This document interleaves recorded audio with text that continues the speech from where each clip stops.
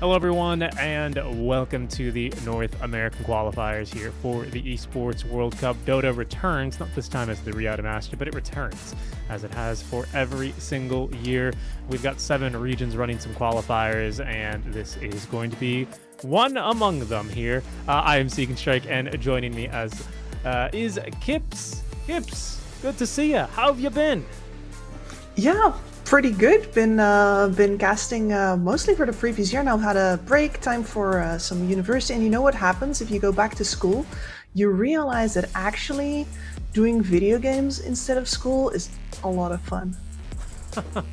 Yeah, I sure bet it is. Instead of going to lectures and doing a lot of integrations and a lot of calculus and learning a lot of different math and differential equations, and what can we just bring back, please? Addition and subtraction, and oh goodness, what a time, a throwback to the uni days. But you know what I did a lot in my uni? It was play a lot of Dota. But you know what I couldn't have done was fight for the right to be representing the region at such a prestigious championship event like this, Kips. It is the 3rd capstone tournament for the ESL Pro Tour, and what a year have we had, huh? It's been quite something, and I gotta say, this is the first time that I'm going to get to cast on the new patch again. So not only are the stakes really high for all these teams, but we're also just getting to explore a lot of things that perhaps we cannot see in pubs anymore, because those have been hidden from our site. So instead, we're going to have to read the tea leaves here, see out of what are these guys drafting, what are they thinking, see what they've actually been up to all this time. Absolutely. And like I hinted at earlier, Kips, we are one of 7 regions qualifying. Something that you're going to see a little bit different overall this year for the EWC Dota edition is going to be a change in format. And that's actually all percolated all the way down here to the closed qualifiers. And with the amount of teams that we'll be having here, as we take a look at our brackets, well, Kips, we are down from the usual 8 teams to only 4 here. We're going to use this as kind of a team list. Shopify Rebellion 9Z team, Yoru Riyadh, and Team Wildcard. So two names I think a lot of NA fans are very familiar with, and then 2 newer ones here, right, Kips? Mm-hmm. Yeah, 2 very expected names. But at the same time, when you look at, on 9Z team, we still have some of the old guard popping up as well. Of course, Shopify Rebellion, we all know them, we all love them, and Wildcard as well. But we've got 5 Cuban players making their way into this qualifier, 4 on Yoru Riyadh, and 1 extra on 9Z team. And we've also got RoboZ and our good friend Drake Shift sneaking back in on that particular team. Yeah, indeed. And like you're saying, it's Kiyotaru, the Cuban player on 9Z team. I do wonder how that team has come together and how the communication goes with 4 Spanish speakers and a US carry. Either way, we are going to be a single stream region, which means you get to follow all the action here on the channel. Thanks for tuning in, folks, by the way. Just 2 matches a day for us. We're going to take it nice and easy for these teams. Every team's only going to play once a day, except for that lower bracket final into grand final team. But that's not for today. That's for Sunday. For today, we have ourselves Shopify Rebellion playing versus 9Z team. That's going to be our first match. And then later today, in 4 hours from now, we'll have Wildcard taking on Yoru Riyadh. Very, very exciting stuff here, Kips. I think many people are going to be looking at this first team here, Shopify Rebellion, as basically the favorite, right, as they face off versus 9Z team. Do you have any other different expectations as we head into this event? I wish I could honestly tell you that I did, but no, I don't. I personally hold Dalai Lama in very high regard. I think that he's the kind of guy who can make a team basically out of anybody, anywhere. And, combined with top-tier talent like Timada, Yabaj, we've got Hellscream, and Skem's also still around. All of those big names. Plus then direction from that guy, and that guy gives a lot of direction. I would not be surprised to see them roll over the opposition, and that is exactly what the challenge that is in front of all of these teams here. And 9Z is going to get the first honors of seeing how much resistance can they offer. Can they take a game off of these these favorites. Yeah. I think, when you look at 9Z team, it's a team that's only found success later. They qualified to Dream League Season 26, closed qualifiers as the very last team, the eighth, the sixth team to get through the Opens, joining the likes of, at that time, still Shopify and Wildcard, of course, but also 4Zoomers and a few others. Of course, as you will see a lot with these kinds of teams and these stacks at the skill level, it is a very different roster. So, you do want to take that with a grain of salt. I've seen Innocent swap from position 3 to carry by then, but they did struggle to find wins at that tournament. In fact, they forfeited all of their tournaments. But I can tell you now, folks, we have started the draft here. That means we will not be forfeited anything. We're going to get underway with that draft here very, very shortly. But Kips, overall, I think I've got to agree with you. It's always been the Shopify method as one of my favorite up-and-coming coaches. I don't even know if you could say up-and-coming anymore. One of the best coaches in the world by results, at least this year, Astini, as he likes to say, you just get Shopify. They run you over in lanes, they outskill you, they shut down any moves you have to make. Boom, you're Shopify. Astini is such a great dude. He's got a lot of good lines like that. That is, in some ways, the hallmark of a good coach. I'm looking forward to seeing if 9Z can stop themselves from being Shopified. We shall see how things are going. Best of 3 series all the way until the grand finals are our best of 5. From 4 teams, we whittle them down to 1, and we begin that process here and now with our very first match. Thanks for tuning in, everyone. Shopify Rebellion with a second pick on that dire side, and 9Z with one of my favorite named players, Roboseta, taking for them in the mid lane, I believe. They'll have first pick, and this is something I've been seeing a little bit more on the Dota 2 Pro Tracker. Like you said, Kips, we are in a B letter patch. Valve, they love to patch right in the middle of Group Stage 1 at Dream League, and they've like continued that tradition here, but we'll see how much the B letter patch is going to shake things up. It is. Well, for starters, these guys are making all of my notes redundant. I was like, oh yeah, AoE physical. It says here Bristle, TA, Kunka, and then Pangolier. Wonder when we're going to get to see these guys, because it is not going to be this game. And then at the last ban here, one of my favorite picks, I think, for coming up in this patch, I think Batrider is ridiculously abusive against all of the melee cores that people are playing, and the amount of damage that you deal with this hero right now, and the flexibility too, is absolutely surreal. Yeah, I've been seeing him spammed a lot. It's that napalm change, the damage that can ramp up. I think his difficulty that I've personally seen is he can struggle to really dish out burst damage. And sometimes in Dota, it feels like that's what ends up winning you fights. Think about like a Bristleback in lane. Sure, he's slow when he ramps up, and Batrider can match him, if not beat him there with the changes and the buffs. But it comes down to that team fight where, Bristle can shoot a hairball at you and then turn his back and shoot 7 more quills.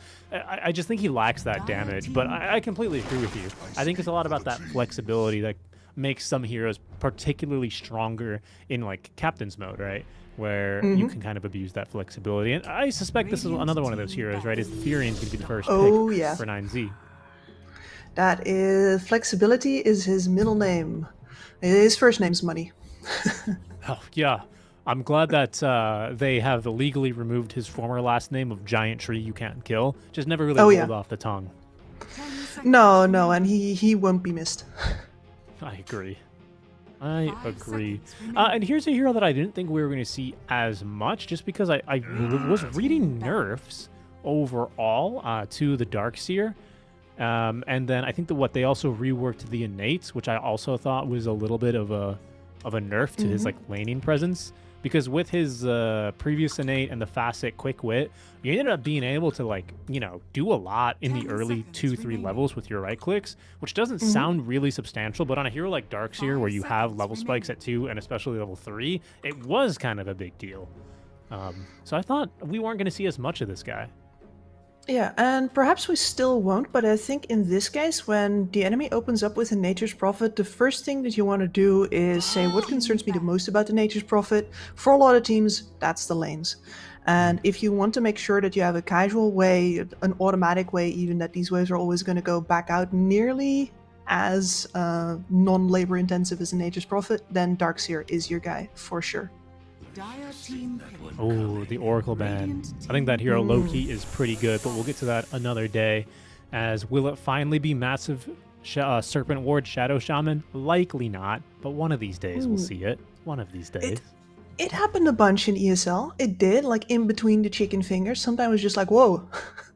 Big snack. That one's big. Oh yeah. And I gotta say, if you look at these two heroes already, this feels so much like, sure, the Darkseer answers the Nature's Prophet map presence, but there's also this form of insurance policy here, where the Darkseer, we know the wall against specifically illusion carries, but anybody who goes for the big stats.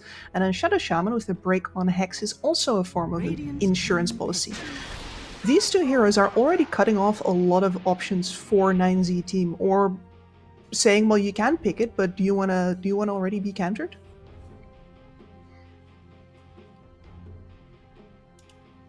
I'm surprised. Well, no, not really. The Gyrocopter, I think, generally more the ranged heroes right into the Darkseer, making his life a little bit more difficult. Lots of magic damage. Makes me question where this NP in general is going to go, but I also always really like, well, what you really hate as a Shadow Shaman player is one of these like long-range forgettable stuns that you just kind of shoot his way. Makes your life a little bit more firing difficult. and forgetting. You could say that. And then the Dark Willow here as well. This is, I mean, I guess they did ban literally all of the melee heroes in the game, so not surprised to see triple range coming out here from 9Z, but honestly, looking a little fragile. And as you're saying, yeah, they've got a bunch of disables, delays, and stuns here, but nothing that's specifically point and click, okay, this guy is not going to do anything for a while. This is definitely a lineup that you can, if you have a Blink Dagger, you can bring the fight to.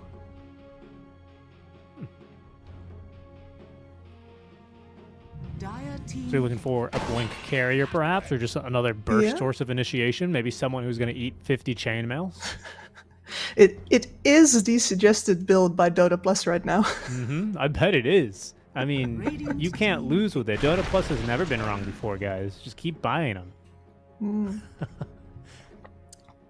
Some great memes going around with, I am a machine that turns chainmails into minus MMR. Yeah, that's kind of... That's what I've seen the Facet do, for sure. 10 seconds remaining.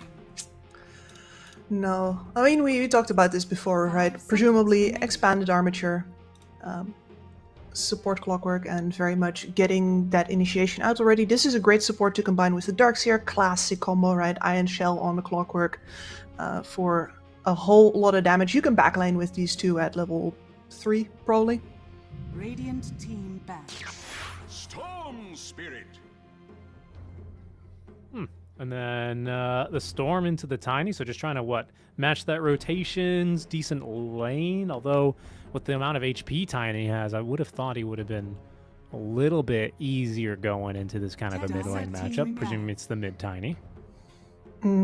Yeah, that's what I would be saying here as well. And with the Storm Spirit, it's not like, you used to be like, okay, well, and I'm showing my age here, but like, okay, Storm Spirit, is this a good Orchid game or not?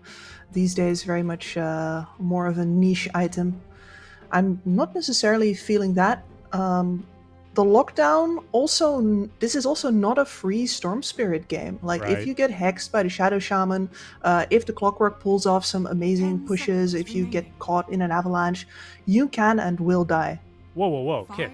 You're missing the most reliable method of locking down a Storm Spirit, and that's vacuuming him out of a Ball Lightning, which is doable, by the way. You can do that. That's legal.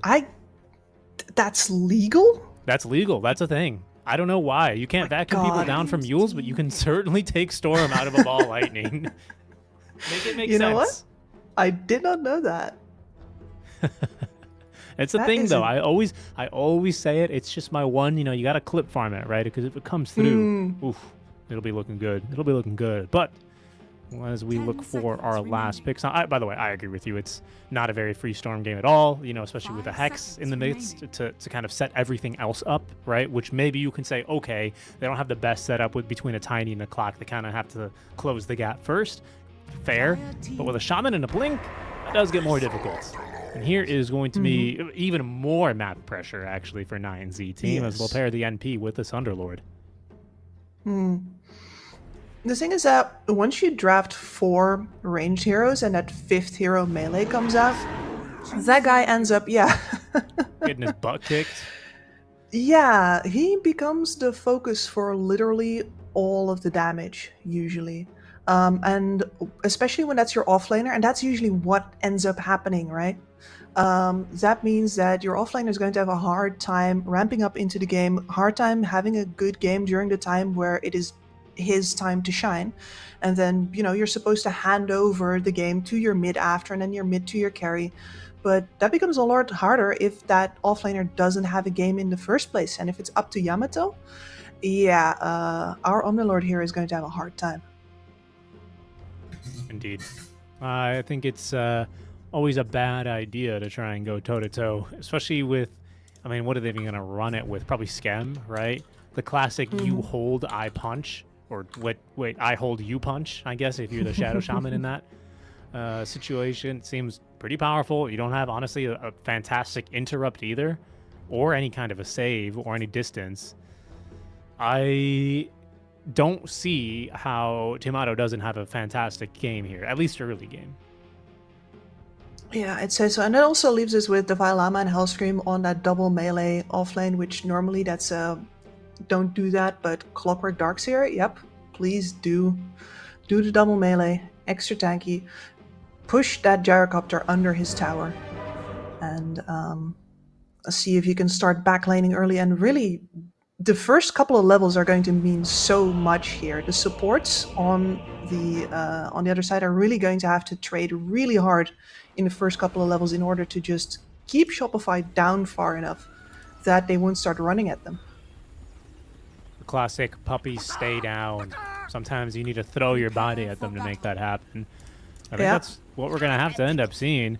I've got my doubts, though, Kips. I mean, look, if it was any team but Shopify, I'd be like, all right, 9Z, they've got a little bit of like a mid-game oriented draft, right? Before the Tiny has like 2 damage items or even his first damage item in mobility, before the Ursa has got like a defensive item or overwhelming damage, before the supports get actually online, before the auras start coming out of the Darkseer, I see a timing here, right? Where you can kind of undercut, really keep up the map pressure and try and go for an early game, kind of close out. Not that early, but, like 25-minute high ground siege kind of a situation. But will you do that against Shopify Rebellion? I don't know. I'm doubtful. I am doubtful as well. And I hate to immediately return to this whole trick, but like when you are faced with such a quality difference between you and your opponent, and I know this because I've been on a lot of teams that were perhaps lacking in quality compared to their opponents. Your first challenge is to just get out of the laning stage in one piece. You first need to get to play the game at all to see if you can match up against them. And for me, that's where I'm going to put like the difference between a thumbs up or no thumbs at all for 9Z. Make it out of that laning stage alive. We'll see how things get going for them. Already not off to the best start, losing out on a bounty rune, but let's not overreact. It's just a simple bounty. That usually does not predict anything for the future, but... Some COG shenanigans down here. Who said anything about backlaning at level 3? How about backlaning at level 1? It's going to make life a little annoying for these dual ranged heroes. Oh, as we hit a quick pause. But yeah, I definitely think that is a preview into the life of Innocence and Nero for the coming time. Like, as soon as they can, these two melees are going to be tanking the creeps behind the tower, leaving Innocence to tank the dire creeps, and leaving Nero with, well, basically nowhere to play. I also have to immediately correct myself. Skemberlu, my king, has gone for Massive Serpent Ward. You love to see it, so I can't wait to see this thing. Hell yeah. It's even better at Sieging than the regular Serpent Wards. They don't tank creeps. Actually, they probably tank creeps better, now that I think about it. But it is hilarious. If you somehow have not seen it, you're right. I did see it a few times when I was scrolling and watching the Dream League season on the side. Well, it's a very good, and I think by now people will not underestimate it as much as they used to. Before, you know, if you just see like a Serpent Ward, you're like, yeah, whatever, I'll just tank it. Not this guy. He's built different. He is very much built different. Of course, on the other hand, he has also his weakness has also always been that there's strength in numbers, and he has a very low number. That's true, but So I will say, it does if I get was a taken down Phoenix easy. playing against this 9Z draft, I wouldn't be that unhappy. I'll let that rest as it is. I think that's fairly telling. Really good dodges up here by Scam. But I would say these early levels are going to be the easier ones for 9Z to navigate in that top lane. I just have to get enough out of it. You can see Davai Lama Sure taking a thing. bit of harass, but Hellscream coming back without cogs. Can't really offer much to stop Davai Lama from going down, as maybe a little bit of a ping issue here. I assume we're on US East. I couldn't tell you, though. My ping's probably 300. Yeah, my ping's 122 right now, which suggests east to me. I think it would be higher if I would be on west right now. Yep, I think I'm on East as well. That's what I'm seeing. So, just a quick reconnect, and we will be good to go. Mid lane, anything too shocking here? Not really, huh? Just mostly the same. Again, these earlier levels being a bit easier for the Tiny. Just having that tree throw, that additional damage, that harass. Gotta be careful Yeah. for, what, rotations? What are we looking at? I mean, look, you've got a Nature's Prophet. There's always something that can kind of turn the tides quickly, can't it? It can, but of course this Tiny is already carrying a Quelling Blade around.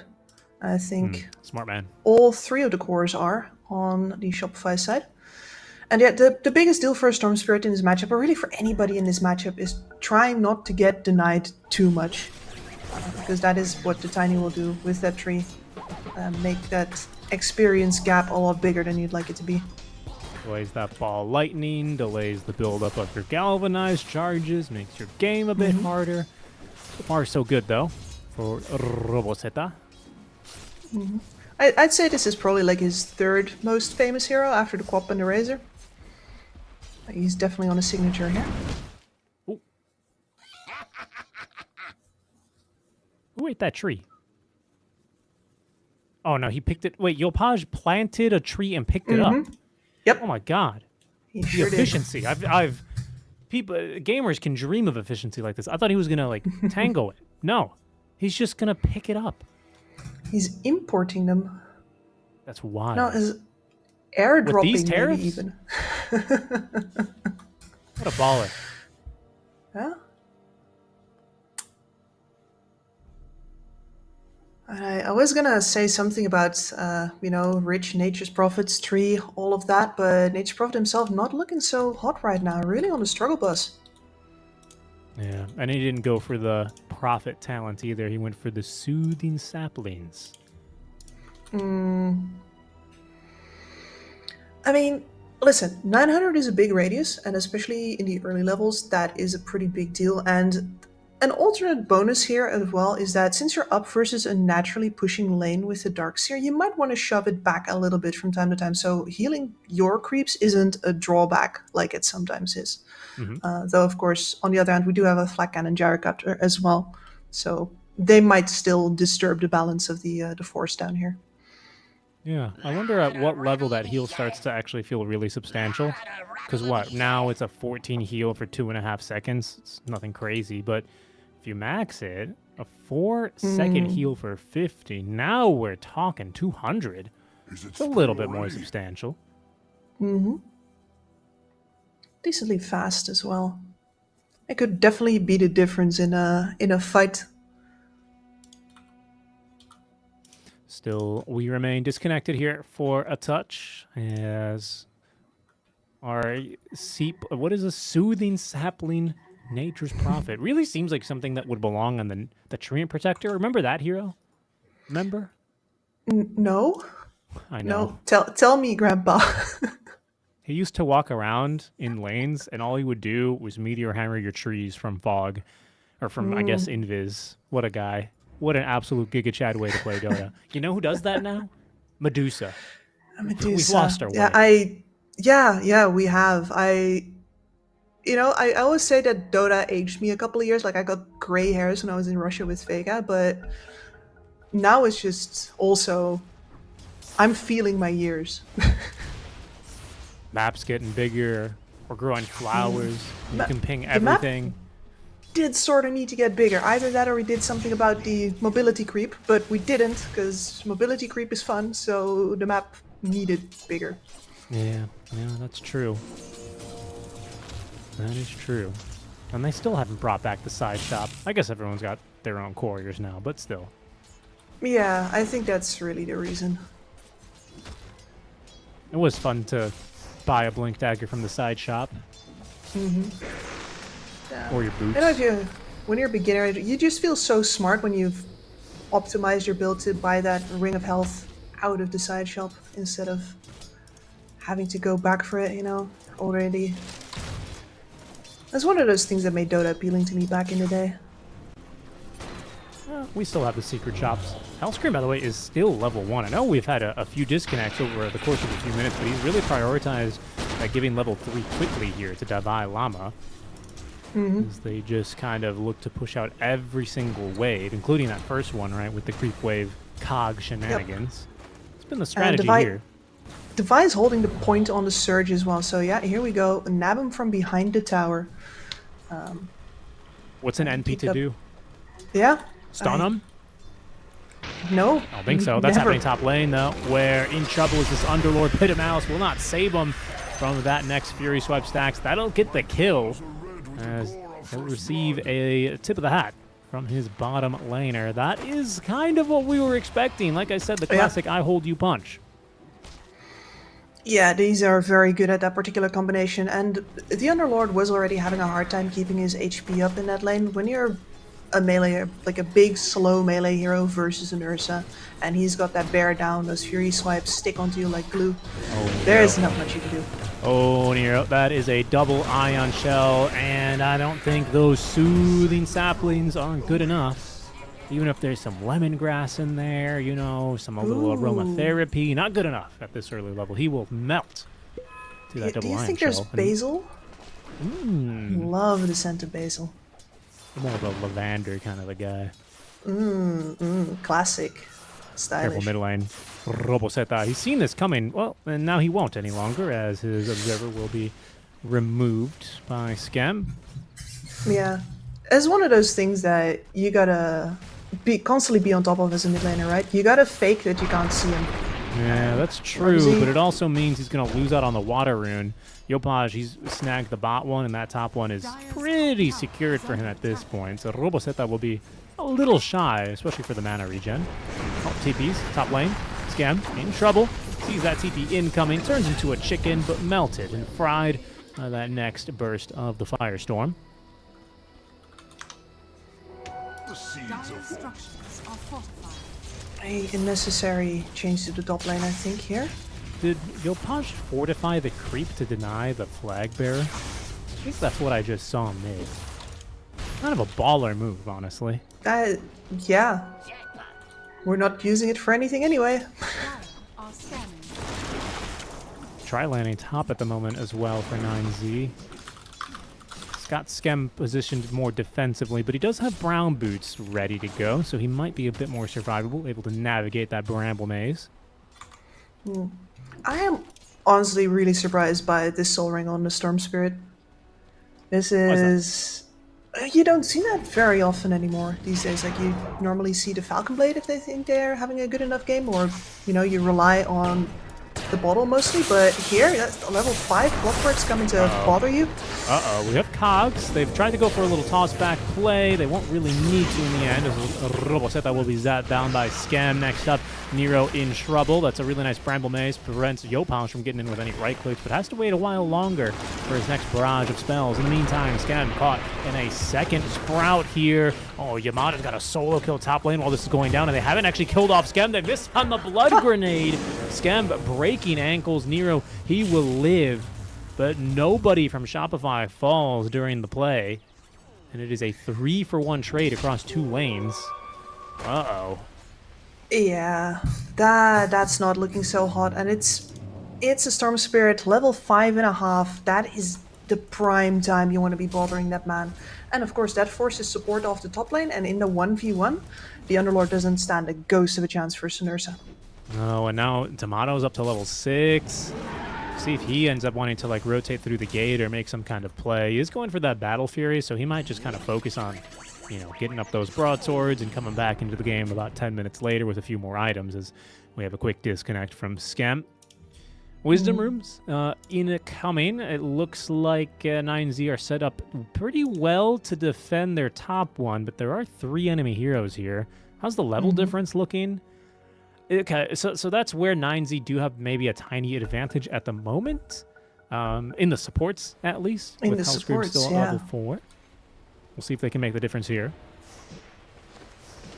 Scam reconnected, running on in, but this is very quickly going to become an outnumbered situation. Pretty good cogs put down, but Scream, he is going to drop. Not much Scam can do, but Tomato has now joined the fray. I hold you punch, my friend. Tomato, pretty good damage. Maybe just needs one more, but a very nice nice. Sprout is going to interrupt them. Connecting from the mid lane is Yopaj, will secure the kill there onto the Underlord, as Tomato will have to settle instead for the much slimmer Dark Willow.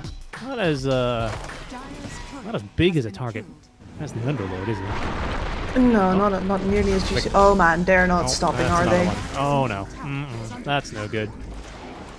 Oh, it's not. And you could already see in that exchange there, they have half a minute to wail on Yopaj. And he gets down to half HP from that. Just half HP from both of the supports laying into him, as well as a Firestorm. They already do not have enough damage. You know what they could have used there is a Storm zipping in to make the difference. Unfortunately, he's now just got it in the jungle. Down bottom, Devi. They may challenge him here. I think that's an NP TPing, although I've lost the mark with the pause. That's always I think he's canceled annoying. it, It's gonna be a mystery.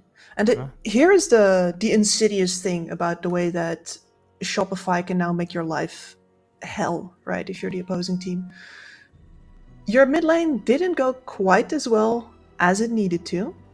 That means that it's very tempting to pull the supports towards the mid lane, perhaps even necessary to pull the supports into the mid lane. But what you're left with then on the side lane is 2 losing matchups. We've been talking about the Underlord because he died solo, but in a sense is also now a level behind Devi Lama, and nobody's stopping this Darkseer anymore. Yeah. He's got a full Vanguard ready to go as well, right? We'll be doubling back for the Pike. It's no longer Van Hood like we used to have back in the day, right? But even just the casual cloak has been buffed pretty significantly since then, right? I think it used to not give 20% magic resist. I don't know what it used to be, but certainly not that much. It was definitely not 20. I'm trying to, but like 15 I'm pretty sure actually. I'm pretty sure 15 was the ticket for a very long time. Oh, extra 5%. Yeah, not bad. That's when I start paying attention to percentages usually. Under 5, not so much. Once you get to 5, it's starting to be significant. That's true. That's why you need to eat Dr. Kips prescribes Clockworks at least 6 blade mails, because that's when this innate actually does something. You're on it. Oh my god, no, it needs so much, huh? Not blade mail, sorry. It's Chainmails. chainmail. Thank you, yes. Yeah, need but so that's much. still 3k. Yeah. 3.3. Yeah, it's... You need a lot of, well, no matter. It's about Alright, styling out Devi. your opponents. As they will down bottom, by the way. Roboseta getting involved. They throw down a spray. Sure, they'll lose their top laner, but Yamato's already about as fed as a bear can possibly be at this stage. So what's another one as he goes 5-0-1? Instead, they choose to try and enable the Storm, try and get some wind underneath the sails of this gyrocopter. Might cost him a mid-tier 1 tower, though. Yep, that's just a numbers game. They need to bring several heroes towards the bottom to deal with Devi. And that means that their middle tower is unguarded. And they still lose a kill. Try this here. X comes out. Hellscream trying to set up the cogs. Pretty good reactions out from the side of 9C. Can they make enough of a difference? Roboset gets the kill on the Hellscream, but Hellscream will get him from beyond the grave, I believe, with the Urn of Shadows. It's now Skem in trouble, being ran down, turns into a chicken, and is killed off by a creep or something. Not sure what quite got the kill credit there, but he goes down. That was a 5-man rotation mid, by the way. Yep. 5 heroes. And that is concerning because they brought everybody to mid and now they don't even have enough juice left in the tank to actually push the mid tower down. So their own mid is hanging on by a thread and now they gotta take their time, spread back out again. Well, you know, Defy has already taken his position up again. Indeed he has. It's a map loss. Not typically what you see with the team of the NP and the Underlord, right? Which is why it's especially damaging. Yeah, it's an especially grim sight. At the very least, they do have Urn charges on the Nature's Prophet. I love that Urn finally has all attributes back. And Vessel as well. That item was definitely done dirty by that loss. Very glad to see it return. We're in top lane for 9Z. Unfortunately for them, it's the Illusion Rune, which, you know, with Dispel here is not the worst thing in the world. It's not quite like the regen or the amplified damage or even the arcane, perhaps, that they would have really loved to see. Yeah, it's barely going to do anything for RoboZ here at all, but at least Shopify has allowed them to set up here in the mid lane and bring their catapult over. Yeah,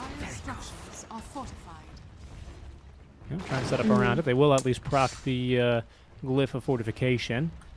But not much of a reaction here still from Tomato nor Devi Lama, who continue to just be being chilling in the lanes. Kind of a dream start here for Tomato. 10, 11 minute, we'll call it Battle Fury with the phase boots. Not bad. Not bad at all. Good shot down bottom. That's going to be on a Nero. Wall of a drop. He's going to try and hide and TP away in the trees. Not enough troops here to tank the battery assault, so he drops. Roboseta, he's going to jump in. Nearly dies here. In fact, is going to go down. Gets out the Illusion Rune. It's not going to save his life, though. The Iron Shell eventually will whittle him down. And oh no, through the gate have come the invaders, but it's just not going to make a difference. A beautiful toss play. I don't know if they drew that one up, but it sure looks nice. And that's Devi Lama, a second kill here. Back in the Iron Shell he goes. 6-13 here. The Shopify Rebellion, they will fight 4 versus 4 and come out barely with a scratch. Yeah, poor RoboZ, they're discovering that the 2 illusions that are already on the board, plus the double Ion Shells that he was still standing within range of, are just way too much for this. Here's Nero, he just melts. And he's too close. Too close to the fire.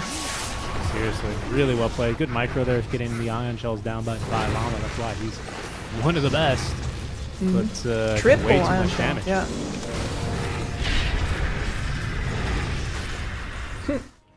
yeah. I think we also saw Devi pop a level 10 there, restoring a bunch of max health and mana. Oh yeah, that's right. Yeah, that was... You can't really imagine that being deliberately useful at any point. Like, that's very hard to leverage, but still, from time to time, that must come in handy. No, I mean, it adds up, right? It's a meaningful amount of regen. Yeah, it's really good, that aggrandize. And typically that's what becomes the difference makers, right, in these kinds of pro matches. It's these little percents, you know, that 10% here, that 5% there. And all of a sudden it turns into a one fight for one side. Shopify at this point, I mean, the snowball is building. Tomato, I have barely ever seen a bear this fearless to siege the top tower. Look at Yopaj mid lane. They're going to keep going on that. Pretty good cog set up. Okay, they're going to defend, but Scam's got the kill onto Nero already. He's actually found Roboseta behind lines, and he's beaten him down with this massive Serpent Ward. Yamato running to join the fight will save Scam. They will at least get Clockwork, but it's just the Clockwork, and look what they've lost.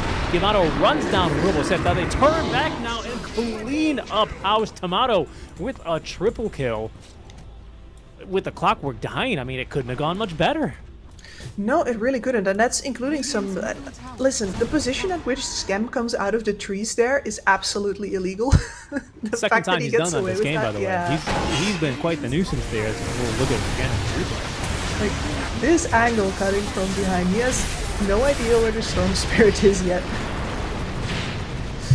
Another kill here in the picture-in-picture. Shopify just continues snowballing. Like, yeah, I mean, he plays a perfect roadblock, and honestly, planting the massive Serpent Ward there made him almost unapproachable, right? Like, your frontliners are too far away. At that point, your NP's already dead. Who's going to tank that thing? Who can help the Storm? Nobody's the answer. Yep, they're all locked out on the other side. I mean, between Clockwork and that Serpent Ward, the positional abusiveness of Shopify in these team fights, pretty darn high. That's a good point, actually, right? Got your clock with the expanded armature. You have vacuum wall, which can be like an AoE denier, especially that wall. You've got the repositioning on Tiny to consider. You've got the Serpent Ward, which in a way is a controlling factor this early in a game, especially against a draft that will struggle to right-click something 10 times. It's significant. That's a really good point. It's a really, really good point. Yeah, and maybe if you have HP to spare, you could, for example, simply ignore the Serpent Ward and tank it, but that's not the game we're in if you're 9Z right now. No, it is not. And Scam, he's found himself another target. Oh, Yamato stopped to farm the camp in between. Even still, he's got more than enough time to find the kill. Yopa, just solo kill there onto Kiyotaro.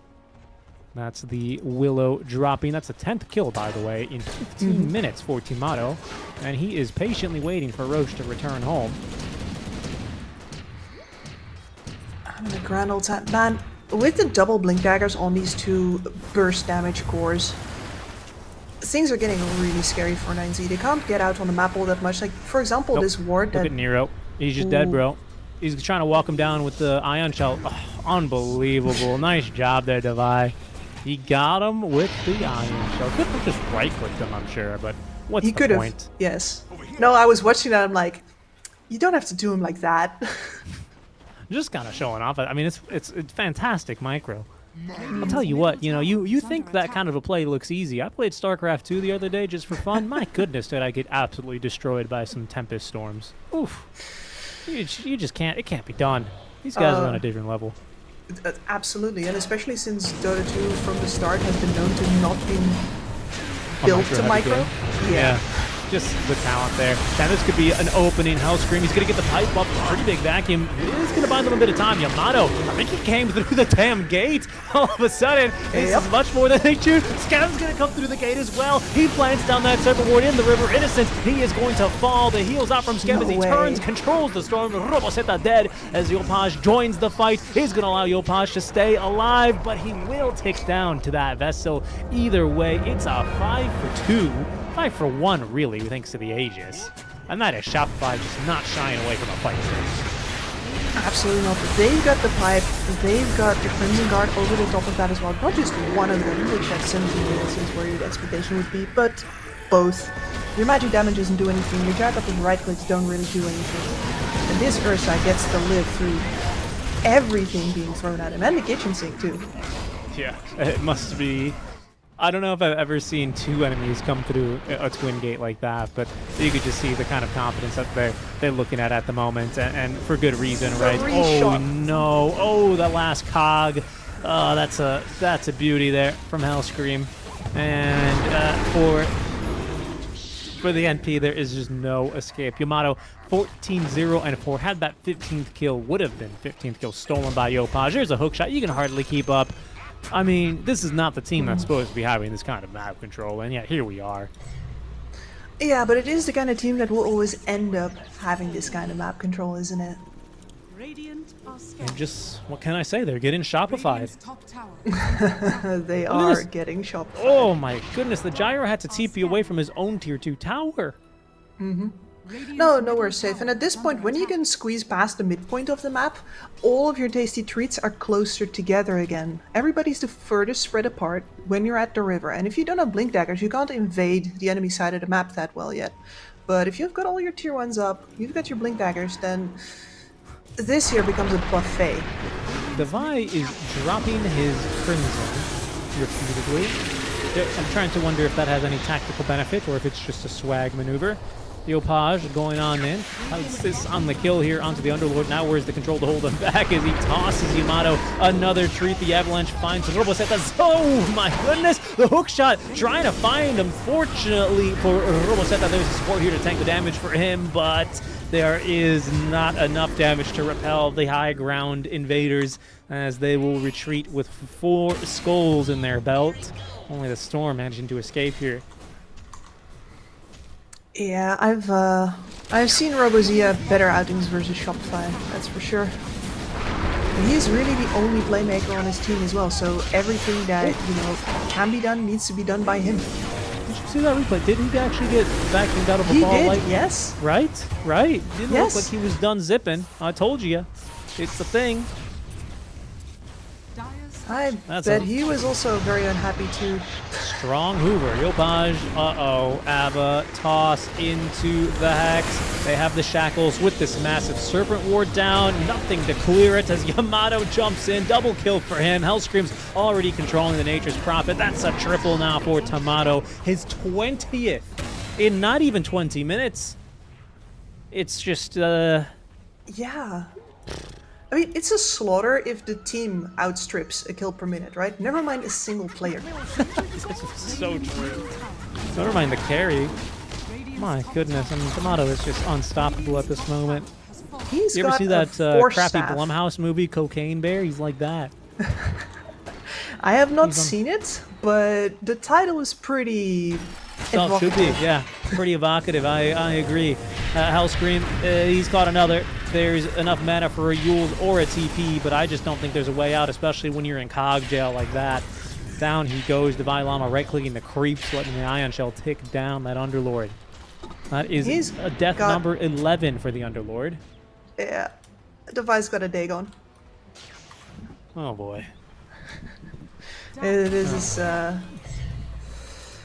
this is the kind of country we're in. I mean, the force staff on Tomato already, right? Should be a sign on the wall. But he is very annoyed with the idea that any kind of enemy area control is going to stop him from chasing down. Yeah. Force and Yules on Tomato. He's gonna go Wind Waker. I love it. What can I say? He has only one problem, which is the only thing that can stop him from killing people in 3 slaps is if he can't reach him. Therefore, But why not BKB? because Is it just really that little control that he has to be concerned about, such that I mean- a Yules and a Force Staff is good enough? Well, let's face it, even if they manage to control him up, how are they going to deal enough damage to him? Like, the 9Z lineup is already pretty challenged on the damage front, right? Yeah, yeah. There's no big yeah. nukes there, no ways to take the first one out first and then, you know, right-click the rest of the fight out get it. 5v4. I get it. I just wonder if it's better to just have that debuff immunity for however many seconds, maybe 9, 8, 7 we get down to I this mean, game. Maybe it's just a yes. cooldown. Yeah, I'm just, But what if you're a baller? oh, I absolutely get it. I mean, I like the Force Staff. Don't get me wrong. I love the Force Staff, and we'll see it be put to work here as Yamato is going to be smoked up. Oh, yeah, that's the fish he was looking for. Roboseta taken down and killed off. They try and Yule him up, but it's going to do nothing as he jumps straight back into those cogs, finds a bash. There is a kill, courtesy of Hillscream. Innocence is right in the thick of it. I didn't even see him join the screen. Must have been one hell of a toss there from Yopaj. And that's 4 dead just like that. And at this point, I've got to really just commend 9Z for not GGing out the mental fortitude. I mean, look, you're playing against Shopify first round. You kind of know what you're up Yes. against. And there it Yeah. is. I was going to say, it's felt so difficult here for them. And well played to them. But again, it's just a good solid draft out from Shopify Rebellion. And 9Z getting Shopify'd in game number 1. Yeah, sometimes that's just how the cookie crumbles, and maybe if you get yourself a better draft where you don't get into trouble in the mid lane, like that's the problem where the supports have to come to the mid lane to compensate, and then you lose both side lanes immediately as a consequence. That is something that can be avoided in the draft, but everything that happens afterwards is definitely also a case of just simply getting outclassed. Yeah, no, and it's for Shopify, it was just a good, clean game. Just a strong strong game. I really see anything that they failed to do. I mean, you had your supports dying a bit. You had Devi Llama die the once, and basically, I got it. They just never turned back. They just really never looked back. No, and I don't really have to either. Right? I mean, it's the reason why I'm on that 4 staff and that Yule's over the BKB is just because I wish that more players would do that, even though I know it's a bad idea. But since I'm now a coach, a spectator, I can vote for the more entertaining option, which is this is also a way to solve the problem. Yeah, and it ended up working out very, very well in that instance here for Shopify. I mean, Kips, anything you can kind of take home if you're 9Z on the receiving side of a game like that, because they will be going into game 2 here versus Shopify very shortly. Yeah, I mean, as I said before, I think you want to try and come out of the laning stage roughly even, so you at least get to play the game, you at least get to make a move. Look at least one support who can actually do something. Like Dark Willow, it works out if you're, Eki maybe, but not for a lot of others. So get a do something support, especially when you have a passive offlaner like this. Make sure you have more heroes that have tank ability opposite just the one who's going to become a sponge for it. Yeah, and wasn't much of a sponge either Yeah. there for Yamato, was he? 7 deaths to the Ursa alone that game. Exactly. And then hopefully if you get your laning stage in order, you're going to get a couple of good lessons out of whatever happens after, and that should be your goal here. Yeah, well, I think it's important lessons to take home. I think very frequently what I've witnessed myself in some of these qualifiers, especially in really, really one-sided matchups like this, it's a little bit about protecting the mental as well, right? So let's hope that 9Z, they can hold it together. They can give us a much closer game 2 here as we will be heading to a break, folks. Don't go anywhere, though. Shopify Rebellion set to take on 9Z as they lead 1-0 at the break, guys. We'll be back in about 10 minutes with game number 2.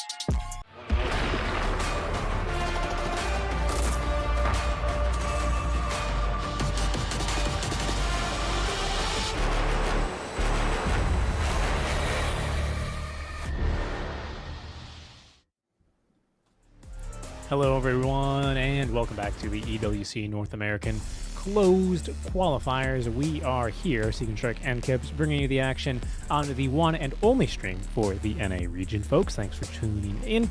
As Shopify Rebellion have dealt a one-sided shellacking in that game over at 9Z. Kips, it's all about, like you say, trying to make it out of the lane, trying to play Dota. As Notel says, you gotta have some moves to be made, right? Yes. And if you come out of the lanes looking like that, you just don't have a lot of moves to make. Yeah, I mean, you correctly identified who I stole that expression from as well. It's because the man's right, and that is how they won.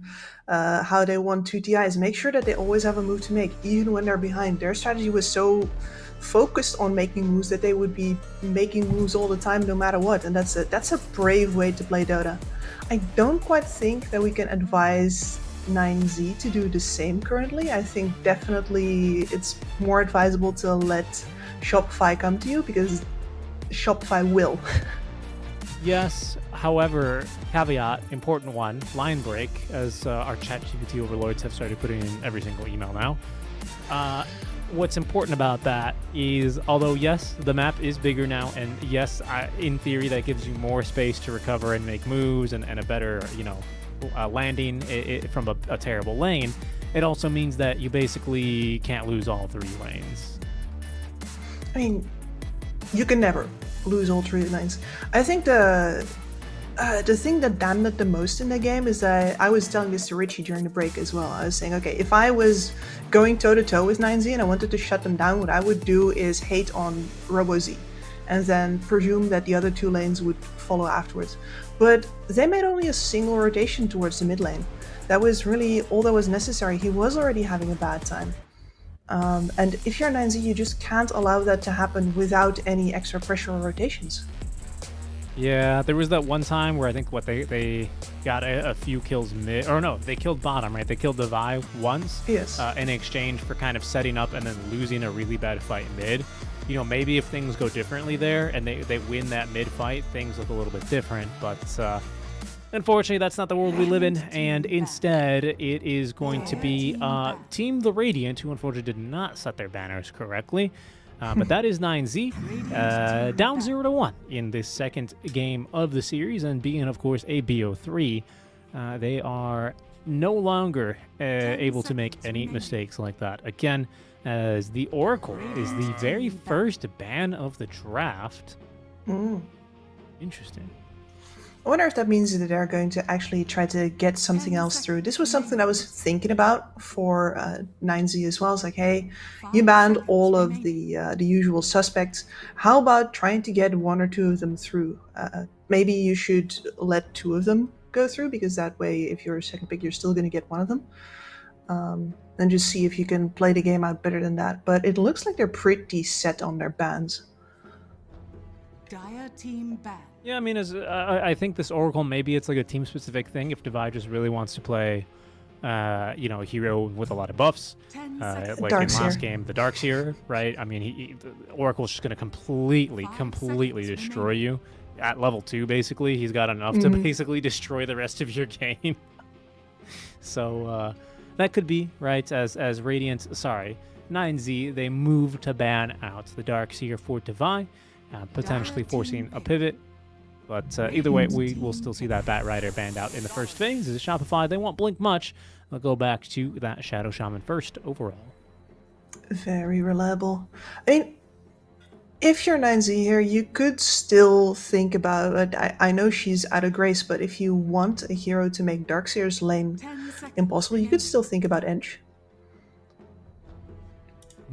That's true. Darkseer's gone anyway, but I think that's a hero I've seen. I mean, I don't know if we're still in the era of supports needing to do a boatload of damage. I'm wondering if maybe we're in a slightly different era. Like a few patches ago, was your support needs to be able to build Glimmer Cape, and then everyone just started building Glimmer Cape. So I'm wondering what do those position 4s need to do now a little bit more, and if Ench can fit that mold, because she doesn't really feel like she has a lot of different play styles that I've identified, right? Like B, no, smoke it's just gank, one. win lane, break smoke ganks, be tanky, eventually scale and do damage. That's kind of it. Yeah. You build a Dragonlance, it's just a question of when. Yeah, pretty much. But hey, here's a hero that you did mention, right, in your research notes. This AoE physical, right, the Pangolier, is going to sneak on through. 5 seconds remaining. He is, and he does do really well versus, well, a bunch of the other melee heroes. Very hard to lock down and lay into. Of course, biggest enemy is probably TA, but we're not going to see her here. Yep, and then Pango there's also Drow. excellent against these kinds of backline heroes, right? Like the Shaman, it becomes very difficult for him to set up shop anywhere and actually put down shackles and hex and reposition. It becomes very difficult to do that. Pango is, well, basically, like if he turns into a ball and he's blue and named Sonic and a hedgehog instead of a pangolin, this Shadow Shaman is like rings in front of him. You know, he's just going to try and hit him every single time. Yep.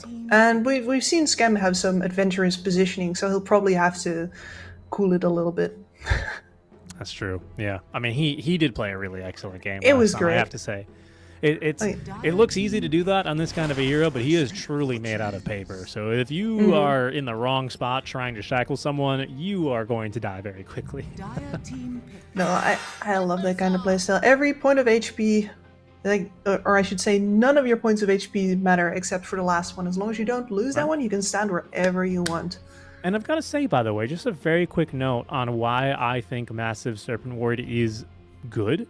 Is because the hitbox on Massive Serpent Ward is ginormous. So if you put it down and then stand underneath it, quote unquote, you know, like an Underlord or a big offlaner trying to stand over the creeps, and when your opponents try and last hit him, it becomes very difficult to click on you. Like, very difficult.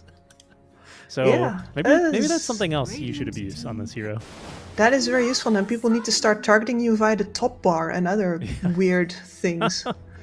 Yeah, Tricks like I that. know.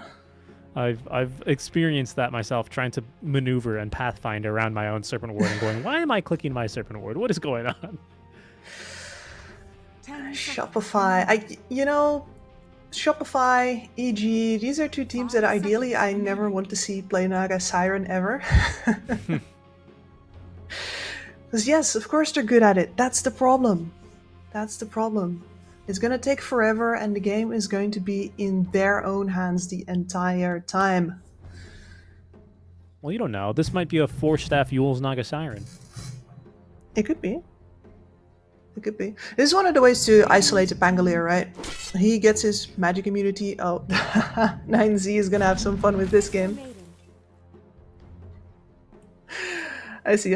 My serious point was that, of course, the Pangolier gets his debuff immunity very early on, just through his ult. Means that if you pop the Naga ult, nobody else is going to have a BKB. You're just going to have all of the freedom in the world to focus that Pango down, and then, song off, rest of the fight resumes.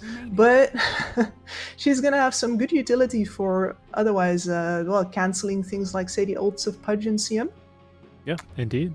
And if this is going to be the mid Pudge, as you alluded to, then I don't know. Maybe there's a little bit to that, the Festering Rot talent. I forgot, the one that gives him more attack speed with Rot, right? Dire team Who knows? Maybe that's something here. Wow. The Shadow Fiend is going to come back out. Mid matchup for him, I suppose. And you ruin a Pudge. Yeah. Absolutely. 10 seconds Undeniably. remaining. There's... how do I say this gently? Like, the only thing you could hope to do as a Pudge is hook him at some point. Because otherwise he's just going to always be out of distance from you. He's going to be raising down the creep waves. He's going to be slapping you from the high ground. And sure, you're tankier than basically anybody else that's going to be in the mid lane. But that's not going to help you much when you just don't get to land any return blows. Yeah, I'm trying to think. It's the stacks of the raises as well that are going to slow you and really make everything just a living hell. And I got buffed too. Yeah, it doesn't seem like a whole lot of fun. But I'll tell you what looks fun. Maiden. With that, what is it? The Frost Shield talent, right? Giving yourself a big, fat armor. Not armor, it's actually just a physical damage shield. That might be pretty strong early. I don't know. Yeah, as maybe a little bit of, I don't know, a 10 gift in seconds return after they remaining. took away the armor from the freezing field. That's right. Yeah, that's 5 very true. seconds remaining. That poor Right, maiden. She can she never needed really be that. too good, can she? No. No, like, this is my example of a hero where I like it when people play up as far as possible. Because really, that's what her kit wants, much like Shadow Shaman. She wants to play up, she's just made out of paper. Those glass cannons, of which Shopify have two, I'd say, between the Shaman and the SF. It's just a matter of can they land a hook? Can they get, can they set up the team fight with the Rolling Thunder behind to prevent any saves, to keep the Naga zoned out of song range, to stop the Timber from just, jumping in and basically cutting apart your team. We'll see what the last picks will be now from both sides to kind of wrap up this draft, as that Queen of Pain, that Quap of Pain, danned out by 9Z. Team pick. And a Sand King, then, for Shopify Rebellion. I thought this hero got mega nerfed from the 39 patch. Yeah, they can never leave well enough alone, can they? But yeah, he got a significant hit once again. 10 I'm seconds remaining. a little surprised that you take it. I'm gonna think about, first of all, 5 how we're seconds going to remaining. end up laning this. Because support Sand King is just not a thing. But that means that I'd expect him in the offlane, and then Timber mid, SF carry, and then 9Z was right assuming that the mid position was still open, and that even if the SF ruins the Pudge, he's not going to go there. Sure.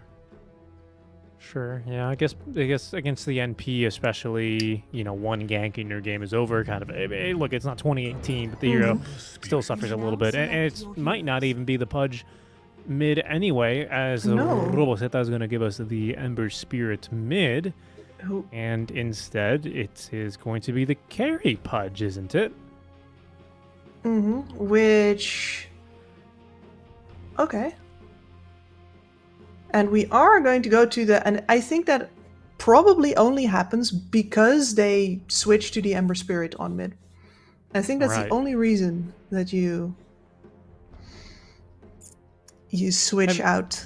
We're used to this. I mean, this happens all the time. You queue up for some nice Dota, you spend your rank token, you go, nice, finally got an offlane game, and then someone picks a support Pudge, and you go, well, looks like I'm actually not playing offlane anymore. Don't worry, innocents. We've been there. Everyone knows. This is a universal feeling,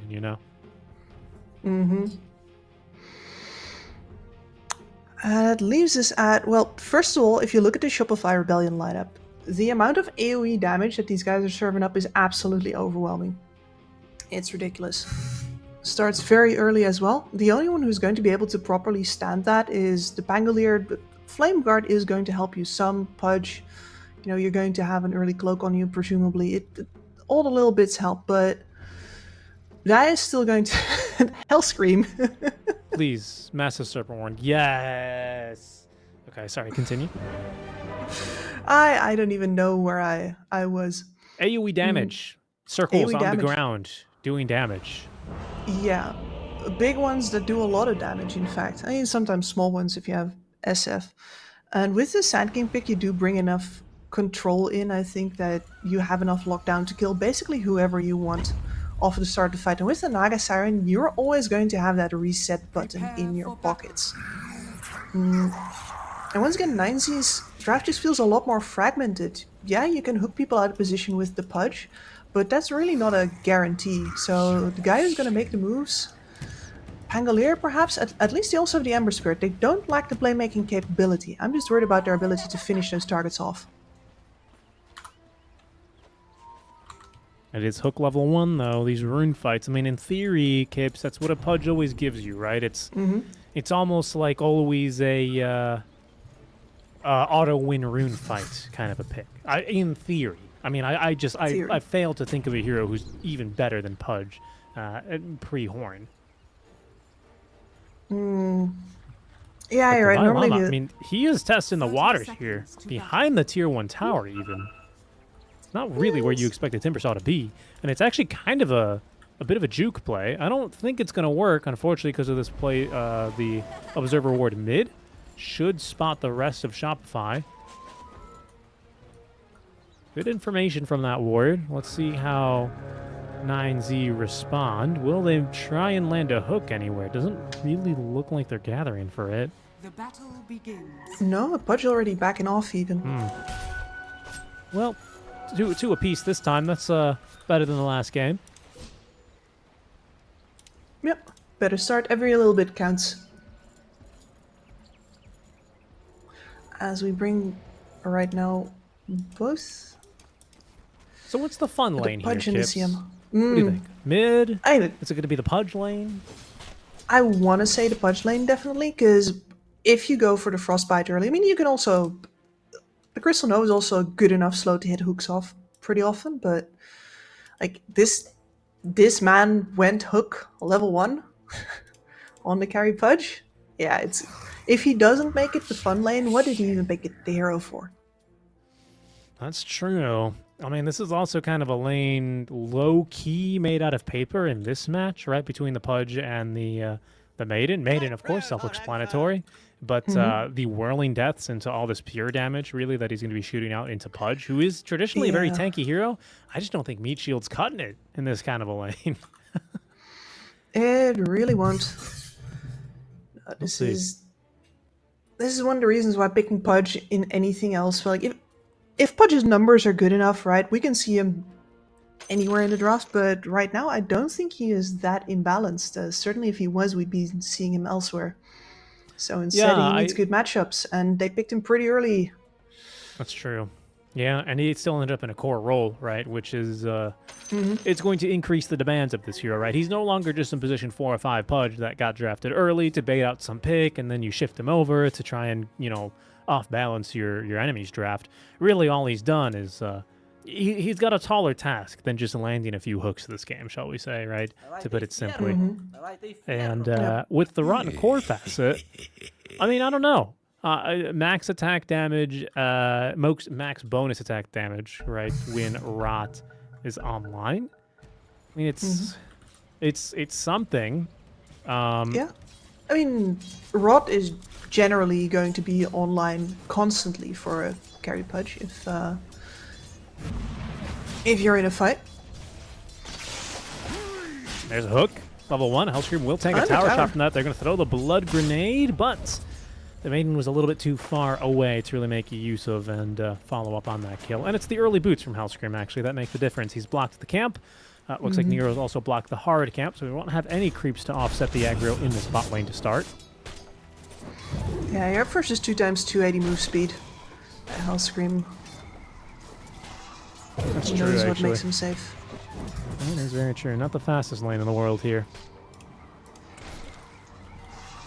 Otherwise, he could have been in for a tough time. That's a pretty heads-up decision to start with boots. Shaman's a hero that I think actually is really nice to start off with boots. There's not too many these days, I would say. But just because of his kit, I think he can actually really make use of them early. Yeah, it's and he still hits really hard on the right clicks as well. You gotta not forget about that. He's a very significant right clicker with a very short range. Yeah, that's his make problem. A lot of difference there. So that's my problem whenever I play him. I'm just dying. And Hellscream, he's once again doing this thing down bottom where they are really prioritizing the experience range for Devi Llama. There's Hellscream again, making use of the boots. He's actually just totally fine. And Devi Llama off to a fantastic start. 8-1 here for CS with almost enough experience for level 3. I reckon he will get there mighty fast. Yeah, and there's not really any way for Nero to get this lane back safely either, so Sid gonna try to go on the offensive here. Another hook. Ooh, I think that landed it on a creep, didn't it? All of a sudden, Hellscream chasing after Nero. There's going to be that Glacial Guard. It's not going to save Nero. Defi turns, doesn't actually go down. It's because of the point in reactive armor, and I don't think Kiyotaro with that kind of a TP is going to really be making a difference here. The right click's just not good enough, and that blood grenade will not be able to outdamage the reactive armor. Okay, Kips, I was about to say, I don't know about this level in reactive armor. Boy, have I ever been more wrong. Yeah, that worked out splendidly for him. And This is a disaster. This might genuinely already be the end of the lane if they can't. Oh, then we lose the kill on Ooh, top and as look well what now. Yamato's done up top lane. Just a quick raise kill there as we see a replay of that. Kips, was that a missed hook onto Devi? I think it was, right? The hook that I should have think been. so, yeah. I got distracted by Hellscream, you know, needing to lay an extra right click into the CM. Unexpectedly, I think, for both of us.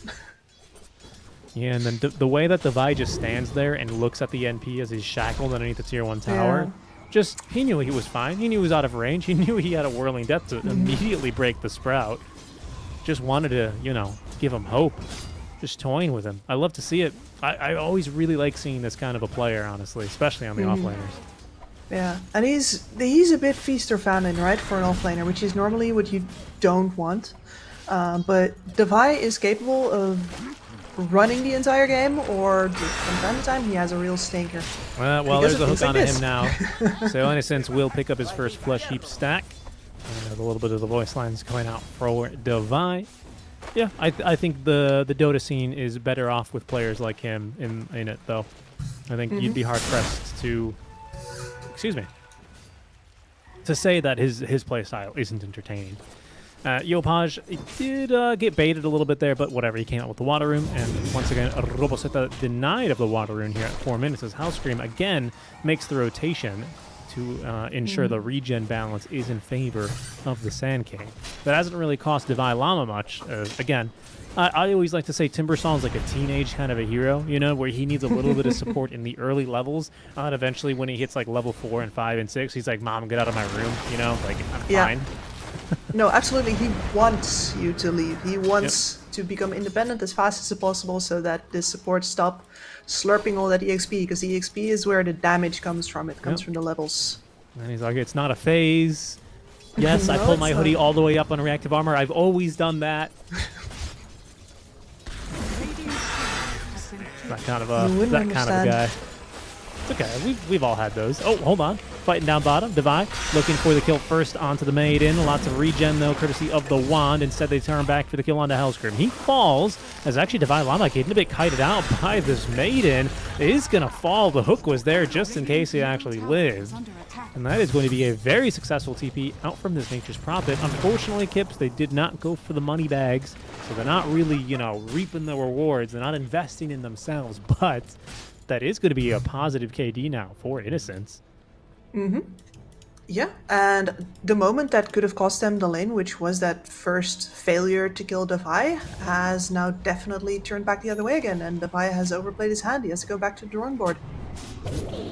Let's see how things progress for him now, as you say. Innocence 1-3-1 with double bracer, incoming treads as well. And this Pucci is set to be mighty tanky. Instead, the attention is going to be forced mid, where Roboseta running away gets a really nice searing chains onto the two heroes. That was exactly what he needed. May allow him to turn on his scam. No, not quite, but it is going to stop any potential death coming his way. So nice play there. And I think he just barely gets up to level 6, although he might need to ping his supports to ask him to move away kindly. You can guard me, but you cannot take any of this. This is too damn important. It I also is. love that we've got the chain gang now as a regular feature for these Ember Spirits. I definitely think that it was always the better scaling option, but too hard to justify it when the laning strength of the double hit was so powerful. 7-minute fights here for the Wisdom Shrine. There's a look on a Yopaj. He will zip out of that, though, with a nice stun. Hellscream is going to actually get the kill first onto that Tango. Yamato joining the fray with the Requiem of Souls. They pair this actually as well with the Epicenter. Does spread the damage a little bit, and perhaps too much. Tomato trapped inside of the Sprout. Had already used the Quinlan Blade. He will fall. Yopaj and Scam, the last two alive here as they vie for the Wisdom Shrine. Scam, he's about to die here to that max sleight of fist. It's a triple kill now for Roboseta. Yopaj will be able to turn and shut him down immediately. His second kill of the engagement. However, his time may be running short here. With that Arcane Rune, he is going to have another Burrow Strike here rather quickly. Trapped inside of the Sprout. Oh, no. Does manage to escape. Ticking down to the soul release of the urn. He makes it out just fine. As we had a quick pause disconnect from Roboseta. What a fight. Here's a replay. Absolutely, and one of the most painful things that you gotta see here is that that's a level 6 on this SF as he comes in versus the laning opponent of the Pango, I think only on 4. All of this AoE here, but a really good step back actually by 9Z, and they're more or less allowed to step back as well because the Sand King's not really in the middle of the fight. I don't think he even has a stun at that point either. They have no way to hold them within those devastating AoEs, and that allows ROC to do a bit of a cleanup. It does die in the end, so you know any hopes of like this runaway Ember game like you sometimes see on these spirits is not gonna happen quite this early. But a lot more hopes in the sails of 9Z this time, right? I mean, there was no Divine Llama in that fight. Yes, he's bottom, kind of recovering, and has now finally hit level 6. But 9Z, they bring the bodies. Do they get that Wisdom Shrine at the end? They don't. You know, No, Scam's going to they steal don't. it at the end of the day. But it is still, you know, a bit of a win there for them to end up with a fight like that. And, well, as much as RoboZ would have loved that rune, he will not be able to scoop up that amplified damage. Dire's structures are fortified. Nothing for him just yet. And now the question is, are they actually going to be able to kick Divine Llama out from the bot lane? I'm not so sure. Innocence, sort of on an island here. Yeah, especially with Yopaj joining the fray now from the mid lane. Stun is going to actually find the NP, chopped down by that Twisted Chakram. And that ought to be that tier 1 tower falling. Here's Tomato also top lane, really giving the business to this Pango, preventing him from getting up to level 6 too easily. It's a 2-level advantage now. Tomato is pulling nearly 3, honestly, now that I look at it. Yeah, this top lane has been painful. Now for this Pudge, I like wonder like, okay, what's your purpose in this kind of a game, right? Because you're not really like this build Battle Fury, farm the jungle, come back in 10 minutes to outcarry the game kind of a hero, right? Does he want to be a little bit more involved at this stage? Is he going to be looking to set up kills and defend these towers? I mean, Shopify, they've taken the second tower, so they're very clearly willing to be aggressive. Yeah. I mean, there's 2 ways you can go with it, right? And ideally in a good game you do both. Either what you do is you become too tanky to kill, you're constantly spell life stealing off of your rod, you got the Aghanim Scepter, and you're just a big damage engine in the middle of the fight. Or alternatively, you can risk it for the biscuit and go for Blink Dagger pickoffs. Yopaj, he was not really the hero that you expect to be breaking the smokes, but he does a fantastic job of it all of the same. As Hellscream getting ran down, they eventually catch up to him here. Divine Llama, he's going to show up. Oh, plenty of damage in tow. Do they have a little bit more for the burst? Absolutely, and Hellscream still alive. Is going to turn into a chicken, but guess what? Didn't lose that last HP. Kyotaro hopelessly running him down. Can he find him? Goes guessing and misses. Divine will chop him down. Song of the Siren here. Skem is set up now for the Crystal Maiden. Divine jumps onto the high ground, throws another Chakram in, but will be interrupted here eventually by the... he's not interrupted by the Pango, actually. Pango instead just looking for the Naga Siren, doesn't really accomplish much here. Yopaj thinking about letting loose on this Epicenter, decides actually I may not need it. Hook is going to somehow miss here as well, as out comes the Epicenter now. They finally get this kill onto Scam. Pango lingering on the edge of the fight. He is still alive. They lost Innocence as Roboseta rejoins the fight, eats a Burrow Strike out from Yopaj. Will continue to give chase though. Another Sleight of Chains up in a second, but he's being zoned out now by Divine Llama, who threatens to kill him for a second time in this fight. Running up to the high ground. They do not have a Timber Chain, and Yopaj doesn't have a stun either. Radiant's top tower. So Roboseta will live for now, but nearly a second death there for the Ember Spirit. That would have been disastrous, honestly. He's been having a fairly decent game otherwise, but it's a 4-for-1 fight, really, when you break down that sequence of events. That's not really what 9Z needs. Yeah, and Robozy had to thread the needle there on that Twisted Chakram too. If he doesn't precisely end up in the gaps, he's still going down there.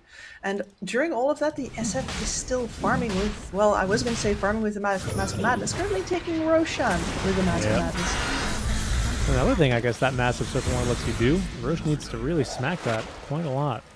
My goodness, I've just now noticed that these supports are not level 6 in this 10-minute fight. We're taking another look at it here in the replay. That's Shopify perfectly split here. That Wisdom Shrine, man. you pay the price. You just pay it a little later. Hold on, I just heard a meteor hammer. Hellscream has a No. meteor hammer. Is this meta? I don't think so. Hmm. I'm gonna.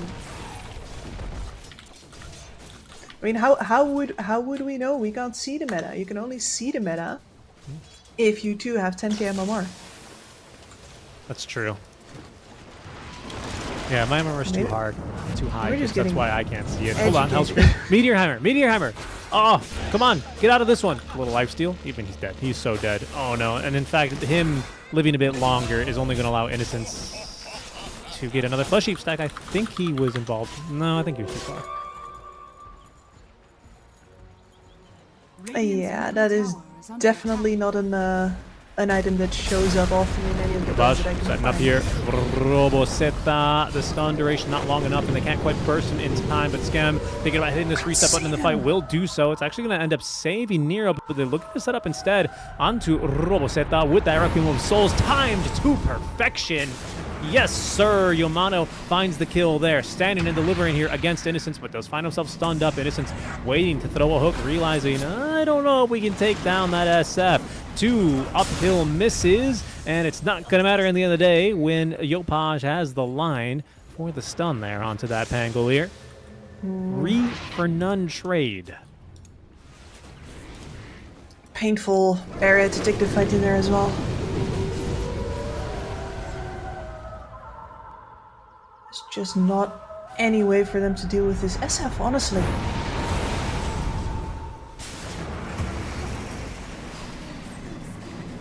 I wish I had something more insightful to say, but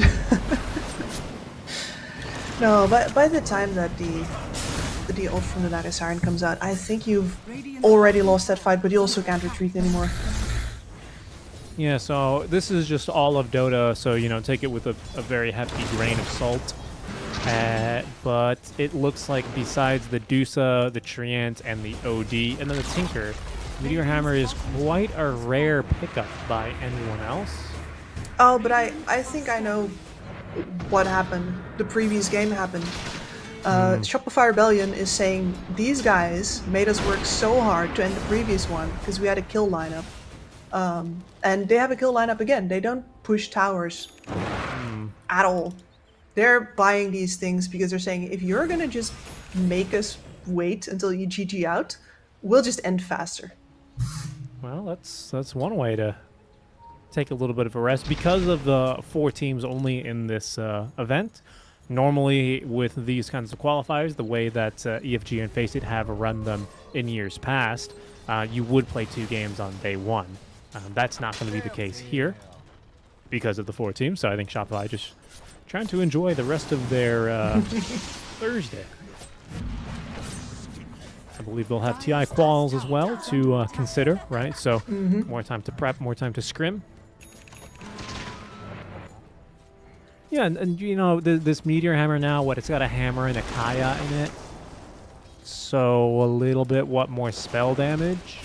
Yeah, I mean, the Timbersaw is not super mad about buying the Meteor Hammer, but he'll just need somebody else to... I didn't expect to see another Naga Scam pulling the reset button in this fight as he evades the rot. Yopaj getting ready to let loose. It's not Burrow Strike for 4 more seconds, though. However, the Hex from the low ground doing pretty good work, but Yopaj focused and killed off Divide, jumps into the middle of this freezing field. He won't be able to save the Sand King. He might not be able to save himself. He's going to be found by that Frostbite and killed off now by the Pango. Hellscream doing what he can here from the river, but, I mean, he just has a Meteor Hammer. They don't get channeled. It actually connects here onto Nero, and that'll allow Tinato to pick up a first kill. A second here, perhaps, indeed. Maybe even 3. Hold on. Cool guys don't collect their final kills here, and he figures out, well, maybe it's better to be certain than to be cool, as instead of this SF getting the kill, no, he'll still get the kill, actually. It's a 4-step.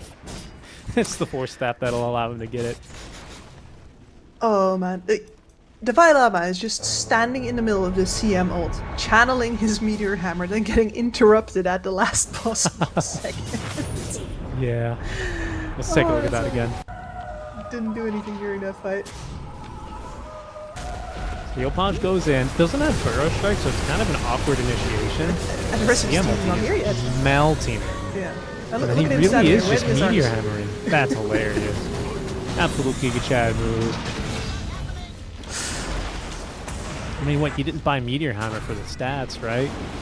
Although I guess no. in Timber's case, the Kaya is pretty normal.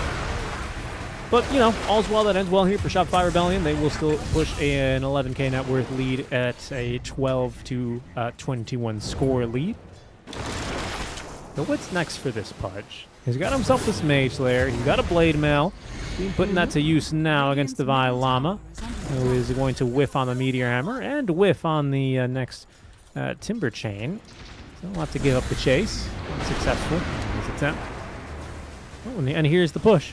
Hellscream is just sieging, man. He's a one-man siege machine, and sure, having Yamato is certainly not going to hurt, is it? Hold on. In some trouble, and dead is Skem. There's a hook. Yeah. Well done there. Is the one, I mean, much like a Bad Rider lasso, right? You only need one lasso, you only need one good hook. The game's never over as long as you have a Pudge. Yeah, that's honestly, I don't disagree with you. Especially, you know, last game, I think the way that you've traditionally encountered this kind of like life-saving hooks or RPs or whatever is like you have repositioning, right? So you just drag the fight in one direction, and that becomes very difficult for these kinds of heroes to play into. This time, Shopify they don't have any like repositioning, right? Last time they had the Tiny and the Clock. You could argue a little bit that it's not really the same case here. And well, we'll see if Devi is going to be able to get off his Meteor Hammer this time. Counter initiation is incoming. Yopaj with a nice two-man stun. It's a huge epicenter. Good enough for the kill onto 3, and it's Tomato who will clean up that tanky Pudge. Yes, they will lose Devi, but he was just the cheese in the trap there, Kips. Oh yeah, like the fact that they all need to stand within epicenter distance of each other in order to hit Devi enough. Like this is what hit points are for. To make them all stand there. Sitting ducks. Or well, chickens in some cases. Yeah. Tough sequence of events there for Roboseta, who had 3 remnants, but just didn't have one back for safety. Will cost him his life. And, well, Shopify Rebellion up to the high ground here. No longer with that first Aegis in tow, but sieging 2 lanes at once. And that's the kind of thing where you know that they're trying to do this properly. Your chain? even if- Hook? Oh no! Hook the Rooted guy! Seems like Pudge 101 right there. Hellscream? He'll live though. With this damn Serpent Ward, it's taking down the tier 3 tower. Yeah. No, this is how you know that they're taking it seriously. Even if you can say like, okay, these Meteor Hammers are kind of too wild, they're trying to end this early. Yeah, sure, but a maneuver like this where yeah, you're facing up first to hook, you might have to be careful with how you take this high ground. Push 2 waves, split the enemy side, make sure that your Shadow Shaman always gets a lot of value out of that ward. Yeah, that's fair. I mean, Hellscream's even got the darn BOT, so he's just going to be farming back in his own jungle. He'll TP onto a creep wave when it's ready. Bob's your uncle. Yeah, Towers you know are who yours. this reminds me of? This reminds me of DJ. Admittedly, he would do that with a Blink Dagger, usually from the Radiant side, lurk on the top half of the map and just push towers as soon as anybody gave him half an inch. This is like the evolved version of that. He's gonna take your face if you stop looking. Oh no. Survive. Cutting down the Pangolier.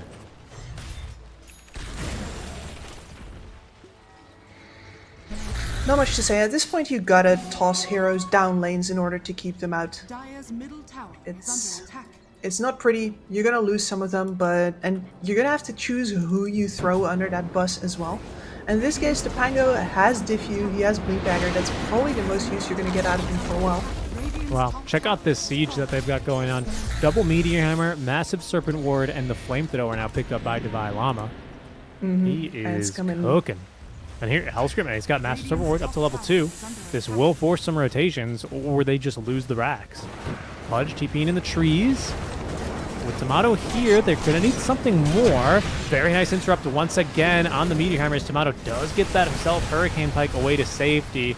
Uh-oh, he's got almost enough damage where he can just stand and deliver and take down this Pango mid-roll. He's done just that, and that's a beautiful reel-in, proving to be effective on Scam. Oh my goodness, the Burrow Strike again onto 2. They buy back here now on Roboseta. I didn't even see how he died, Gibbs, but I sure saw Innocence and Nero die. They got blown up there by Yopaj. Double buybacks here. Shopify cleaning out this game in style. Look at Devi. He's tanking 3 towers. That may be a little bit too much as he is slowly but surely finding out. He ends up dropping to the towers, but does get that dieback onto Roboseta as Yamato in the... No, what? 3 misses in a row? Excuse me? What was that?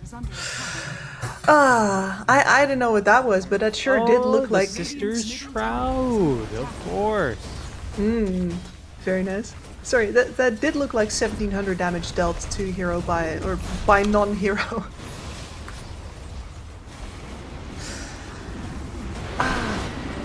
What a player, honestly. This is, I mean, they are just ending it. They're going straight to throne in a sense. Oh, that was a little awkward. Yopaj stunned his own teammate and blinks out of embarrassment. All of a sudden, that's going to leave Hellscream a little bit exposed, but got a song to bail him out. Burrow Strike is ready, but they won't have the epicenter. But Tomato, thinking about that Requiem. It's going to be perfect. Pop goes the Crystal Maiden. She is going to go down as Hellscream takes down Innocence. Meteor Hammer is raining on down to the Shopify Rebellion Tier 4 towers. They're not even stopping to take down that Tier 3 middle. Doing what he can is going to be that Pango. Blinks in, but only to die, Gibbs. It is GG well played. It is a 2-0. It is Shopify Rebellion doing Shopify Rebellion things here in the first round of the EWC and they close qualifiers. Yeah, clean as well. This is not a case where you're like, okay, well, clearly they expected an easier game as well, so they're playing sloppy here. The only one who you could probably accuse of that is Devi, but all I'm really seeing is a guy who likes to push his limits, never to the detriment of his team though. I think there's one kill in the bot lane that you can really argue about, but otherwise all of these deaths are still just to get his DPS in range in order to then devastatingly remove any traces of the enemy team. Yeah, I agree. I think this is one of my favorite things about Dota in general is the different itemizations, and the different play styles that you can kind of take advantage of to adapt to how your games are playing out, right? I think there is a world where Shopify just goes for more standard items, more standard builds, more standard play styles. And yeah, sure, this game is maybe a little bit more secure and it lasts a little bit longer and it's just another Dota game that we've seen. But I do really appreciate seeing this kind of a flexibility, this kind of a pivot into a particular play style to take advantage of that lead that they built early and really just force the issue, especially when this Pudge was just not ready for the fight. No, he was not. I mean, he itemized for fighting as soon as possible, right? No long ramp up into Aghanims, just going into the Mage Slayer, Blade Mail. He's got a Sanj at the end there as well. But first, all of the firepower that Shopify brings, you can never be ready. I think my only complaint is not enough Meteor Hammers. I think we had room for maybe one more on Yopaj instead of BKB. That could easily have been a Meteor Hammer. But otherwise, obviously a really, really strong showing here from Shopify. And they move on into the next round of the upper bracket.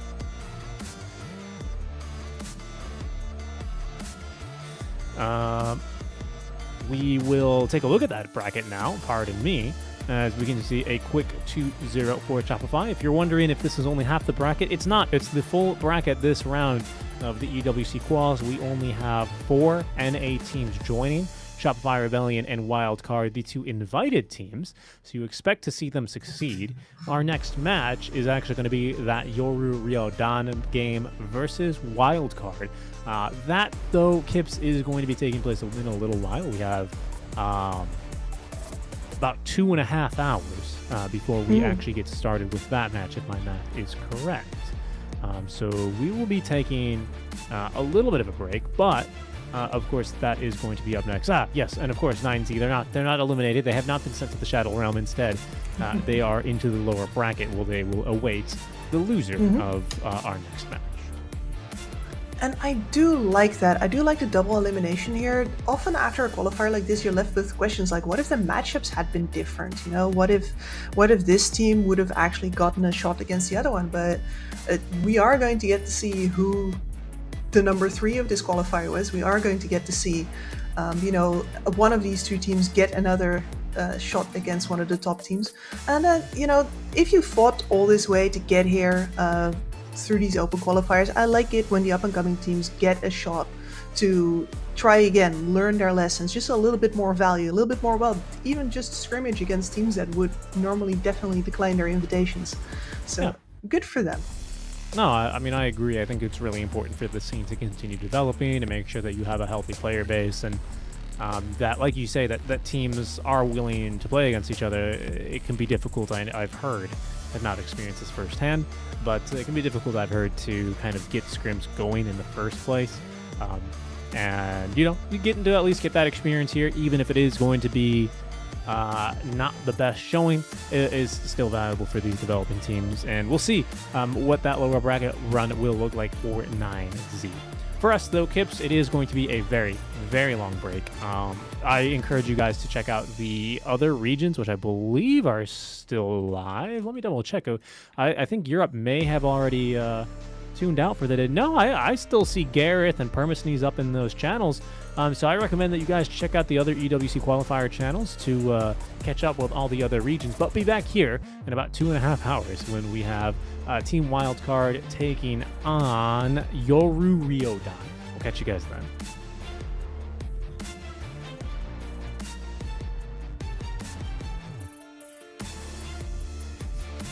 All right, lovely. I think I'm going to take it.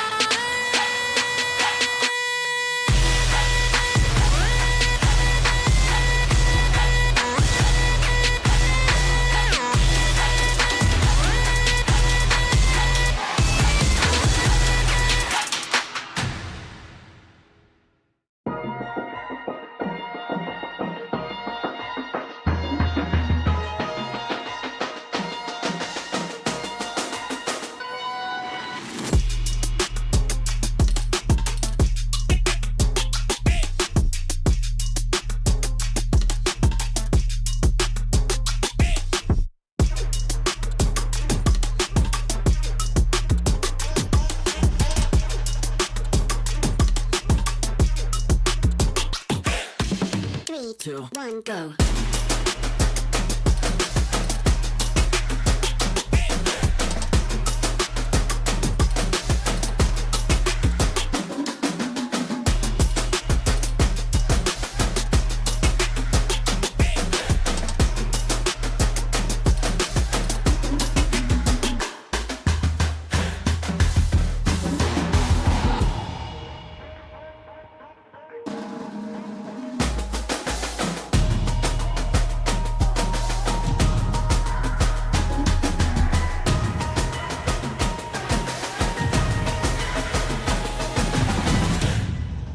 3, 2, 1, go.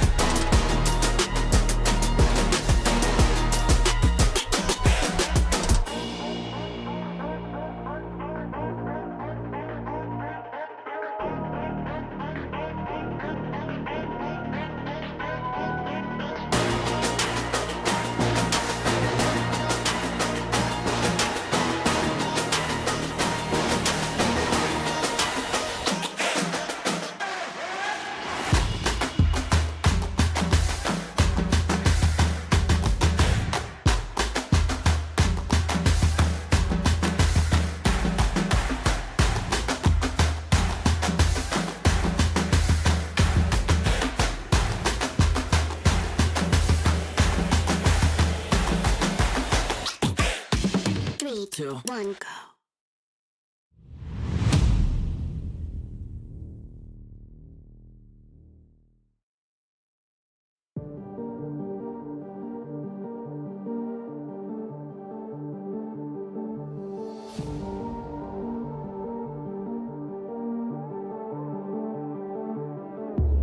Come into my world if you wanna see some action. Enter my zone, shut down the competition. Stand out from the crowd, yeah, I'm the main attraction. Come into my world if you're ready for some action. Are you ready?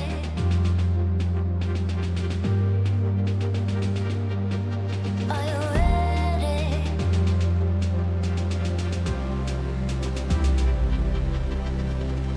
I came here to win.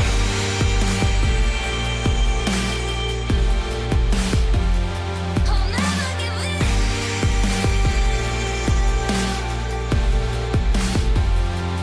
Make my one woman on me. Only one woman on me. Only one woman on me. Only one woman on me. One woman on me.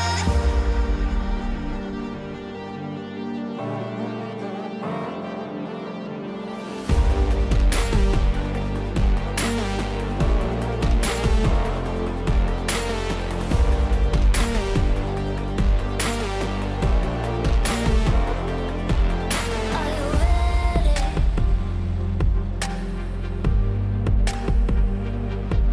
Are you ready?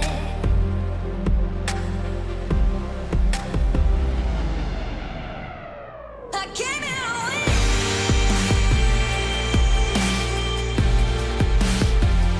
I'll never give in.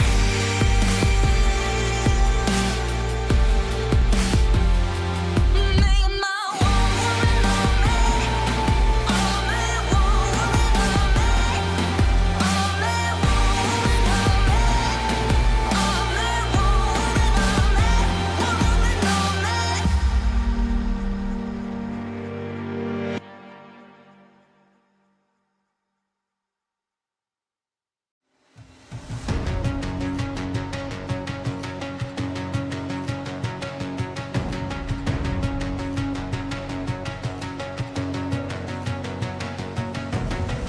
There's something in his eyes. There's a storm thing, but it's written in the skies. Let it break me till it's over. Won't let it shake me, no.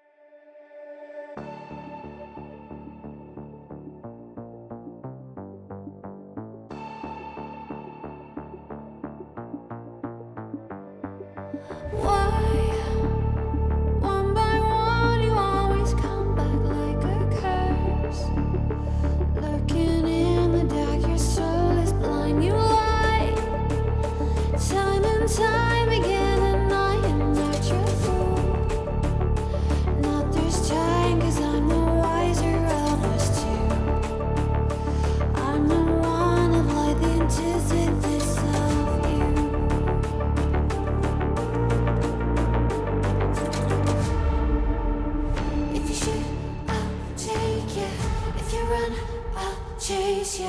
If you scream, I'll whisper. La-di-da-di-da-da-da. This is all you ever wanted.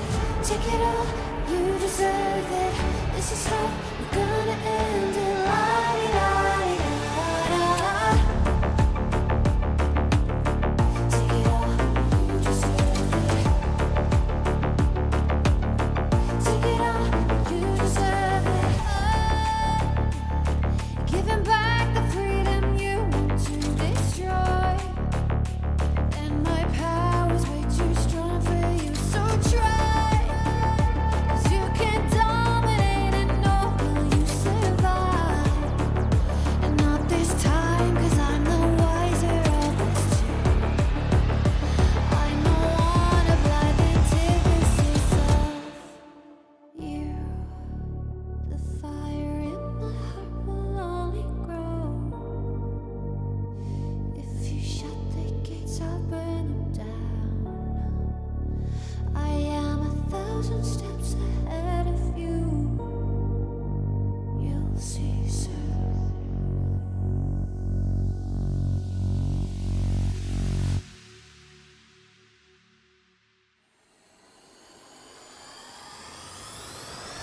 If you shoot, I'll take it. If you run, I'll chase you.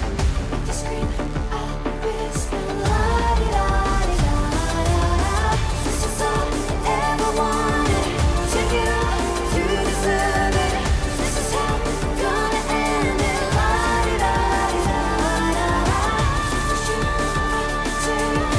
If you run, I'll chase you. If you scream, I'll whisper.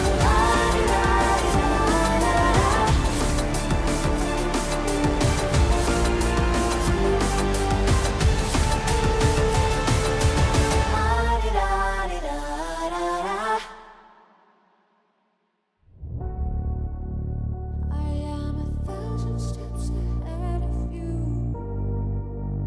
You'll see soon.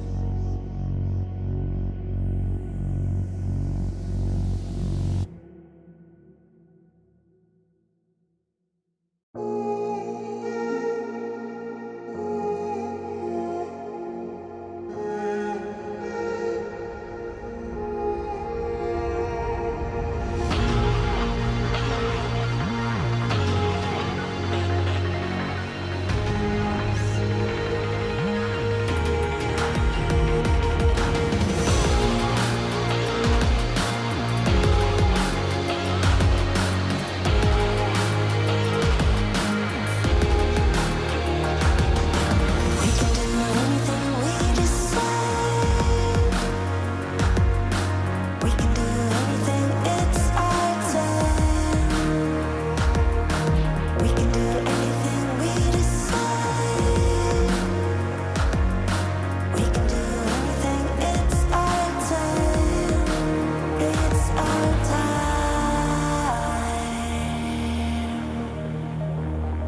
We're taking over.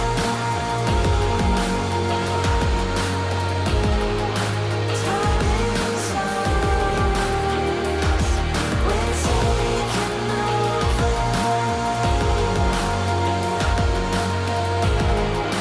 We are stars. We are stars.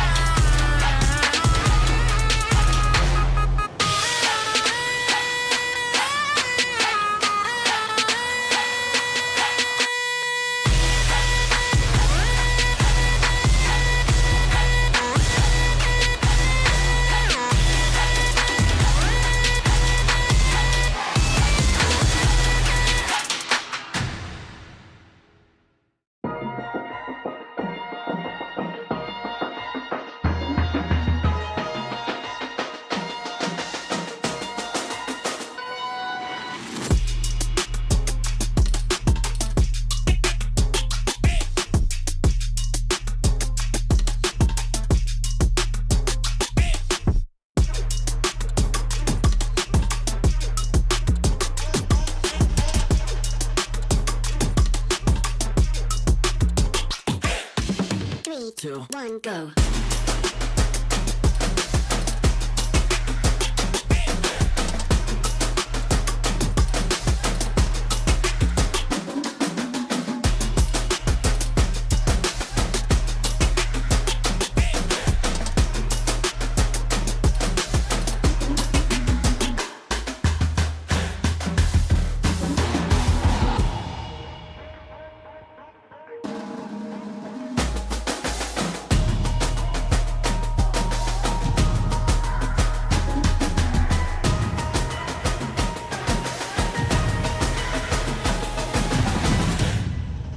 3, 2, 1, go.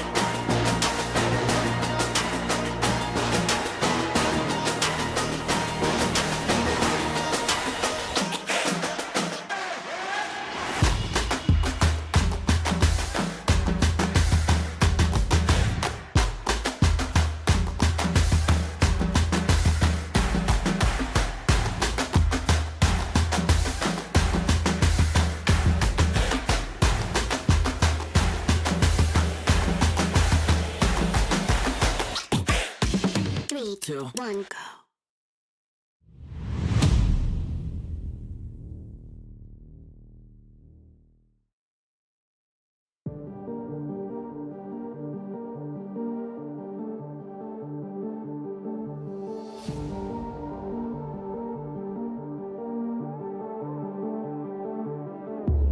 Come into my world if you wanna see some action. Enter my zone, shut down the competition. Stand out from the crowd, yeah, I'm the main attraction.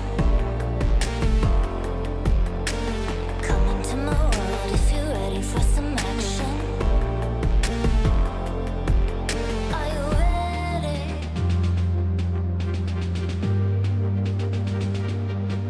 Are you ready?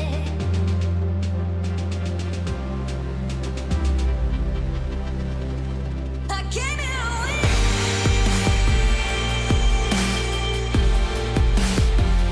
I'll never give in.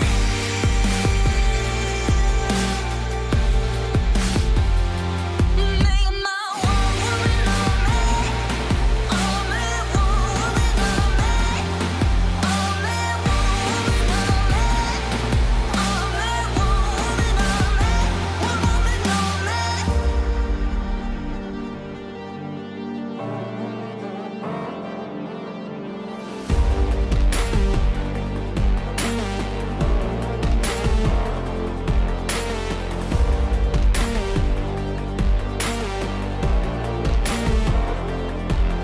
Are you ready?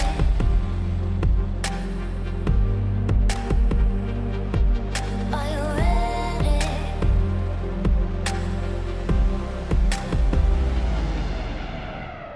I came here to win.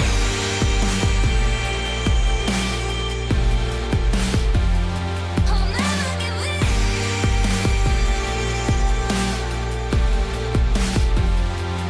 Make my one woman on me. Only one woman on me. Only one woman on me. Only one woman on me. One woman on me.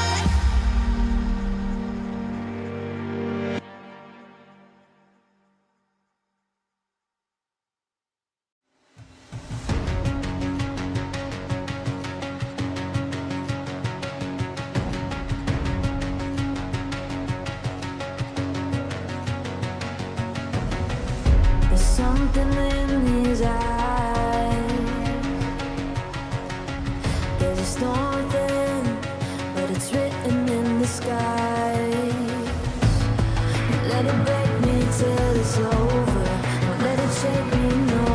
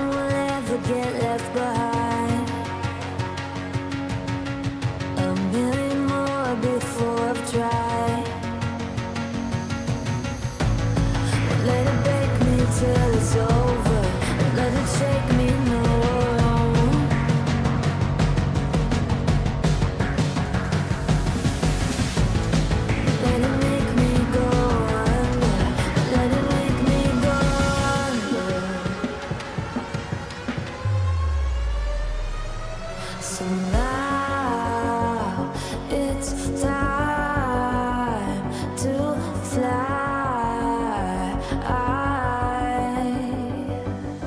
So now it's time to fly. Nothing's gonna stop me now. Nothing's gonna stop me now. Nothing's gonna stop me now. Nothing's gonna stop me now. Nothing's gonna stop me now.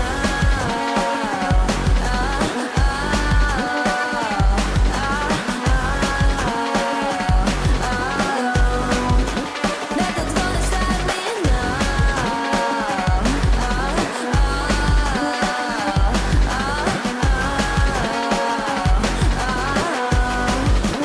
Nothing's gonna stop me now.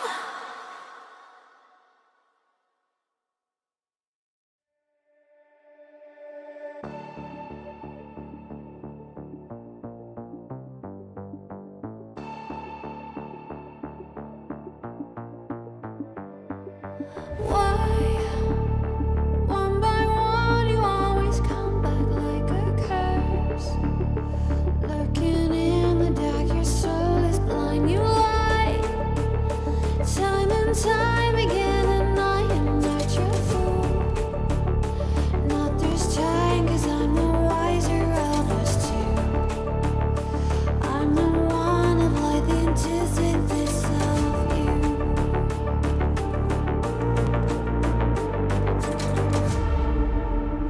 If you shoot, I'll take you. If you run, I'll chase you. If you scream, I'll whisper la-di-da-di-da-da-da. This is all you ever wanted. Take it all, you deserve it. This is how we're gonna end it. La-di-da-di-da-da. Take it all, you deserve it. Take it all, you deserve it. Giving back the freedom you want to destroy.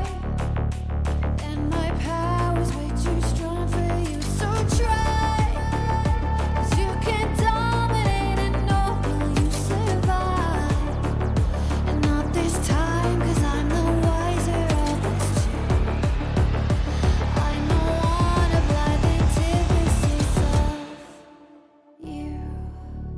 The fire in my heart will only grow. If you shut the gates, I'll burn them down. I am 1,000 steps ahead of you. You'll see soon.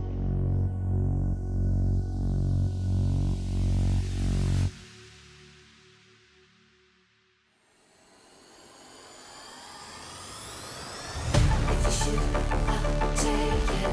If you run, I'll chase you. If you scream, I'll whisper la-di-da-di-da-da. This is all you ever wanted. Take it all,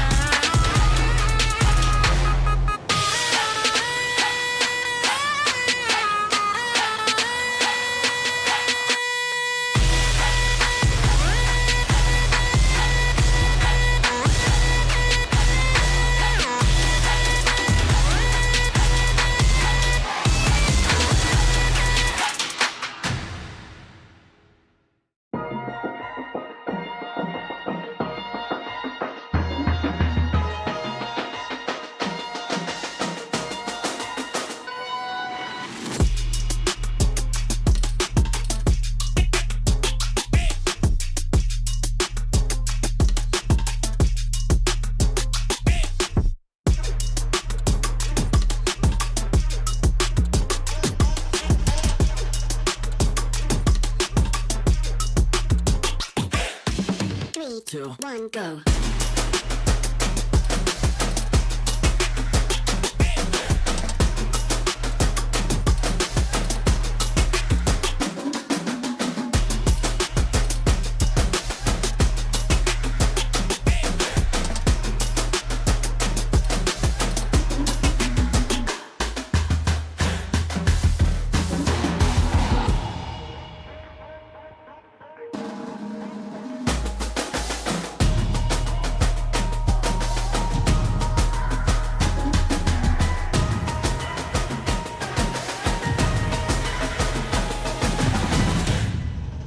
Three, two, one, go.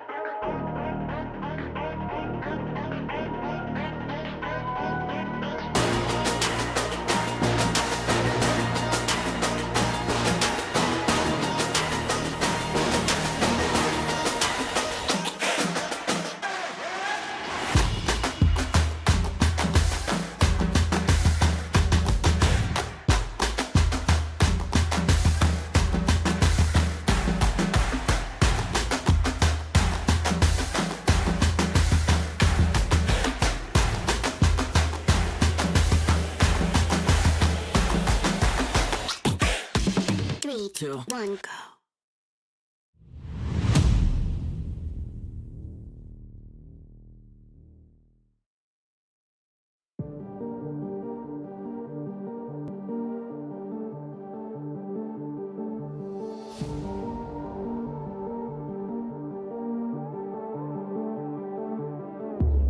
Come into my world if you wanna see some action. Enter my zone, shut down the competition. Stand out from the crowd, yeah, I'm the main attraction. Come into my world if you're ready for some action. Are you ready?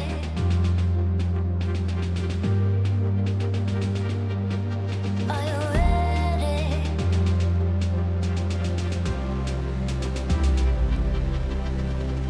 I came here to win.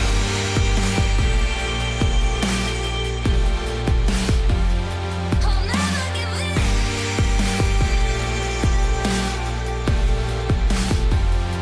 Make my one woman on me. Only one woman on me. Only one woman on me. Only one woman on me. One woman on me.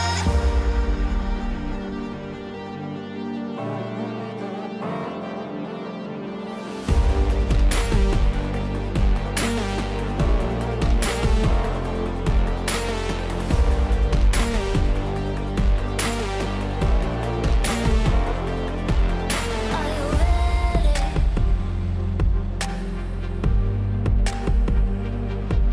Are you ready?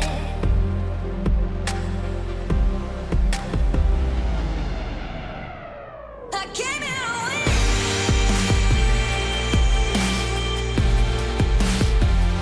I'll never give in.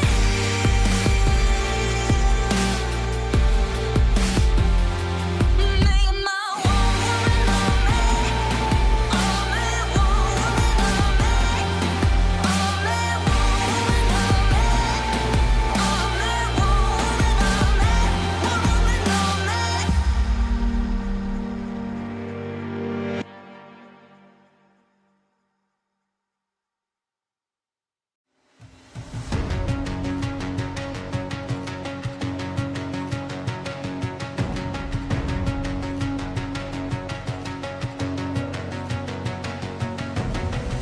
There's something in his eyes.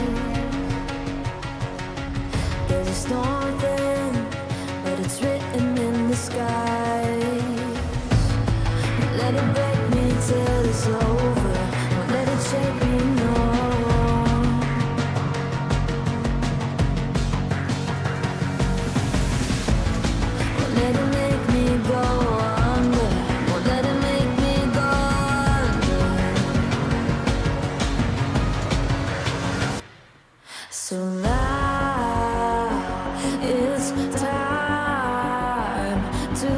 Nothing's gonna stop me now. Nothing's gonna stop me now. Nothing's gonna stop me now.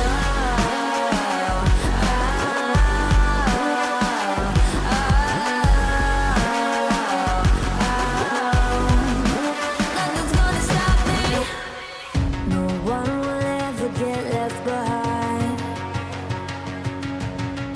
A million more before I've tried. Let it break me till it's over. Let it shake me, no.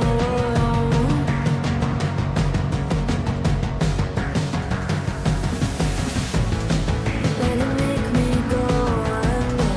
Let it make me go under.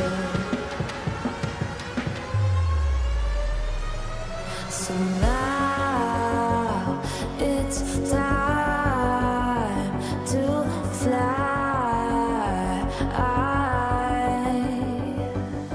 So now it's time to fly. Nothing's gonna stop me now. Nothing's gonna stop me now. Nothing's gonna stop me now. Nothing's gonna stop me now. Nothing's gonna stop me now.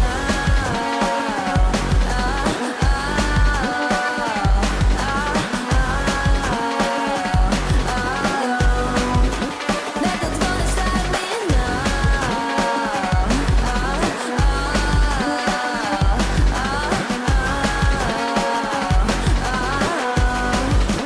Nothing's gonna stop me now.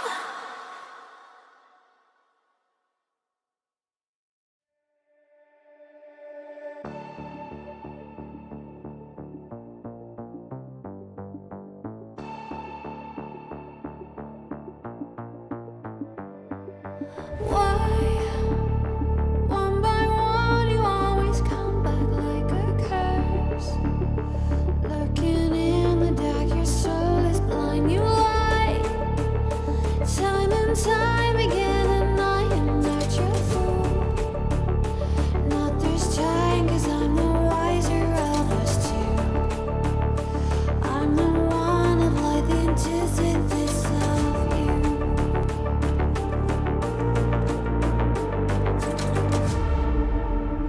If you shoot, I'll take you. If you run, I'll chase you. If you scream, I'll whisper. La-di-da-di-da-da-da.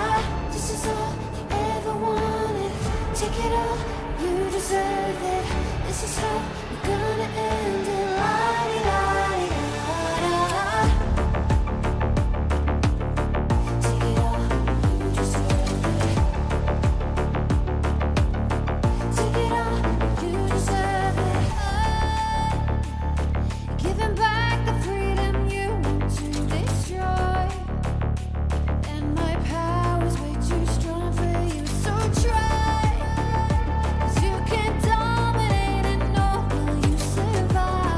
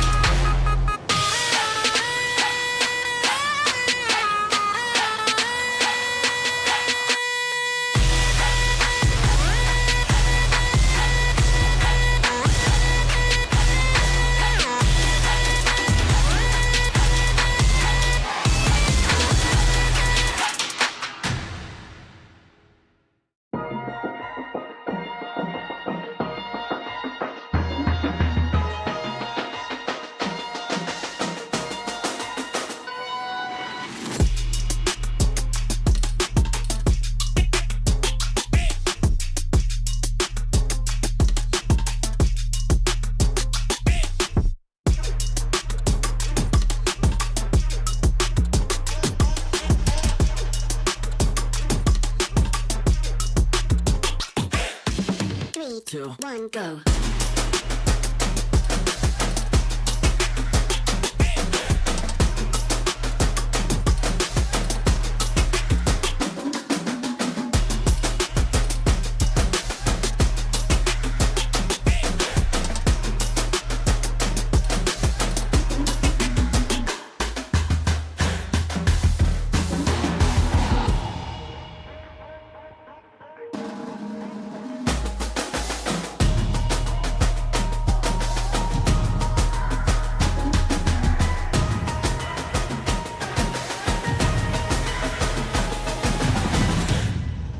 Three, two, one, go.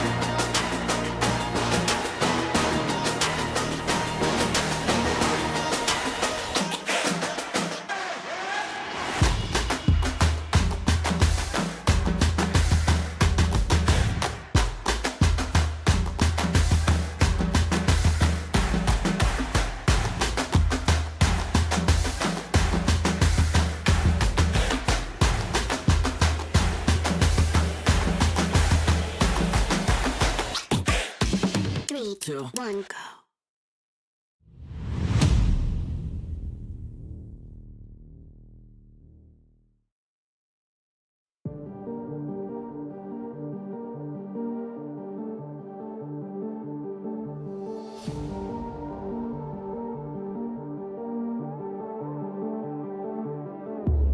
Come into my world if you wanna see some action. Enter my zone, shut down the competition. Stand out from the crowd, yeah, I'm the main attraction. Come into my world if you're ready for some action. Are you ready?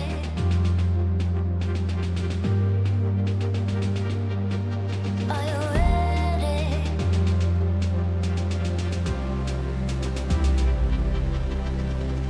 I came here to win.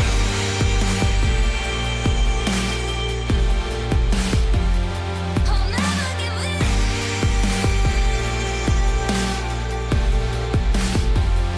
Making my own woman on me.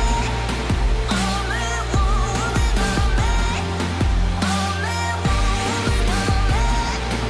Only one woman on me. One woman on me.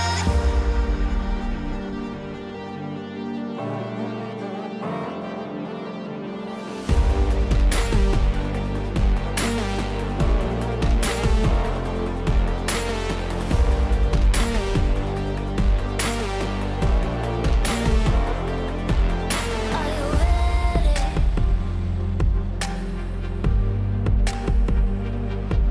Are you ready?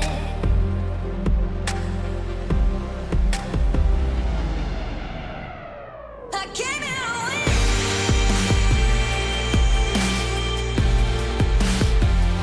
I'll never give in.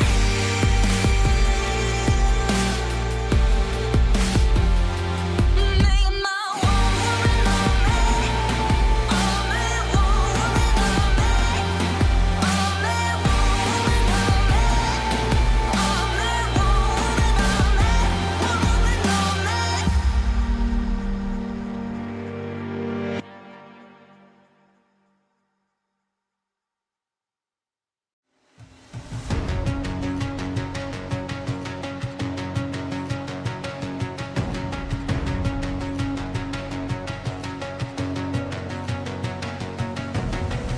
There's something in his eyes. There's a storm within, but it's written in the skies. Let it break me till it's over. Don't let it shape me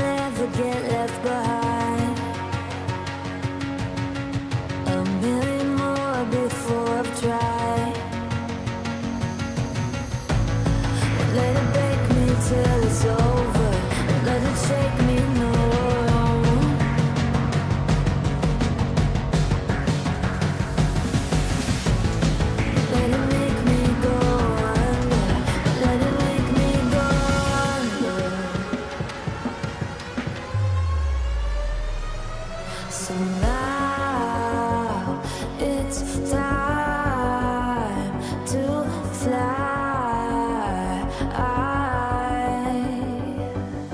So now it's time to fly. Nothing's gonna stop me now. Nothing's gonna stop me now. Nothing's gonna stop me now. Nothing's gonna stop me now. Nothing's gonna stop me now.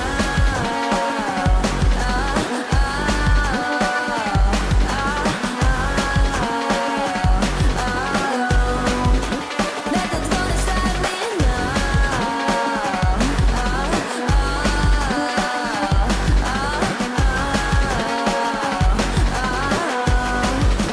Nothing's gonna stop me now.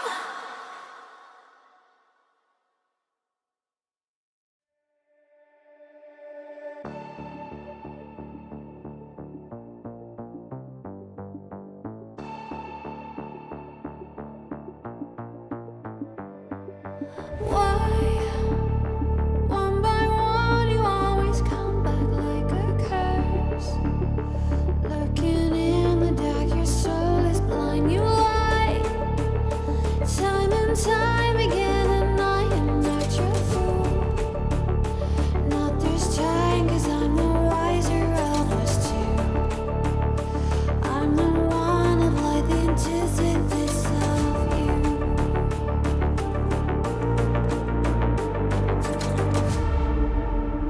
If you shoot, I'll take you. If you run, I'll chase you. If you scream, I'll whisper. La-di-da-di-da-da-da. This is all you ever wanted. Take it all, you deserve it. This is how we're gonna end it. La-di-da-di-da-da-da. Take it all, you deserve it. Take it all, you deserve it. Giving back the freedom you want to destroy. And my power's way too strong for you, so try. 'Cause you can't dominate and nor will you survive. And not this time, 'cause I'm the wiser of us two.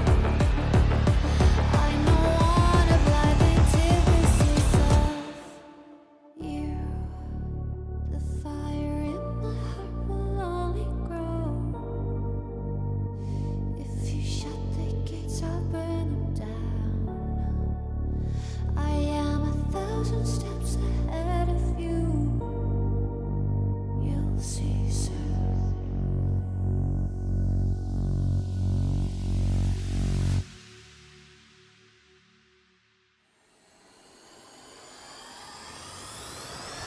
If you shoot, I'll take it. If you run, I'll chase you. If you scream, I'll whisper. La-di-da-di-da-da-da. This is all you ever wanted. Take it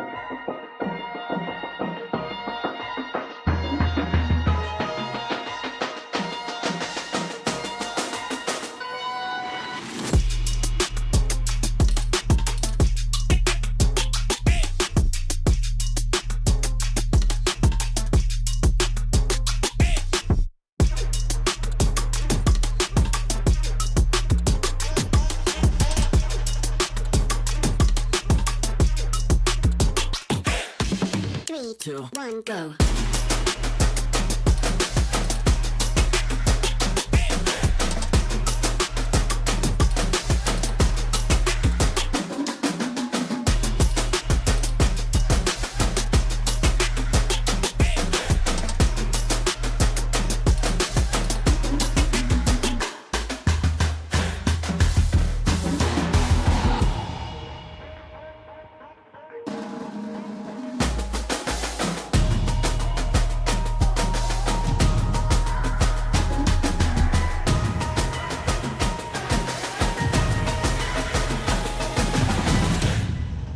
3, 2, 1, go.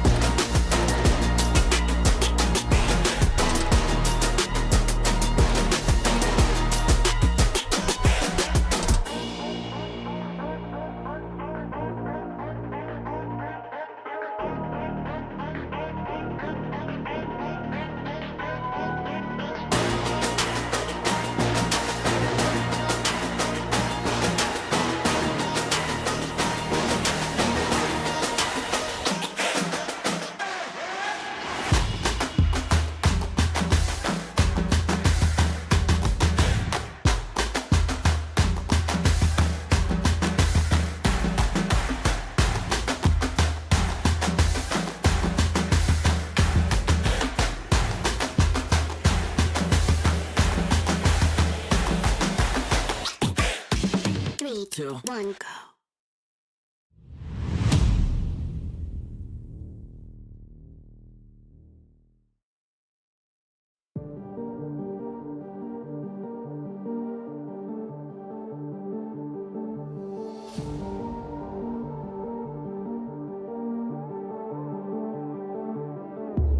Come into my world if you wanna see some action. Enter my zone, shut down the competition. Stand out from the crowd, yeah, I'm the main attraction.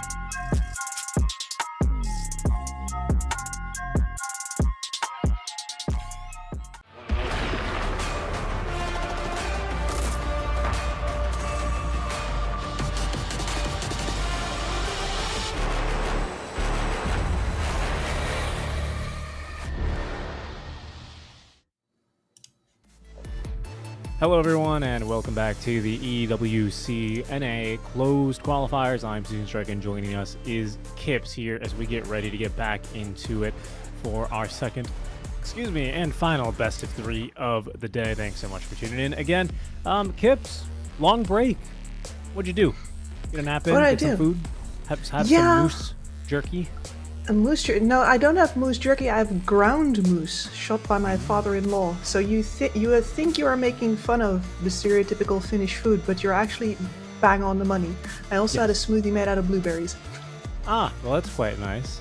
I've been watching some Outdoor Boys myself, and apparently above the tree line there, sometimes you just get a bunch of bushes with berries. So those can be quite common up there. I had no idea, but we are going to have to get grinding, not some moose meat, but instead some more Dota 2 action here, as of course as we take a quick peek at the bracket just to go ahead and reorient ourselves as to where we are, where we're looking at. We saw Shopify Rebellion do Shopify Rebellion things over 9Z team. Quick 2-0, very one-sided. So they await now in the upper bracket semifinals, where the victor of this game, Riyadh versus Wildcard, will be facing off. And Kibs, I think, again, it is going to be heavy favorites for Wildcard, who are no strangers to the NA closed qualifiers. In fact, they're the only other team besides Shopify to receive a direct invite to the closed qualifiers. Yeah, I mean, I myself have had the honor when I was on CDIP of getting destroyed by these guys a couple of times. So they've been around for a while. Even Bignum, you know, that Ukrainian flag does not mean that this man is normally playing out of Eastern Europe. He has very much been here, been a part of NA Dota for years now.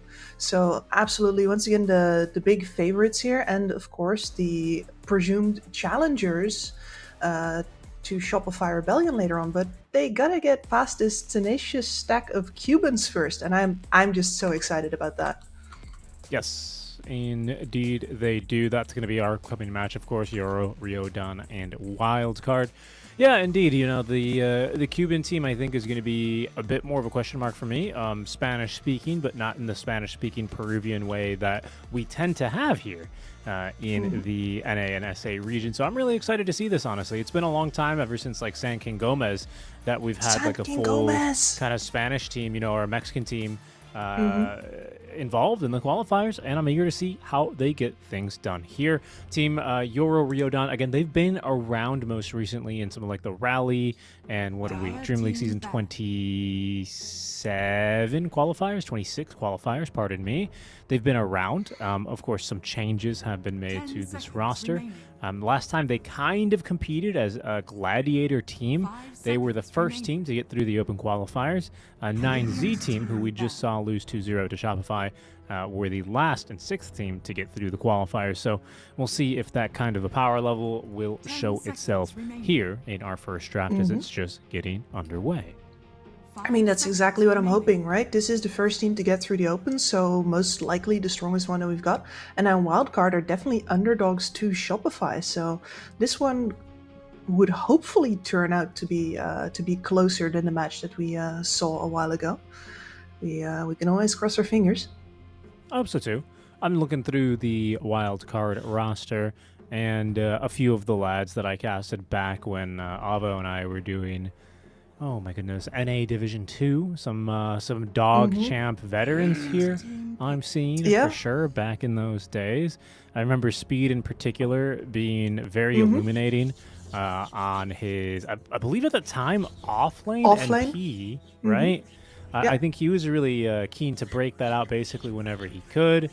And I remember one particular interview after he had an extremely successful game versus, I think, a mid OD, just being like, yeah, man, like, you know, this offlane NP just destroys this hero. This hero can't do anything. Laid it out like we were in one of his YouTube videos. What a guy. Glad to see him hopefully finding here some more success on Wildcard as the position 4 player. Yeah, and I gotta say that out of like the newer talent coming up in NA, I've always found Fade one of the more laners, but I'm glad that that Speed moved to be a duo with that guy. I've seen some pretty nice stuff come out from them. For now, though, we open with well, let's see what they're gonna do with this. The Naga Siren right now, I was hating on it in the previous game, like, man, boring, wave pushing, reset team fights, whatever, you do you. But you can very much use this as an enabler for a fast kind of gameplay as well, and just make sure that you have a little bit of a margin of error with that with that old reset instead. For sure. Yeah, I mean, and it seems to be one of these kinds of bullies in the lane. Like, the real in, I think, is highly underrated by casual players of Dota 2. Like, that amount of just easy, reliable, low risk repositioning, which is not really the case when you consider a lot of other spells like a Magnus Empower or even a Tiny Toss, like puts you really in the line of fire, whereas this generally speaking is not. And that can be very, very powerful. How powerful will that be into, I don't know if it's going to be necessarily laning into the Undying, but into this kind of hero, we'll have to see. This seems like a pretty decent matchup actually for the Undi. Yeah, and I was just taking a little glance around at the other qualifier matches that are currently ongoing. Oh, sure. Yeah. And Zeal over on Mouse was absolutely running roughshod over Navi Jr. with an offlane Undying. So let's see if Wildcard are feeling those core Undying vibes or not, because I'm feeling them. That is a monstrous laner and absolutely impossible to kill, but also absolutely necessary to kill kind of heart of the team fight aura carrier. Yeah, he's in that weird position where like I think this hero can tend to struggle because it's like he does a lot. He carries auras. He, like you say, he is kind of a high value, high priority hero in the fights. But at the same time, he is one of those heroes that can kind of be ignored. He's not like a Tide Hunter where it's like, careful for the Ravage. He's not like this Enigma, like, careful for the ulti, careful for this or that. He's just kind of like there and in your face, right? Yep. Less than a Bristle even is. So he does require, I would say, like a little bit of care in the draft in terms of how you put it together. But I agree. I think it is really exciting, actually, to see this hero potentially in a core role. I mean, because of the way his ult works, this might have changed with the new heal amplification mechanic that they put in 739. But because of the way that Sanj works, and with his ult, he gets a huge buff from that. So building those kinds of items for him now that, you know, heal amplification in general is just a stat, he might be even crazier now. It's I still need to see it myself. In fact, I was watching it, but as it turns out, your own game slightly trumps a game that somebody else is casting somewhere. That's true. That tends to be the case. I mean, what? Because we saw Naga win before, it's not going to win again? That's not how stats work. Are you sure? It's a 100% win rate on this stream today. How can you argue against that? Results achieved in the past 100% predict the future. Isn't that how it goes? I believe so. Causation is correlation. Absolutely. Wild card. What will they go with? They can probably continue to flexing the Undying for at least this pick. Of course, just pick like a 5. They won't. They'll pick a Rubik. Didn't think this hero was all that good these days. No, and especially not picking it this early on. Like, 10 seconds you've got some potential at stealing the song, of course. Like, especially on the early song levels where the Naga Siren's AoE is rather limited. It's also sometimes hard for her to, depending on what's happening, cast something immediately after. But there comes the Wind Ranger. Most likely a support, as we've been seeing her popping people with what's the name again? Kill shot. Kill shot. The kill shot. Gotta be careful for that one. Dire team pick. Okay, and then the Centaur to pair it with this. So looking like it'll, well, I mean, you could flex this Naga to carry, but probably just the support alongside the Windrunner. So you see a lane if you're wild card. You've got 2 picks upcoming. You might be able to define this Undying a bit more. Maybe this is already the off lane for wildcard, in which case maybe you just draft the safe lane. Yeah, draft your safe lane. Keep in mind that versus the Undying, the enemy will most likely look to play a range carry. And I do think that with the Centaur already on the field, that becomes more viable as well, just because for the range carries, most of the time you need at least one, like one extremely reliable save, ideally 2, but getting, yeah, well, you're not running out of that one. Wildcard definitely anticipating. Yeah, and seemingly making this Undying a support, maybe it was a support from the get-go. We're not sure, but I don't think it'll be a carry or a mid. I think offlane's the only position I used to see, especially Saber run it. There's a Tinker mid I think we're seeing a lot these days, right? Yeah, Tinker mid definitely on the up and up, but it could still just as easily be a support. I think especially now that they nerfed 10 the seconds remaining. the teleportation again, you might just be 5 looking at, seconds well, no remaining. matter which one I play, I'm going to go with the healing bots, and we see who takes it. Yeah, they did nerf the damage quite a bit, and therefore the heal. I guess 4 every level, but that's 4 HP per second. Did he get further adjusted in the V patch here on this Tinker? I feel like I've seen a lot Yeah, of the Tinker. facets. Yeah, the translocator. Radiant Yeah. team back. Yeah, it was pretty lame that he would still blink if he was rooted or leashed. That seems like a good change. And Yeah. indeed, we do have And our ranged carry, like you called on 18th pick. I kind of expected the gyro here. Not nearly as fragile as something as, let's say, a Drow Ranger or, well, the 10 SF that we've seconds seen earlier. remaining. If you get jeweled on a gyrocopter, you're also 5 still seconds perhaps remaining. dealing damage to the rest of the team if you still have your flak on, if you got your trusty side gunner out. Lots of ways in which the gyro does best, I think, in a game like this.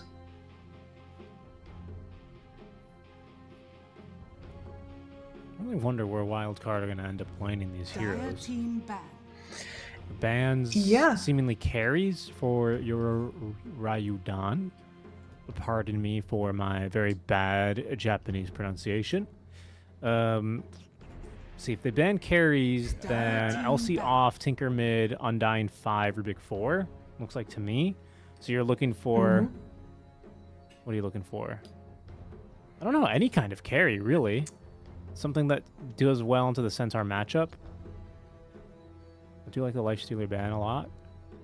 10 seconds remaining. Because Undyne's a pretty strong support. He can kind of solo win lanes. At least, 5 yeah. seconds Yeah, remaining back. especially if you're supporting against a centaur, he does not particularly like losing all of his strength.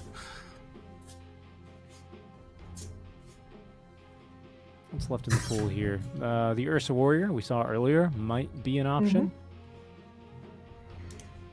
10 seconds remaining. Pretty decent, that one, versus the 5 seconds Centaur as remaining. well. Radiant team pick.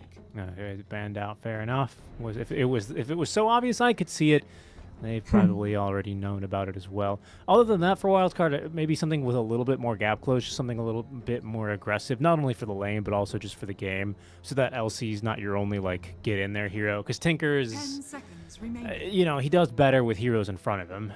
It's kind of Yes, his idea. absolutely. 5 seconds And remaining. Undying, again, he kind of just lumbers around in the fights, especially as a support, even if he is difficult to kill.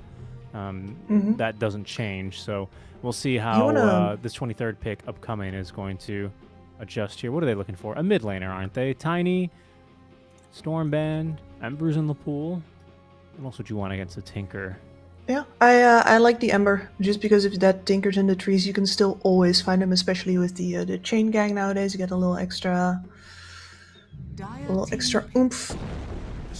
Ooh. But okay, damage. That is an aggressive pick, and this is now a pretty fast lineup as well. If they get out of the lanes right with hero 10 picks like seconds this, the remaining. Leshrac, the Gyrocopter, if you buy an early BKB on the Jar, perhaps on the Lesh as well, you 5 can start seconds melting through remaining. buildings and really start taking terrain versus Wildcard.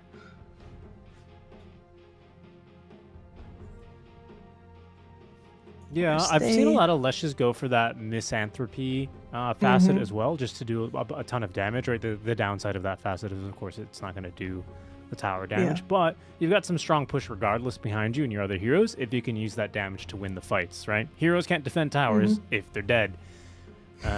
So, Exactly. wild card. They are going to go with the You may Puck. now I was thinking select Puck your actually heroes. for Yoru, but instead, Wildcard will be able to get their hands on top of it.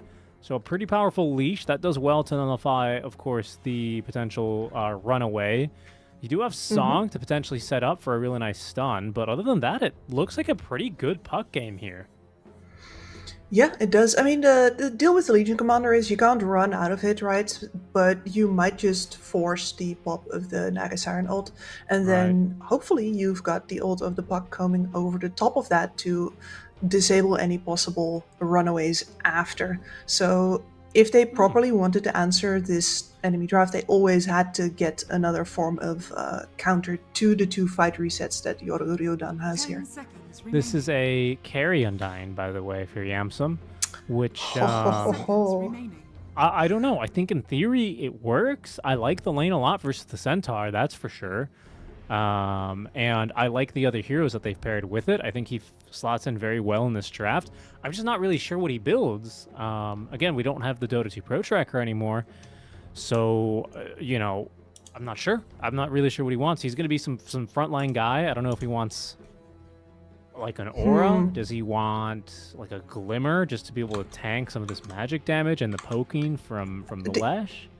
Do Are you like feeling any buy kind of a way about Mage this? Slayer and just Oh. walk at people? But can you apply it?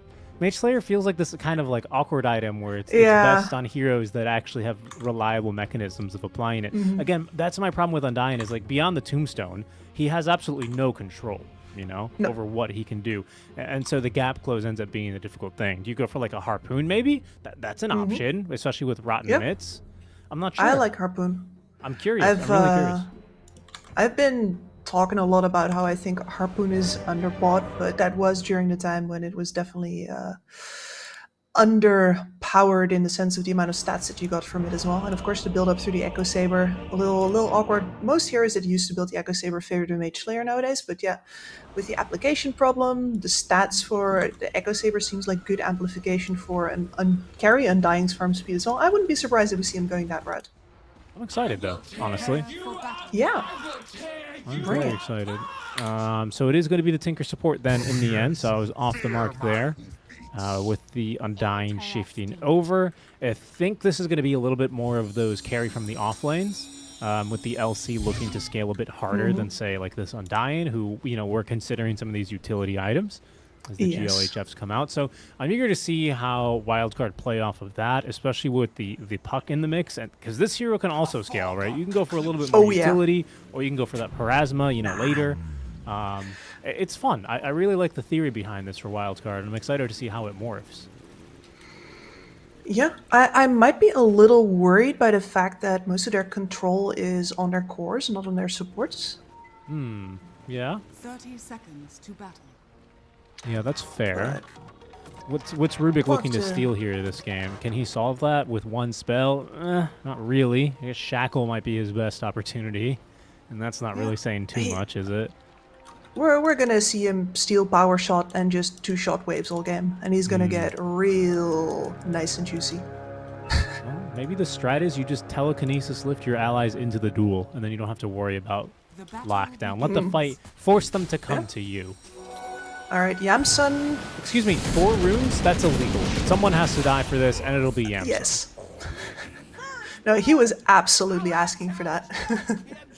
Well, that's your carry dying here. First blood.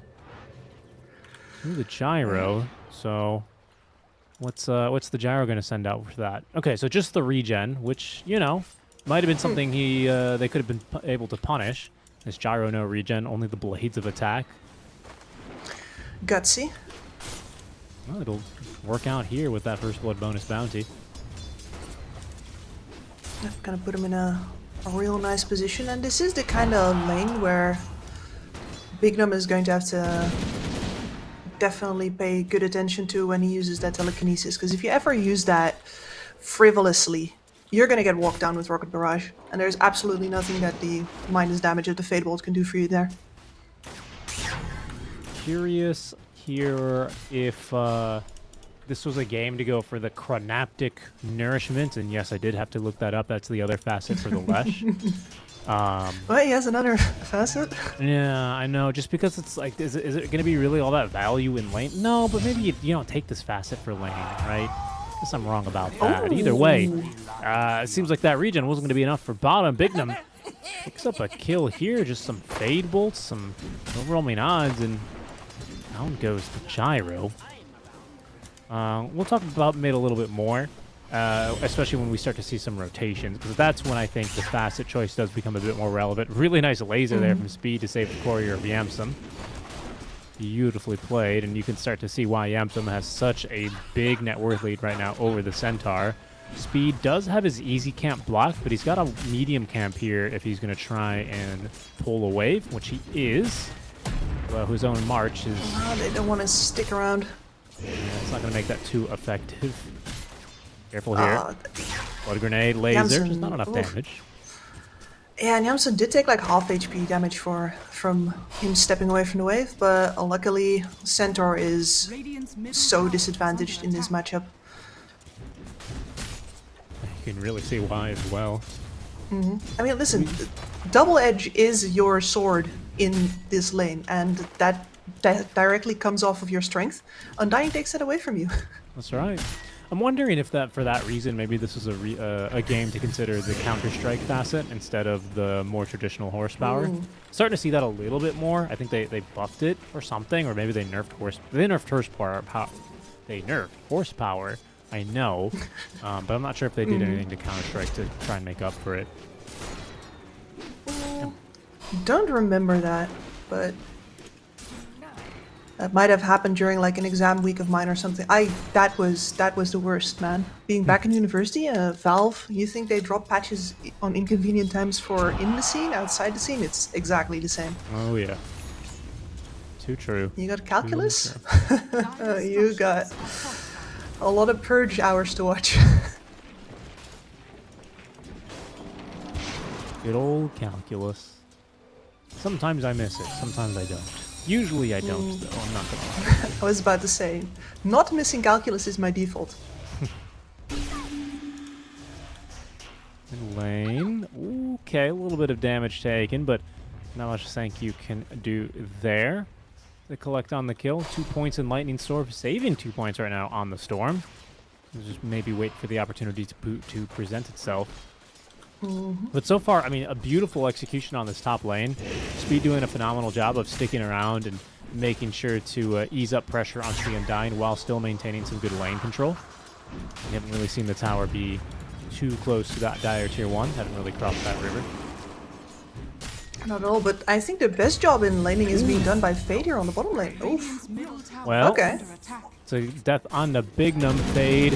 Got this press the attack. Careful here on the gyro. Does have that afterburner, so can really utilize that additional move speed to his benefit. Swan charges. Overwhelming odds in a second. There's going to be the sustain. And the overwhelming odds to pick up the kill. Yamsum's going to die top lane. Does drop that tombstone. Speed with the laser. Gets the kill in return with the auto attacks. Back down bottom. Fade still continuing this fight as Big Nums respawn. They're going to throw him right back on in. He's lost the afterburner buff. Fade chases him down, and I think it was a moment of courage proc, which will collect the kill. So it's going to be a double kill for the LC. A big kill top lane, however, in favor for Centaur is going to at least sweeten the deal there. But still, that's the second death now for Gyro in lane. That's something to keep your eye on. Yep, and when this entire exchange started, he had only just about crossed over the 10 CS mark, so he was already being kept down so much by Fate, and now dying as well. I'm not sure if he actually gets back into this at all, or if this lane has to be abandoned eventually.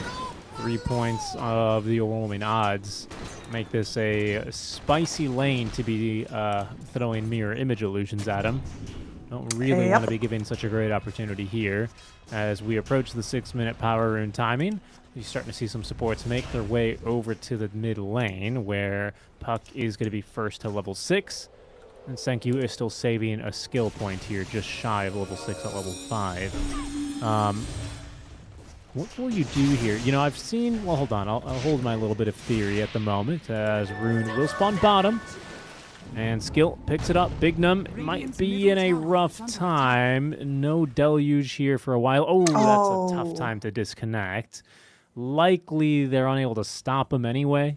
I've got to make that assumption. But, you know, no brown boots on the Naga. It doesn't feel good, obviously, to take a disconnect there. Yeah. It doesn't have an ensnare either. If you took that value point, then maybe if Senku gets the vision after he gets up the hill and gets a lightning storm out, you can get an ensnare, and then Senku pops the diabolic edict, he's dead. But without that point, yeah, not likely to happen.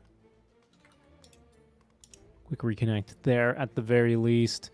Go ahead without the carry, guys. It's fine. We got this. That's Oh, yeah. oh, Says what? Fade. Yeah, we're okay, going. We're going. Yeah, we're. Like, oops. We don't need them. We don't need this Undying. It's fine. A quick little XD. Okay, let's see. We'll get a Lightning Storm. Again, we do have a skill point saved. I'm not sure if you're going to quite be able to line up the Split Earth. Bignum might still be in trouble here. Senku is very fast. He's got, 35 move speed over the Rubik. Let's see how this plays out. Does he get the vision? He does, and doesn't commit the skill points. In the meantime, in the river, Puck will chase after the other sport as Senku will lose vision. Loses the opportunity for the kill, or at least sticking around for it. Yep, going back on in, baited out the Rubik, and the kill shot from range. That is a very patient play, well rewarded. Yeah, I like to see those little moments there when they stop, think, can I outsmart this guy? You know what? I think we can.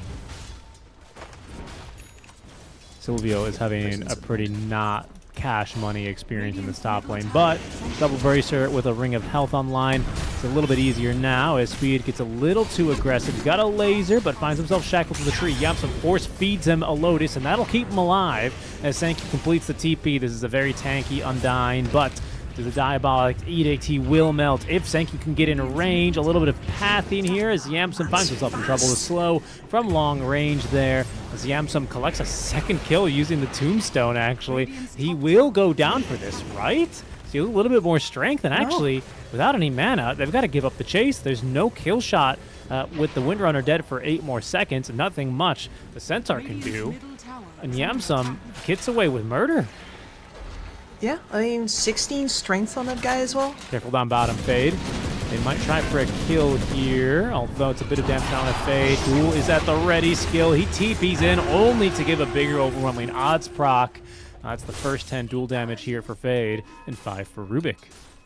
Yeah, RCY here to come clean up a little bit extra. Yeah. Finds the additional one. Great rotation so far from the Puck.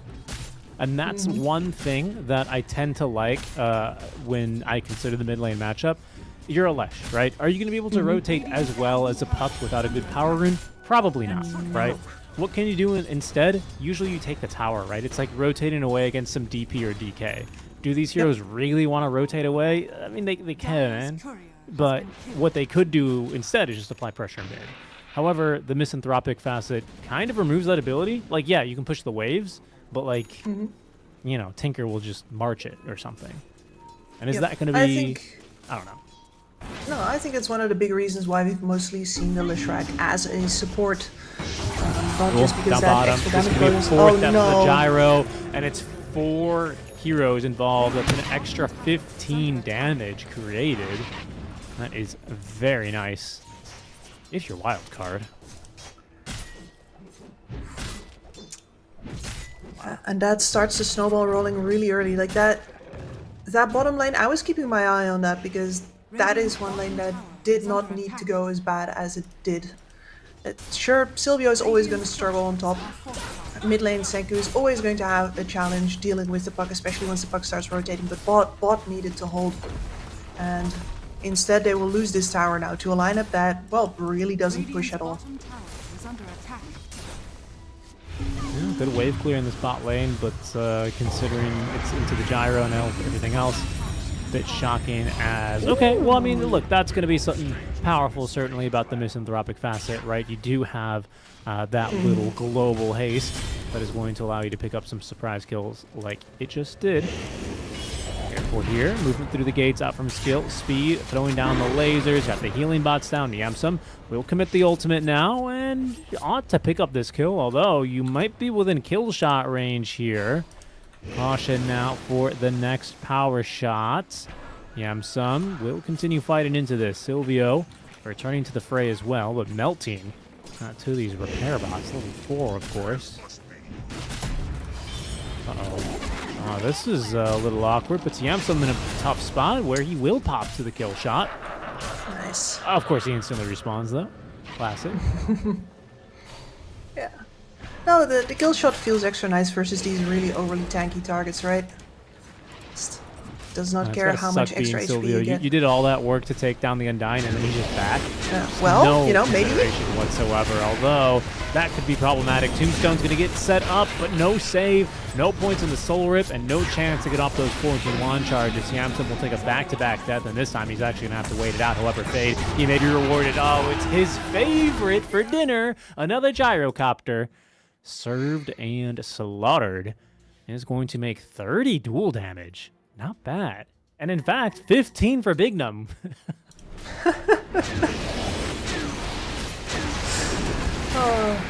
That will always be really funny, but really though, this is one of the problems with the ceaseless dirge. Perhaps you gotta properly reset, even if you feel like you didn't really die. He did not respect the fact that the enemy had brought a lot of heroes to them, and he knew most of them were there too. Yeah, well, he just did died just to die to them. them. Seconds earlier. That That's the was thing, you know. You still got the quite blood pumping, unnecessary. your little blood rage, Oh, yeah. you know. You'd be like, that's BS. I had wand. I've got wand. I can get back in there, and then all of a sudden the CC is even better the second time around. And they're out of spells now. They used mana.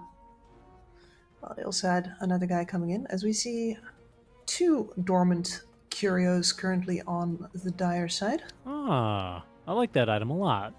Although, I have to say, as a turbo enjoyer, it feels a lot better in turbo, I imagine.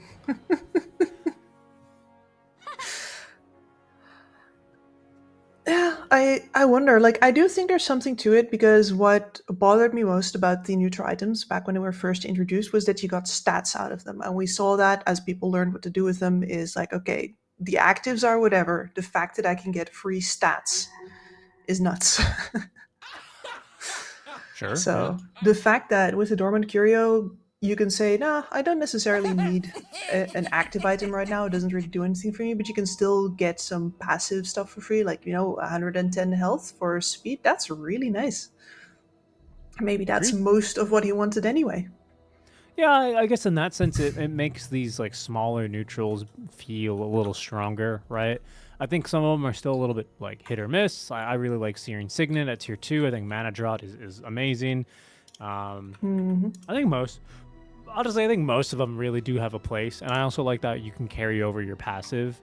You can carry over your active and get a better passive as normal. I also think is very, very nice. Yeah, no, I agree. I think it's a really positive change. I think it's a really, really positive change. It's hard for me to really come up with a but there.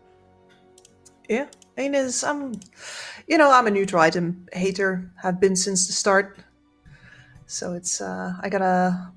They're here to stay, because it's a really bad game design to take something away after you give it to players. Like, that is basically asking for your forums to be on fire for the next year straight. So Right. you don't do that ever. Valve has So never even the done haters that like before. me, yeah, gotta make peace. Radiant's middle tower Fade. is under He's going to keep chasing with RCY connecting with the haste rune from the middle lane. It will resolve that little spat. So it's 2 deaths then for Yamsum back to back, but they do pick up their 3rd straight duel onto the gyrocopter, making his 5th death this game. And with Fade's bonus damage, hell, even Bignum's bonus damage, this is a tower dead to rights. Yeah, that siege goes a lot faster. Well, not just with the bonus damage, also with the catapult there. And mid also took a lot of damage. This might be all tier 1s down very early on. Oh, Riyadh. See why? Might be looking for a bit of a brawl. Senkyu's got this edict ready to go, but of course, actually landing it onto the puck is an entirely different challenge. Puck who, Hey, Yamsen's here. By the way, does this puck have a big item? No, not quite yet. Radiant's middle tower is under Just flying it in right now. Radiant's middle Is that tower Orchid finally coming? Yep. Indeed. What's this That's the Rubik problem. building with this diet? Oh, right, yeah, the vessel. Hey, as a puck in this game, you are so happy. You can dodge every single thing they throw your way. Every stun has an animation or a wind-up. As long as you position cleverly, you should never die. Ever. Little tombstone fed over.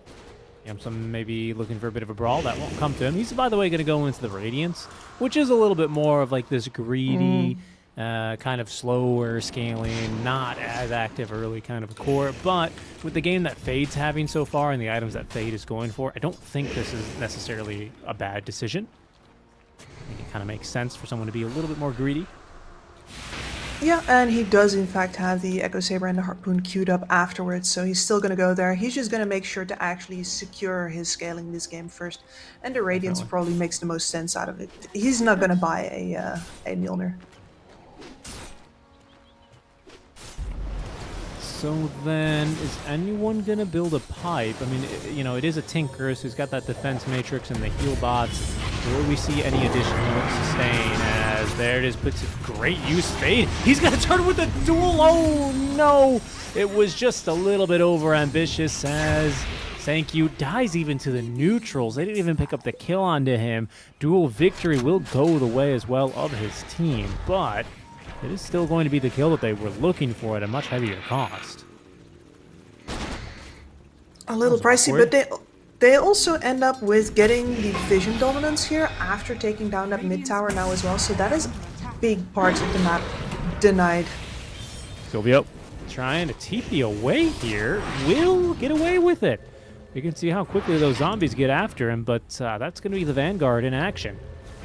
Could be just fine. It will force the team away from the 7-minute Wisdom Shrine, so they're going to have to give that one up. So that's the problem. It's like small victories here for this Radiant side, but they keep losing like the bigger objectives around the map, don't they?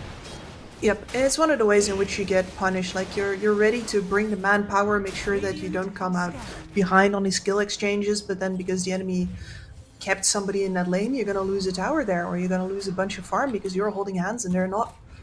It's all about that efficiency. Very quickly farming up towards this Blink Daggers. That's Witchblade. And it's finish for Witchblade. RC1. He doesn't look at that fight. It was pretty close, I have to say. It was real close. But it was that damn kill shot, wasn't it? Just Yeah. so much damage. Yeah, it's the kill shot making the difference. Okay. Oh, an attempt was made there to clip the gyro. He is going to take down to the DPS. Skill has caught a few heroes here with the Song of the Siren. Cooldown's been stolen as well by Big Num. No chance to set up off the back of that song, so it's just going to be a 6th death now for the gyro. At least this time, though, it's not a duel. At least it's not a duel, but yeah, if you look at his items, he's sort of resigned himself to not having a great game here, and no such thing as an Aghanim's Rush. It's a Falcon Blade into the Dragonlance, and then, well, presumably with Dreams of the BKB. Yeah, there we go.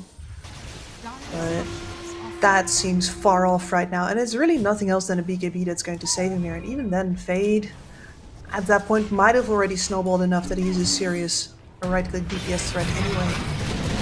Okay, Yamsum taking a lot up in this top lane. They're going to give more chase after him. Speed trying to keep him healed up as the quick TP response Fade. He's found his favorite dual target. Back to old reliable, killing the gyrocopter. More dual damage here for the team as the vessel. No, it's going to be the Decay to pick up the kill. Fade up to 40 damage, and Big Num as reliable as ever. He's like a dung beetle to dung. He's got 20 dual damage going now.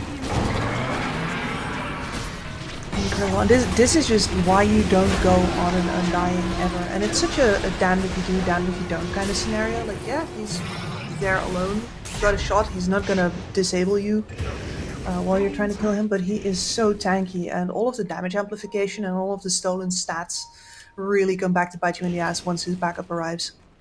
Yeah, I mean, we're looking at how much bonus damage is this team doing, right? 40 on the LC by herself, 20 on the Rubik is 60, plus 15 on the Tinker. What, 75? How much is Puck at? 5? And then plus 5 from each of the other two. 85 bonus damage. And They're then farming. 30%. There's a Radiance online. 30% over the top, please, from the Flesh Golem. That's true, yeah, that's true. Adds up, really does add up, doesn't it? Hey, he's just getting in there. He says, oh, you gank me, I gank you. You're in my domain. You have a ward on me, I've got a ward on you. What a player. No, like everything that makes him lumbering and awkward when running at the enemy makes him great for, well, getting run at. That's true. As we yeah, know. man, I just watched RCY basically blind dodge a centaur stomp, by the way. Ooh, good effort there by XXG, but pretty RCY a overplayed. little bit too aggressive there. I think was off the money on his illusory orb speed. We'll see if he can get away from this one. Okay, actually, he's just going to be able to get away from this one. Fade is going to end up Wow. getting shackled here, but the cores are dead. Where's the damage going to come from? Big Num, he's going to be, almost kept alive there thanks to the press the attack. RCY with the tip onto Big Num. Oh man, Jara hasn't even given up on the dreams of the BKB. He's just going in for the Chrysalis right now. Like, sorry, BKB, too far. Think smaller. Right. Think more slot efficiency. Think immediate action because I respect it greatly. DEFCON 2 here Alright, in this another kind try. of game. Can they take down Yamsum here? Yeah, looks pretty good this time around. He did get silenced up. They're going to have to wake him up to actually kill him. He's very tanky, but eventually he drops in speed. May have gotten caught up in a little bit of Save Your Buddy syndrome. As, okay, they bought time for Fade to jump in. We've seen how this one plays out before, and it's no different now. However, Fade, will he have enough time for the encore? Absolutely not. He's going to drop. RCY, he goes in next. He likes the way that this train is going. He says, I see absolutely nothing wrong with the way this fight is heading. And he's now getting ran at now by the Windrunner. A quick stun. Senkyu's going to close the cap, and they find another kill. Big Num's like, this certainly can't keep going wrong, right, guys? As he actually steals himself an Edict. He will get the kill, of course, because he does more damage, but eventually he falls. Yamsum, the man who originally started things, is back. She says, guys, where's everyone else? We should keep fighting. But in the end, he's, running 5 down the for 3. centaur. 5 for 3.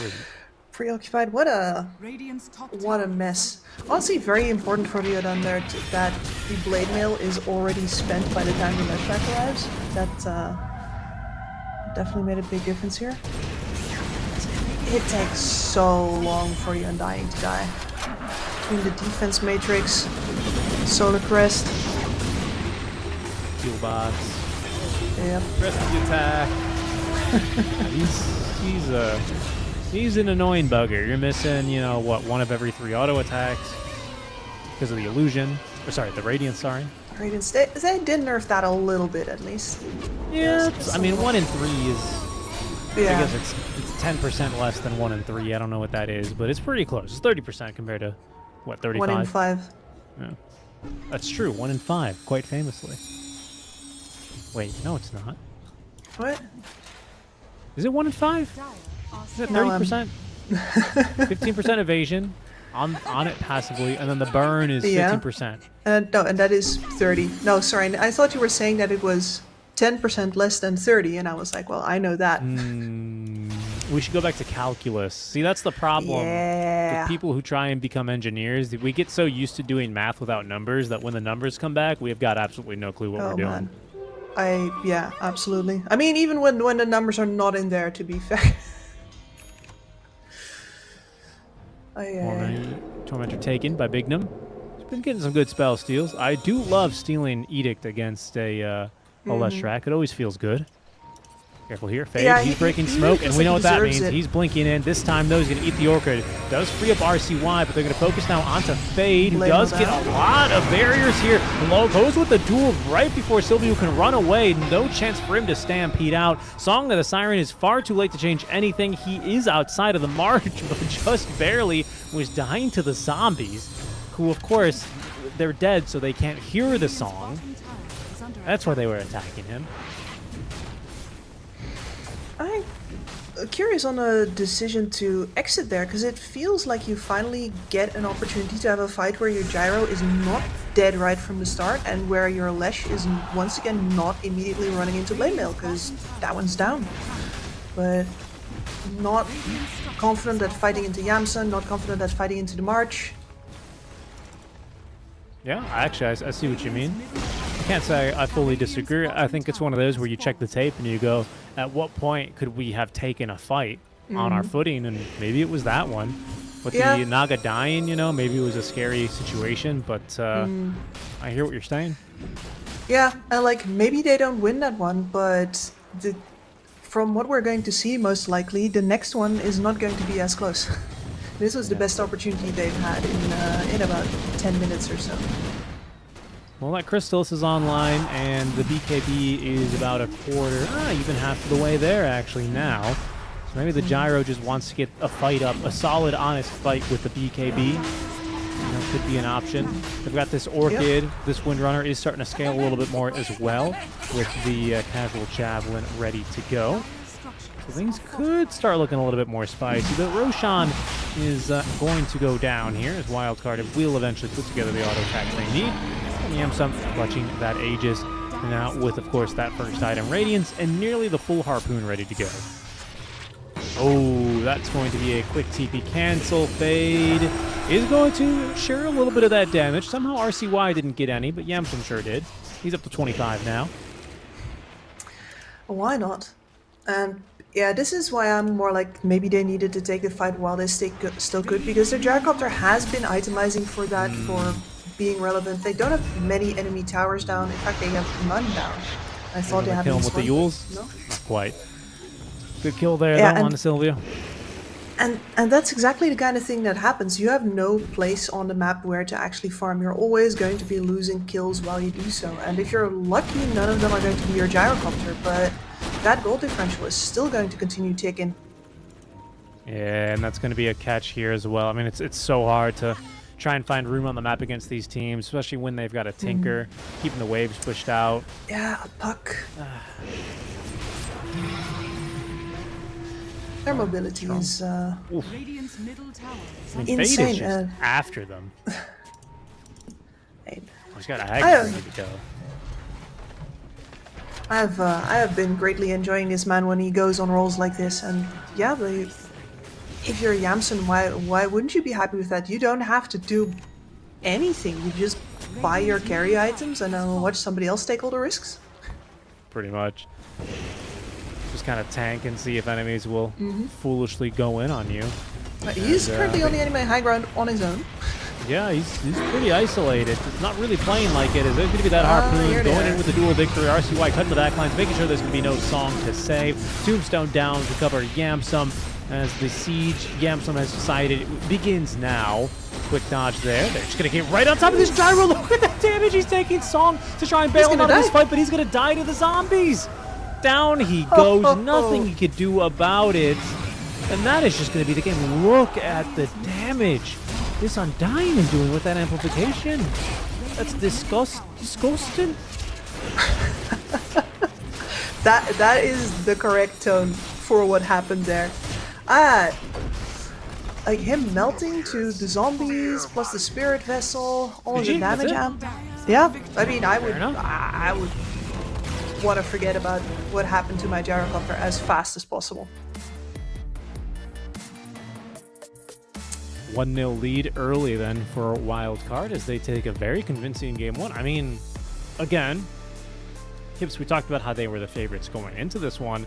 And it wasn't as one-sided, I will say, as the Shopify series. But it was, I would say, equally impressive for Wildcard, the way that they just kind of ran away from this and applied pressure all over the map. I think it's no surprise to see why they're the second favorites in this region. Yeah, and I think the thing that gives it a little more flavor is that they very much do it in their own style, right? This is not, well, we're not seeing people trying to squeeze the bristle back through the draft or anything like that. This is Fade's Legion Commander. Like, how many times have you seen Legion Commander in the past couple of years? Not in his hands, because that's going to be, well, that's going to be a pretty rare occurrence. And the same for this Carry Undying. Very happy to see it, very happy to see it win. If this is how you stomp people, then you're going to make us as viewers a lot happier than if you just play the meta, walk forward, you know, whatever. Though, give us that Carry Undying. Do it. This is great. Yep. No, it looks super fun. And the LC contributing with a lot, just a lot in that game overall. Second most hero damage to RCY, but 130 dual damage on Fade, and basically another 100 alongside the buffs, thanks to the fast hit on the rest of the team. So looked super good. And I even think it was fairly early in the draft, wasn't it, this LC? So it wasn't like some last pick thing, the flex of the Undying on over. I liked it a lot. I really like this draft. I'm not sure. I'm not really sure where things went wrong here for Yoru Riyadh. Was it from lanes? Was it just not being decisive on when to take those fights for you? I mean, this is one of those things, you can't really point at one thing to fix here because you're so far outclassed, but this is definitely much more than the previous series. Here you get an idea of like, this point they could divide their forces on the map better, at this point they shouldn't all be TPing, this point they should all be TPing. There's a lot more instances where it went a little... The fight and the decisions they were making were a little clearer. They seemed to be a little more present on the map than rather just being, wiped off of it. So I think that if you're a Ryodan, you actually get a lot to evaluate out of a match like this. And who knows, if they manage to be a little sharper in the next game, they might just make it a little closer still. Yeah, we'll see how much analysis they can do between the games here, as we are going to a very short break here already. We're going to get back in action with game number 2 of this series in just about 10 minutes, folks. So stick around. We'll have game 2 of Wildcard versus Yoru Ryodan in just a bit. We'll catch you soon.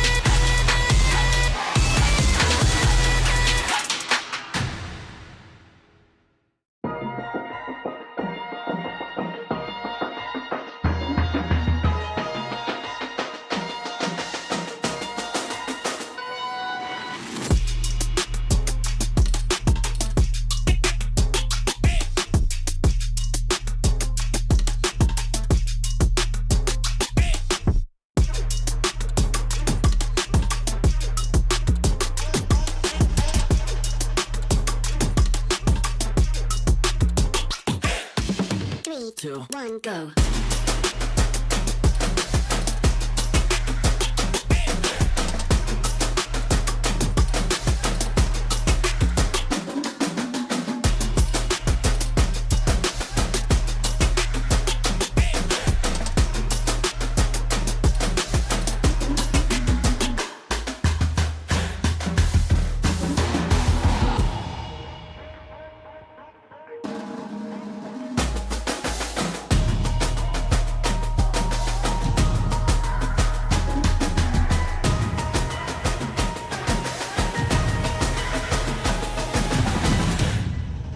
Three, two, one, go.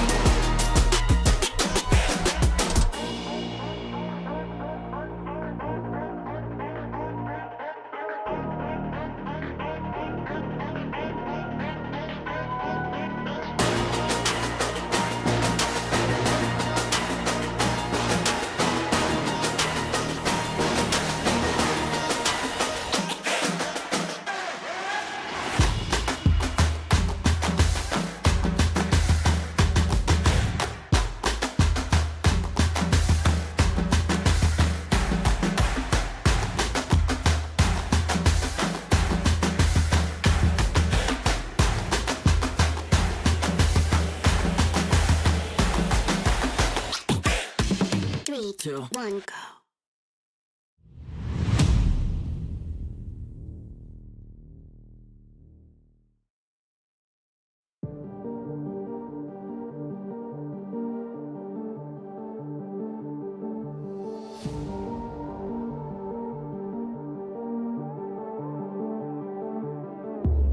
Come into my world if you wanna see some action.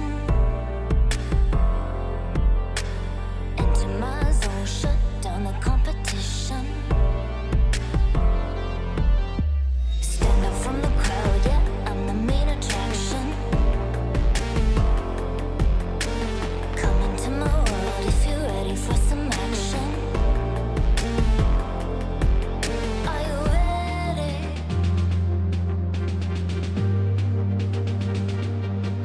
Are you ready?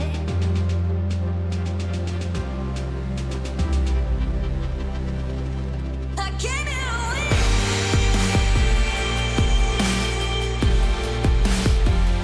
I'll never give in.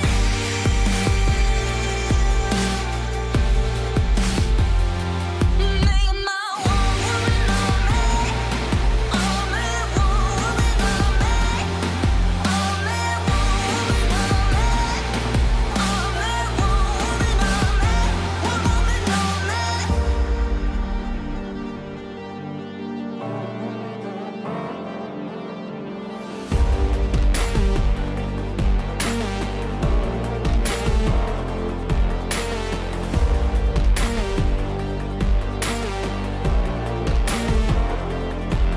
Are you ready?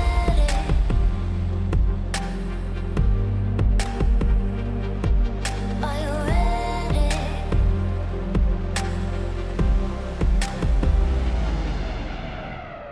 I came here to win.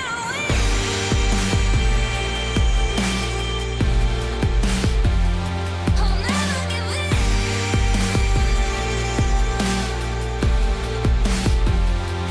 Make my one woman on me. Only one woman on me. Only one woman on me. Only one woman on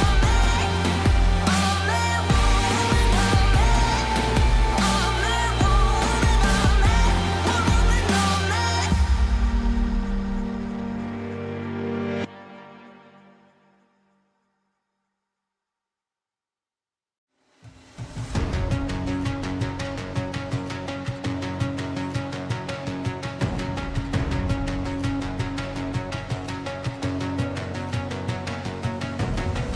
There's something.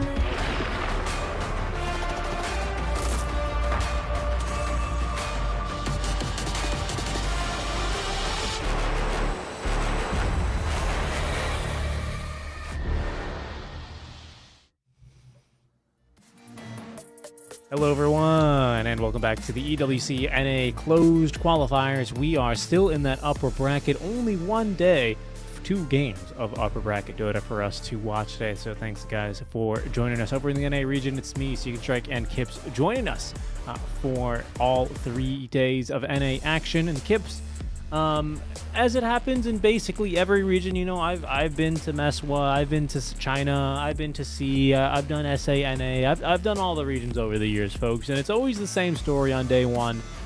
The matches are a little bit more one-sided in this part of the bracket. It just comes with the real estate, you know? It really does, but at least we've seen Yoru Ryodan go a little bit more blow for blow with Wildcard, even if they ended up on the losing end of those exchanges most of the time. They showed us some initiatives of their own. A little, I mean, that cute kill in the mid lane stands out, right? With Lesh waiting around the trees, like Bigham, he cannot resist Fate bolting one more creep wave, even though he's on half health, and he's correct.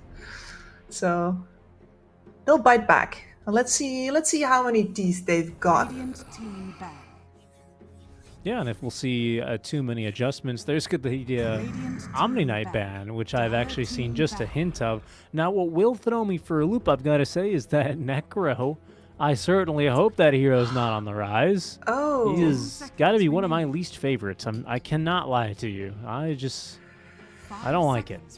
He's not everybody's cup of tea, but I'm more surprised because normally this is not first phase ban material because he is so easily countered, especially if Shadow Demon is in any way playable at all. nobody's gonna take Dire team Necro. ban. Nobody. Okay, but this is why you do it, because you're trying to get some things through the draft that otherwise would not. So a little filler ban here, a little Templar Assassin pick, and then Terrorblade immediately for Yoru Ryudan. 10 seconds remaining. Get that armor up.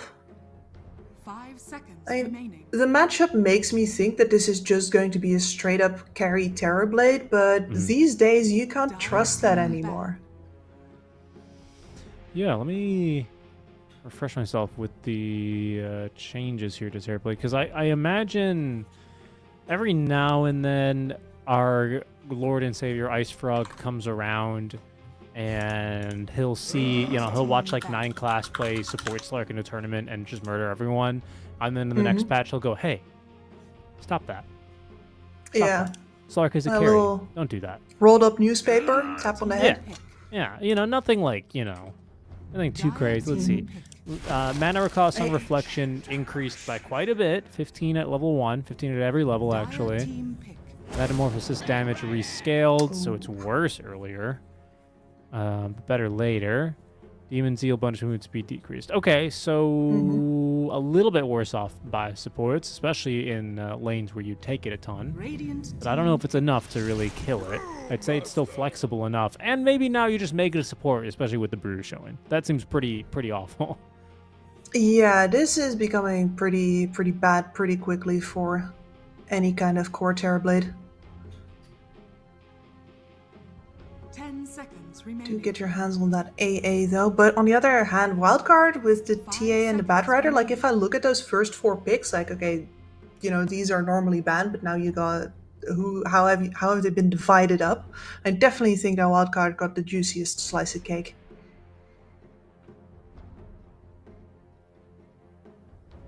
Yeah, I mean, especially with the Brewmaster, I think it's quite the hero. Every time we're in a Brewmaster viable patch, I do really like casting Dota more than playing Dota, because then I don't have to be on the receiving end of getting clapped by a guy microing 4 Brewlings, which is very impressive, I must admit, but it's much cooler when you get to see it done to other people. Absolutely. I mean, the worst thing is that when Brewmaster's numbers are good, he doesn't even need to be microing them. It's true, That just always slaps you with hurts. them. Yeah, there's just a train coming after you. He doesn't care. And we know that if this is a Fade, most likely, also one of his signatures, I think, I seem to remember, then for sure we're going to see some nice micro out of this brew. And perhaps once again some decent scaling, depending on where he wants to take his build. And your Ryuden is really thinking about this one now. So this is your support duo. Your cores are going to have to support some disables. Yeah, that's true. Radiant And team what other high armor options do you have into the Templar Assassin or a high burst of damage to be able to get through her? And the Sanking certainly is a good option. Line up stun, big damage. Brew, I feel like not really the kind of hero who's going to be, volunteering the pipe too much because she's not very good on the hero. Slows him down. And Sven with the bonus armor, classic Templar Assassin counter, and then over the top of that, of course, if your Sven is big enough, and he better be this game, then you're going to be chopping through the Brewlings. It's one of those cases where maybe you're really happy that you're playing Brewmaster because you have a lot of HP, but on the other hand, that HP is supposed to, be doing more than just keeping you alive against the onslaught. And Sven definitely is not shy about just pumping all of that damage straight into you. So now I think this is a nice 18th for wildcard. Because what I see here is 2 really weak supports, like generally speaking. I know individually they have strengths, but when it comes to team play, quite weak. Right? When it comes to solo play, especially very weak, this TBAA. And I think heroes that really take advantage of that are like a lot of backline jumpers. They're just jumpers in general. Yep. I'd say you have at least 2, maybe actually even all 4. 10 seconds Generally speaking, can have the option to build into it relatively easily. 5 seconds But remaining. Storm gets it at level 6, right? And I think Yeah. that's a really nice thing to abuse here. I made a spreadsheet once about like best mobility for best mobility in general. Like how are they limited on which directions you choose, the cooldown, etc. And it was just everybody in a lump, sorta, and then above it, several spaces in between, Storm Spirit 10 turns mana into seconds distance. remaining. It's nobody comes close. 5 seconds That's good. remaining. And I'll tell you what, heroes with no stuns turn storms Yeah. into monster kill streaks, like AA. Yep. Not much you can do. They're defenseless, right? Both the AA as well as the TB. If you catch him solo, it's done for. And with the 18th pick, you also get some room to ban it out.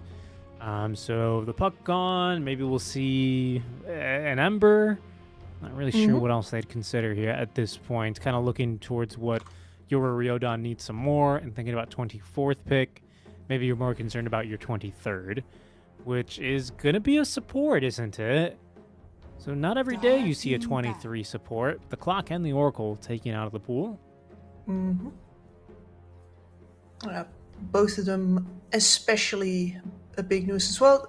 Oracle versus the burst of the Sven and the AA, right? But the Clockwork is especially just like, we don't want our Sven to have to deal with any obstacles 10 whatsoever. We don't do seconds that. remaining. Yeah, now I'm thinking of some other like melee 5, seconds maybe like remaining. an ogre. Something that's Ogre. gonna like stand out front with some magic damage. I think is good here. I mean, Would be pretty good. I'd play an ogre, to be honest. I don't know if they're ogre guys or if he's just like meta or viable at the moment, but seems good to me. Radiant I team haven't seen him in a while. Of course, the pro ogre, Yeah, the progrer. and you know, Sprout versus Sven as Yeah, somewhat of that's- a legendary history. That's true. That is true. choose your hero. Oh, and we're just gonna run back to Lesh. All right, Pretty snap great pick there. first to TA. Yeah. He wants his revenge. He's like, man, Lash is my jam. I did not get to show what I can do on Lash. I'm excited to see Speed NP. See how he does with these soothing saplings. Fade with the brew as well. I mean, look, it's an exciting draft here, I have to say, for Wildcard. Solid stuns, though. I mean, we said that these cores need to do a lot on their own, and they genuinely do that Yep. as well for your Riyadh. I will say, like, they kind of had me scared with their opening 2 picks, but I do think they landed on their feet. Yeah, I ordered some disables, and every single one of them sporting one. Cannot complain. Good threats versus the TA. Good wave clear. This has become a good all-round draft, and if the side of wildcard is actually having to be busy dealing with these scores, that's where the support AA and Terrorblade can really become a problem again, especially for a TA, for example. The idea of getting sundered in the middle of a fight is just absolutely terrifying. Yeah, that is true. Sunder, when you have the Ice Blast debuff on you, you just die to Sunder from full HP. I'd be Yeah. upset. Yeah, listen, if you'd be upset, I'd be applauding. That I is mean- exactly what we want to see him do this game. I wouldn't mind. Go with a quick little Dagon play. That'd be pretty sick too. I don't think we're gonna yeah. quite get Uh, that deep in Dagon. it. Dagon's underbought, man. I've wanted to see Dagon Void Spirit. I've been requesting this for like a year. Dagon Void Spirit is What? the solution. Okay, explain. Well, because normally for the Void Spirit, I think it's mostly been solved now for him with Spirit Vessel being back. But Prepare one for of the battle. issues that he has is that he is a damage threat, but not enough to necessarily burst people alone. And all of his items have really awkward build-ups. So what if you could get something that offers decent stats and makes you an actual solo kill threat? Yeah, I think that kind of makes sense. I always felt like this Void Spirit hero, when stats aren't good in the meta, when he wasn't like Yeah. the super carry back in the Bali Major days, when like all Universal heroes were OP and he was the Universal hero, so he was the most OP. He's extra. Besides that yeah. era, I always felt like his biggest struggle was like, all right, what do? I have a volley of really cool flashy spells that are pretty like maneuverable. You know, you can do them in a few different orders. And then when you get Ags, I have a whole different bit of utility and a little bit more damage. But then like he very quickly taps out of damage. So maybe maybe Dagon is a way to solve that, right? Because you do get those stats. Yes, it is more flat damage immediately to help you kind of raise your kill threshold. That's interesting. More Cool idea. survivability as well. Yeah. It's, That's right. But now that we have Vessel back, and I do have to applaud Erling Vessel, proper all stats. Thank you. I don't think we're going to see it anymore because Vessel does solve the same problems. 3 runes for wild card here, as we don't see any smoke rotations early. No Void Spirit in this game. Will we see a Dagon? Well, maybe if it was old NP, but this is different NP. This is Speed NP. He's made many a YouTube videos, I'm sure, about this hero. And I'm excited to see here how he's going to get to work. But it's brown boots early, actually, for XXG. I reckon that makes sense. We move Speed to be able to well, try an outtrade. Yeah, really doing everything he can to stay on top of Speed, make sure that he can't just be slapping Silvio around, because as soon as he can, yeah, XG needs to decide here. Silvio, half health, lower, lower. Uh-oh, he is just dead. Speed simply right-clicks him down. Actually, she says, okay, you know what, I'll fight someone my own size, and kills a courier. Yeah, well, and brings a creep wave now, so they do realize that the Sand King is just going to die in this lane, so they're going to attempt not to lane. Which is fair play. Sand King can be one of the better lane recoverers. You just give him a few stacks, give him a little bit of time, give him at least the experience, you know? He may be able to get himself back in fighting shape. We'll see here if Speed is going to let that happen. I have my doubts, as he's currently going mano-a-mano with the TB. A 1v1 that is not really going the TB's way. Which is, if you're the TB, it's just super annoying. You have 8 armor. You're supposed to be the stats monster here. But Nature's Prophet, you know, soothing saplings, and just ridiculous stats of his own, comes out on top. The Spirit over the forest, just that bonus damage. Heads up, man. He used the high ground there is better as well. Well, this hero is annoying. Ooh, and they did miss half the creep wave. Ends up getting pulled into the easy camp. XSG's gonna actually try and fight back into this. Okay, kill mid onto the Storm. Thank you. He'll be fine there, but Speed seems like he's finally bit off a little bit more than he can chew. We'll end up dropping here to the Sand King. Great kill on mid there by Senku. Just very good understanding of the fact that the Storm Spirit is too low to be that far forward and runs him down under tower. And then on bot lane we are approaching, not fast, but soon we're going to be looking at a level 3 Bat Rider versus a melee carry and a support who has no stuns to save him with. So just keep an eye out for the bot lane. True. Sven carries a stun of his own, but gotta be calculated with that. Easy ways to ignite as well. This is going to get properly annoying here very quickly. Storm. You can kind of already see that with his positioning. Doesn't really want to get too close. Just trying to drag these creeps out with the aggro as far as he can to secure every single piece of CS he can. And, well, there you go. Already getting quite to it. Oof, that is so much damage here early. They're going to try and actually turn back on the Big Num. It's not half bad damage, but it's just unsustainable, these kinds of trades. Even with the full stick in the lane, not good enough. Brutal.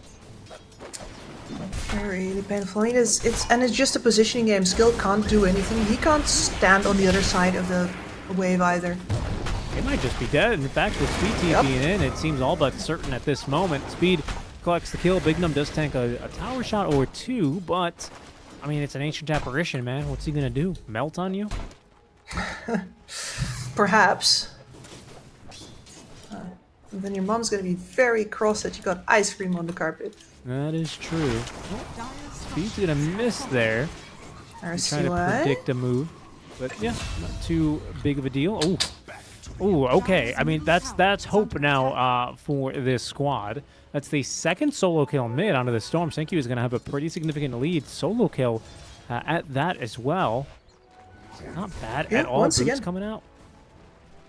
It was just maths. RCY picks that fight, dragging him under tower. Leshrac says, 3 points diabolic. Dire's courier has been killed.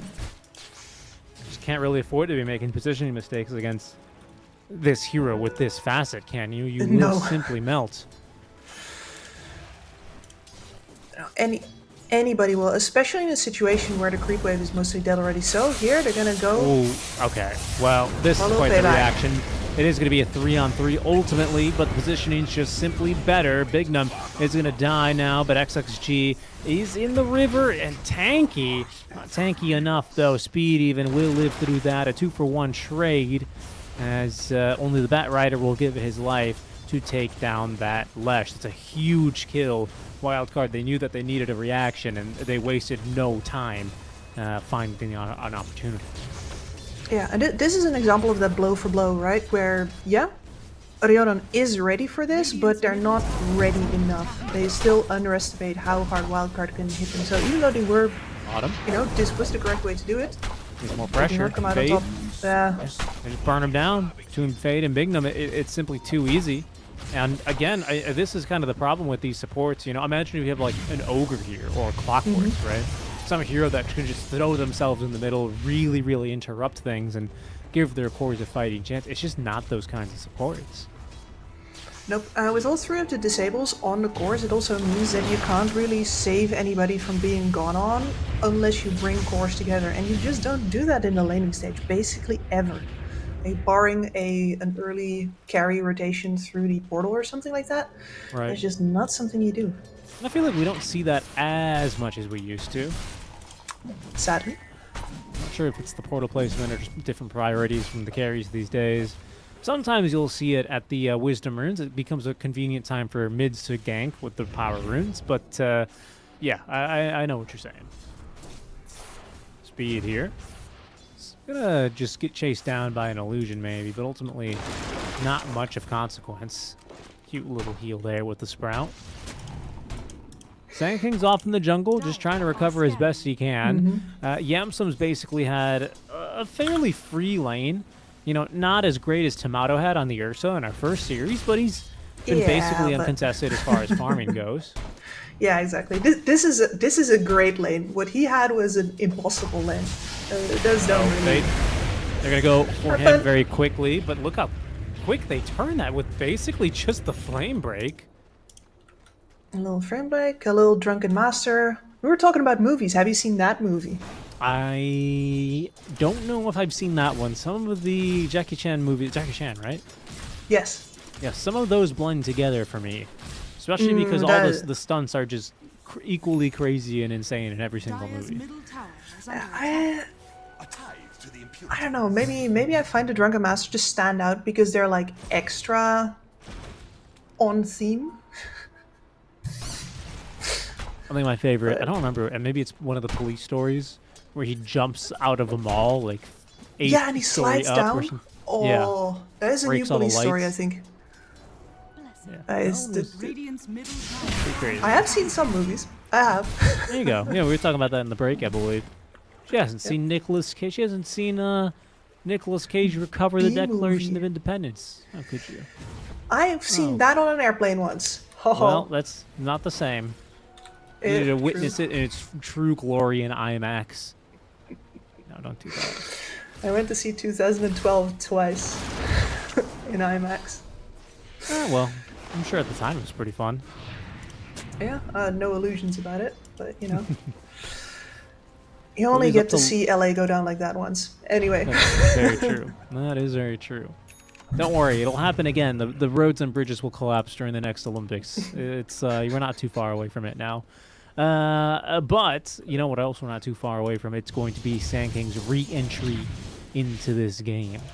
Epicenter, Radiant's ready bottom to tower is go. under attack. Just needs a good opportunity, really. And Dire's again, here's middle the tower awkward is part: is under are these supports really going to be able to set that up for you? Not really.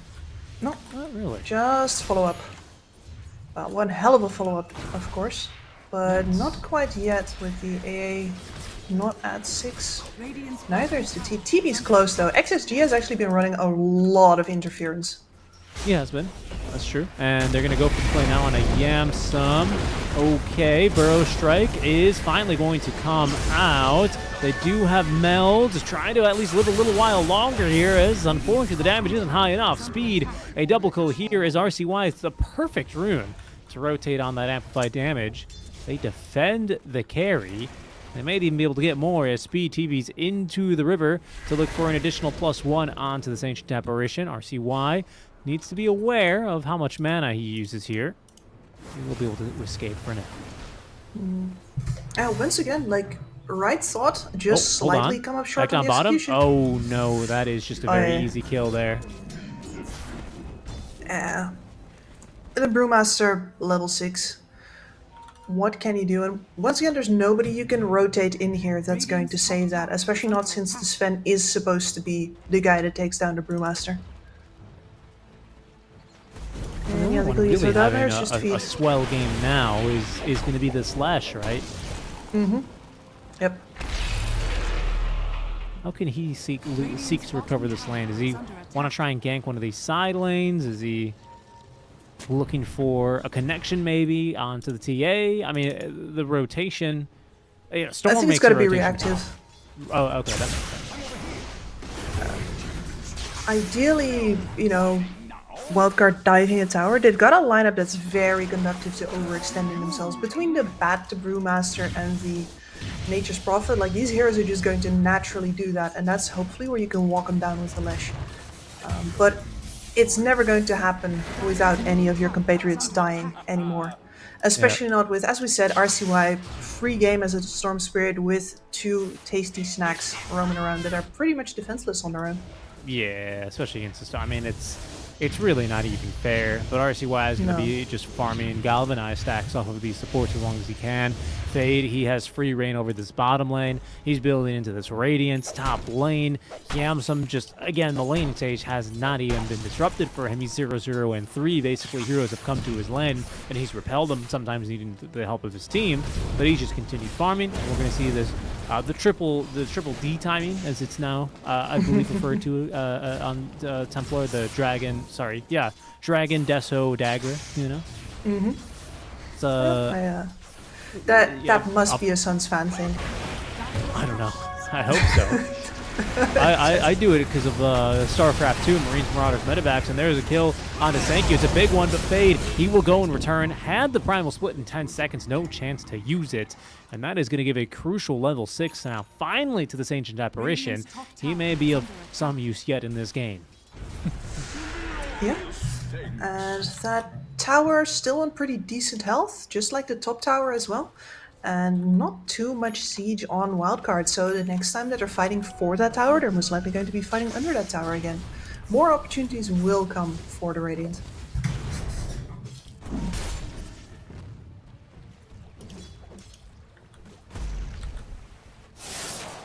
Zip on in. Oh, very nice job there on the Sunder. Not fast enough, though. Pulling the trigger on that Ice Blast means that XXG is still likely to die.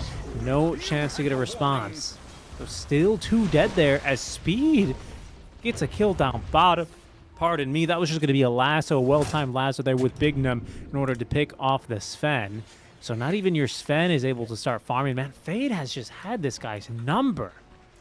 Yeah, Bignum's making it easy though. Like, the only thing that Bignum has been doing in the past minute is just walking after the Sven while the Sven clears jungle camps, just hovering in vision, making him uncomfortable, and as soon as the proper opportunity showed up, Speed TP'd in and they finish him off.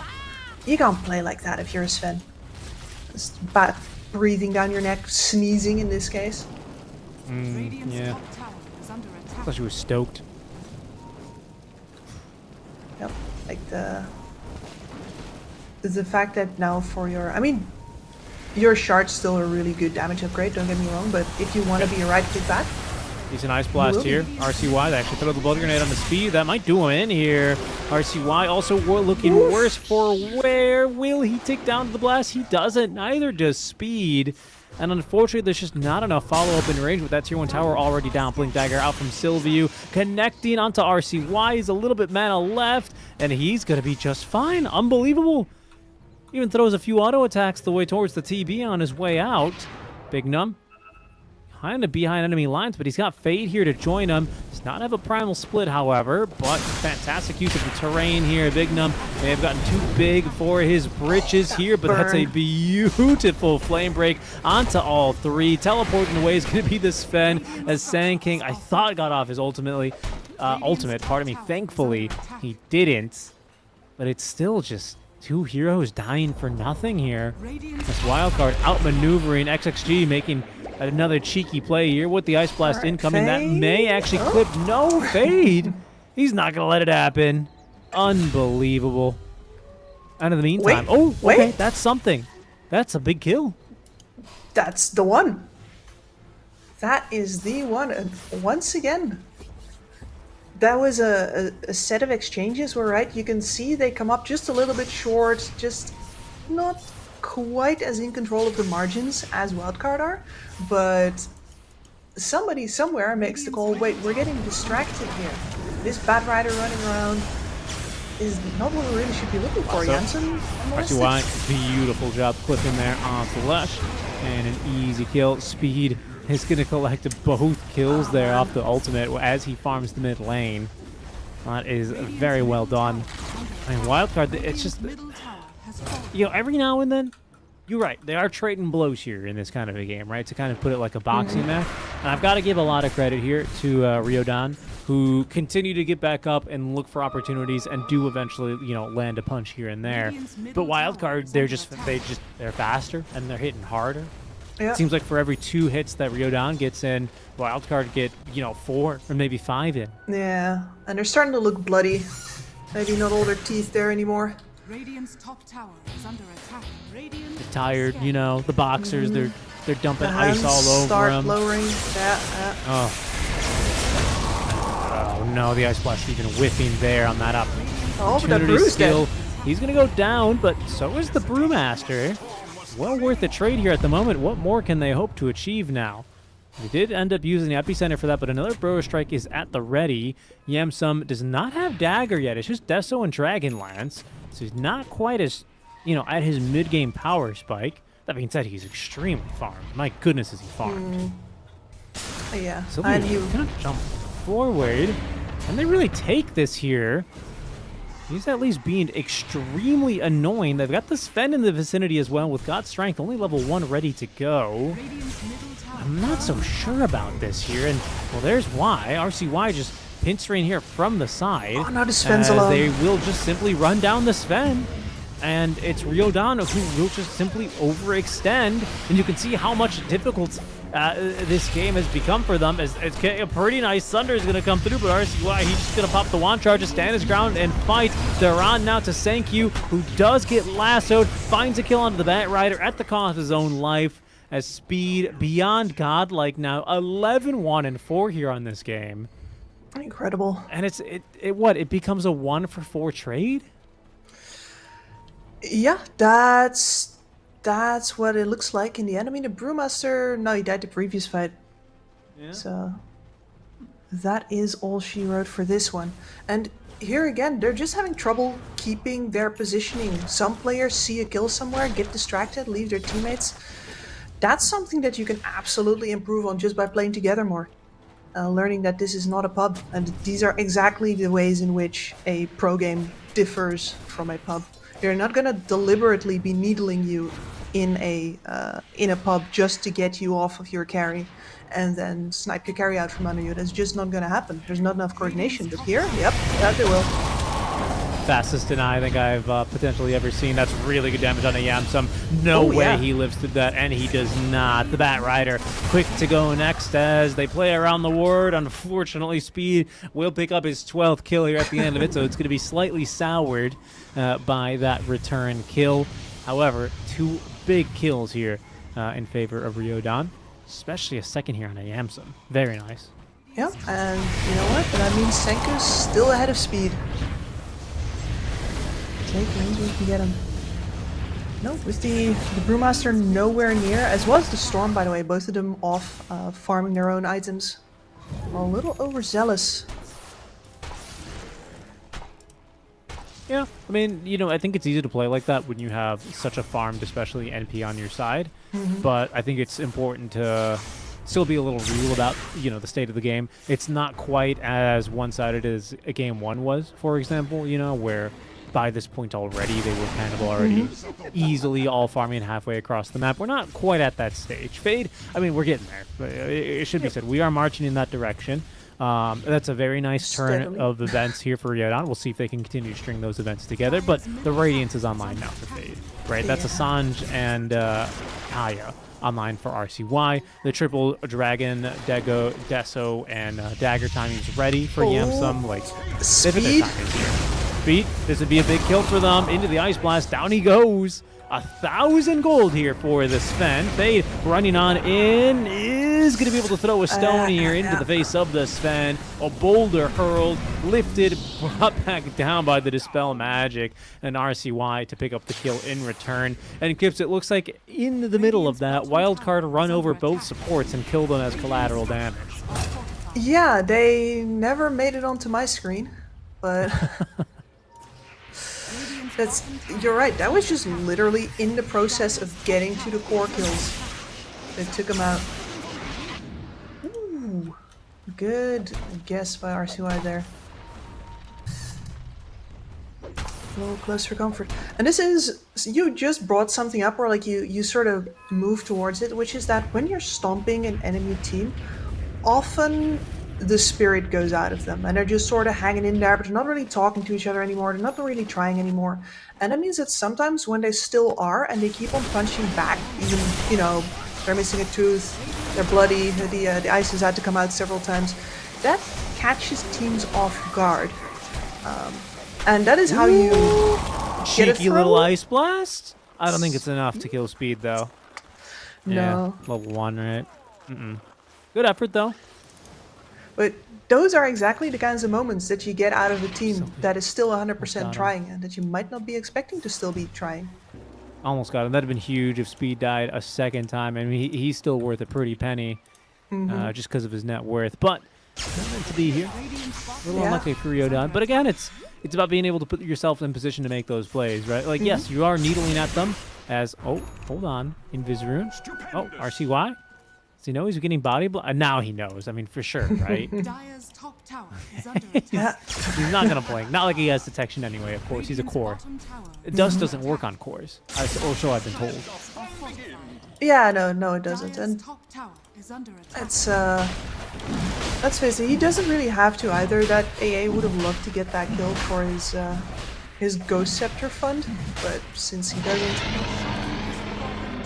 it's just a single glimmer. Would you really be carrying dust for that? Under attack. No, probably not. Probably not. I'd really love to get Ice Blast level 2, though. It feels like the... I mean, I don't know. The Shatter threshold is only an extra percent. Maybe it's more about that duration that makes a bigger difference. But, man, just got to lead a little bit more levels here on these supports. Give yourself a bit more of a fighting chance. Felt so difficult here. Careful. Fade. Running into Sankyu. I'm not really sure who's running into who, but it's Yamsum from the side who will two-shot this Ancient Apparition. Sankyu. He is a pretty spiky cactus, but they're tanky enough at this point in time to be able to Sunder tank too right late. through him. An attempt there at the Sunder save, I believe, Yep. is not going to end too well, as it'll just be RCY's 9th kill straight. That's a shame. Straight up to the high. I don't think that Senku is actually big enough to turn it there Are fortified. in full Disco Pony mode, but it would have been nice to see him get the full extra pool of HP to try it with. Yeah, just a bit late there for the TB, and it means that there's going to be nothing to do about this tier 3, and maybe even first set of barracks. We'll see. They're going to smoke up. RCY very quick to break that smoke. He says, absolutely not.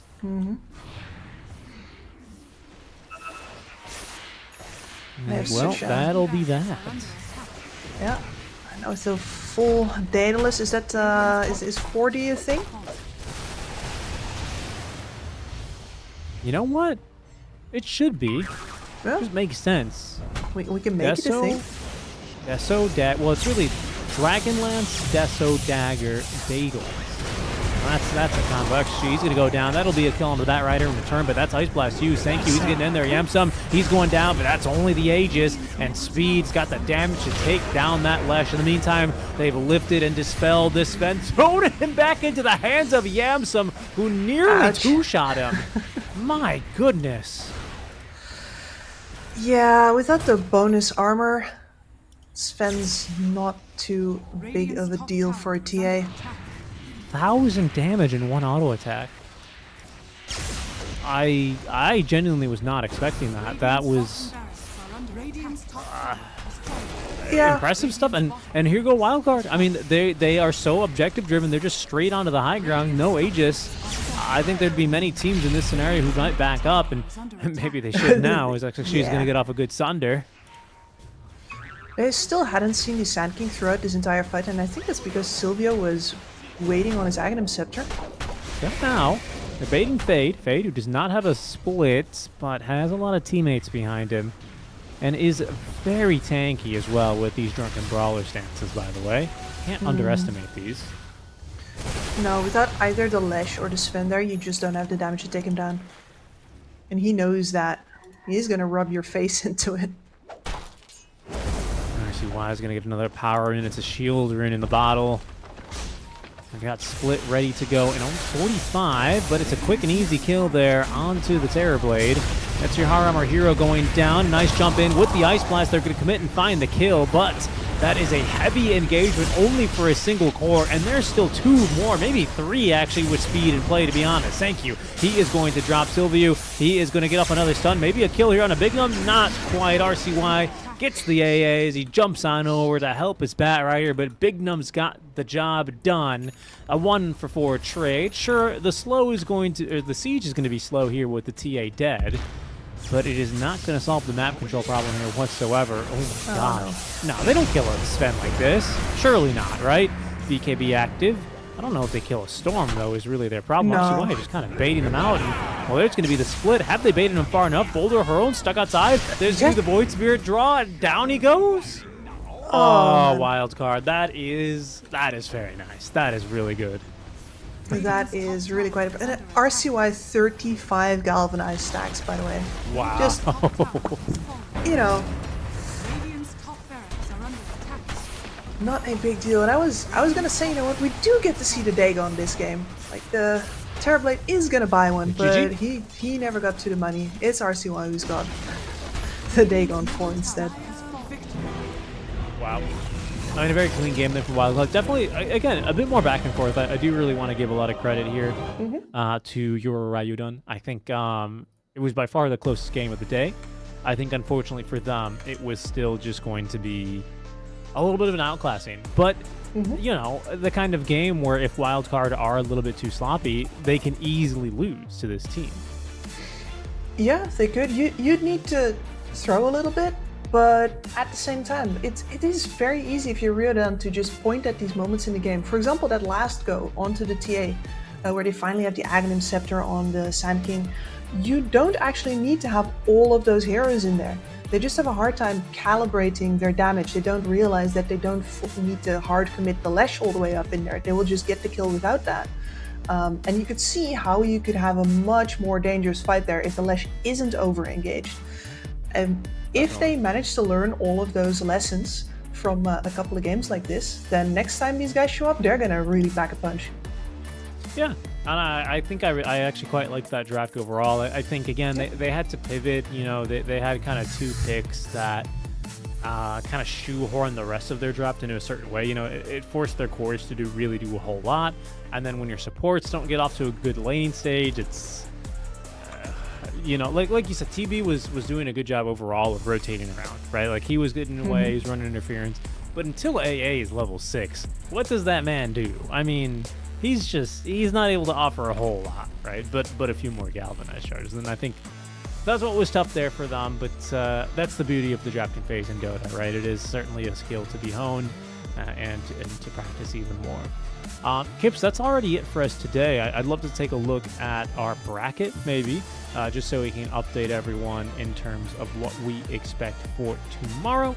as we can go ahead and, yes, indeed, have that ready for us now. So that is, of course, the two teams directly invited to the closed qualifier, Shopify Rebellion and Wildcard, set to meet in the semifinals, with the two open qualifier teams, 9Z and Yoru Ryodan, dropping down to face off in our first elimination series.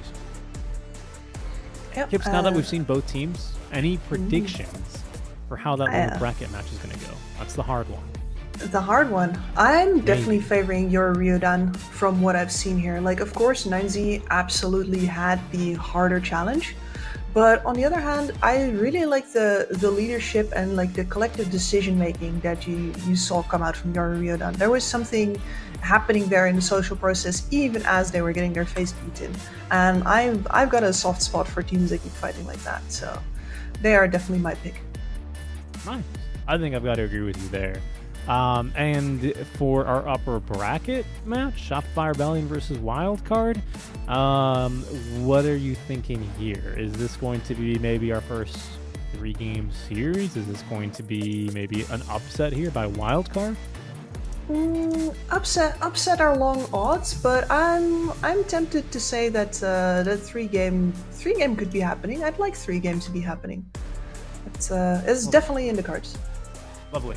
That's going to be the match that we return with tomorrow, if I'm not mistaken, when the NA qualifiers for EWC resume. But we are done for today already. I believe we still have a few regions ongoing. Yeah, it looks like Western Europe is live. So I'd encourage everyone to jump on over to the Western European stream over across the EWC channel, wherever you're enjoying the coverage, to make sure you can jump over there. Kips and I, we're done for today. We're going to go ahead and let you guys watch some other games, but thanks so much for joining us today. And again, join us back tomorrow at 12 Eastern Time, where we have Shopify Rebellion taking on Wildcard for a chance at the EWC Dota 2 event. Until then, guys, stay safe, and we will catch you then. Bye-bye. Is under attack. Radiant's top tower.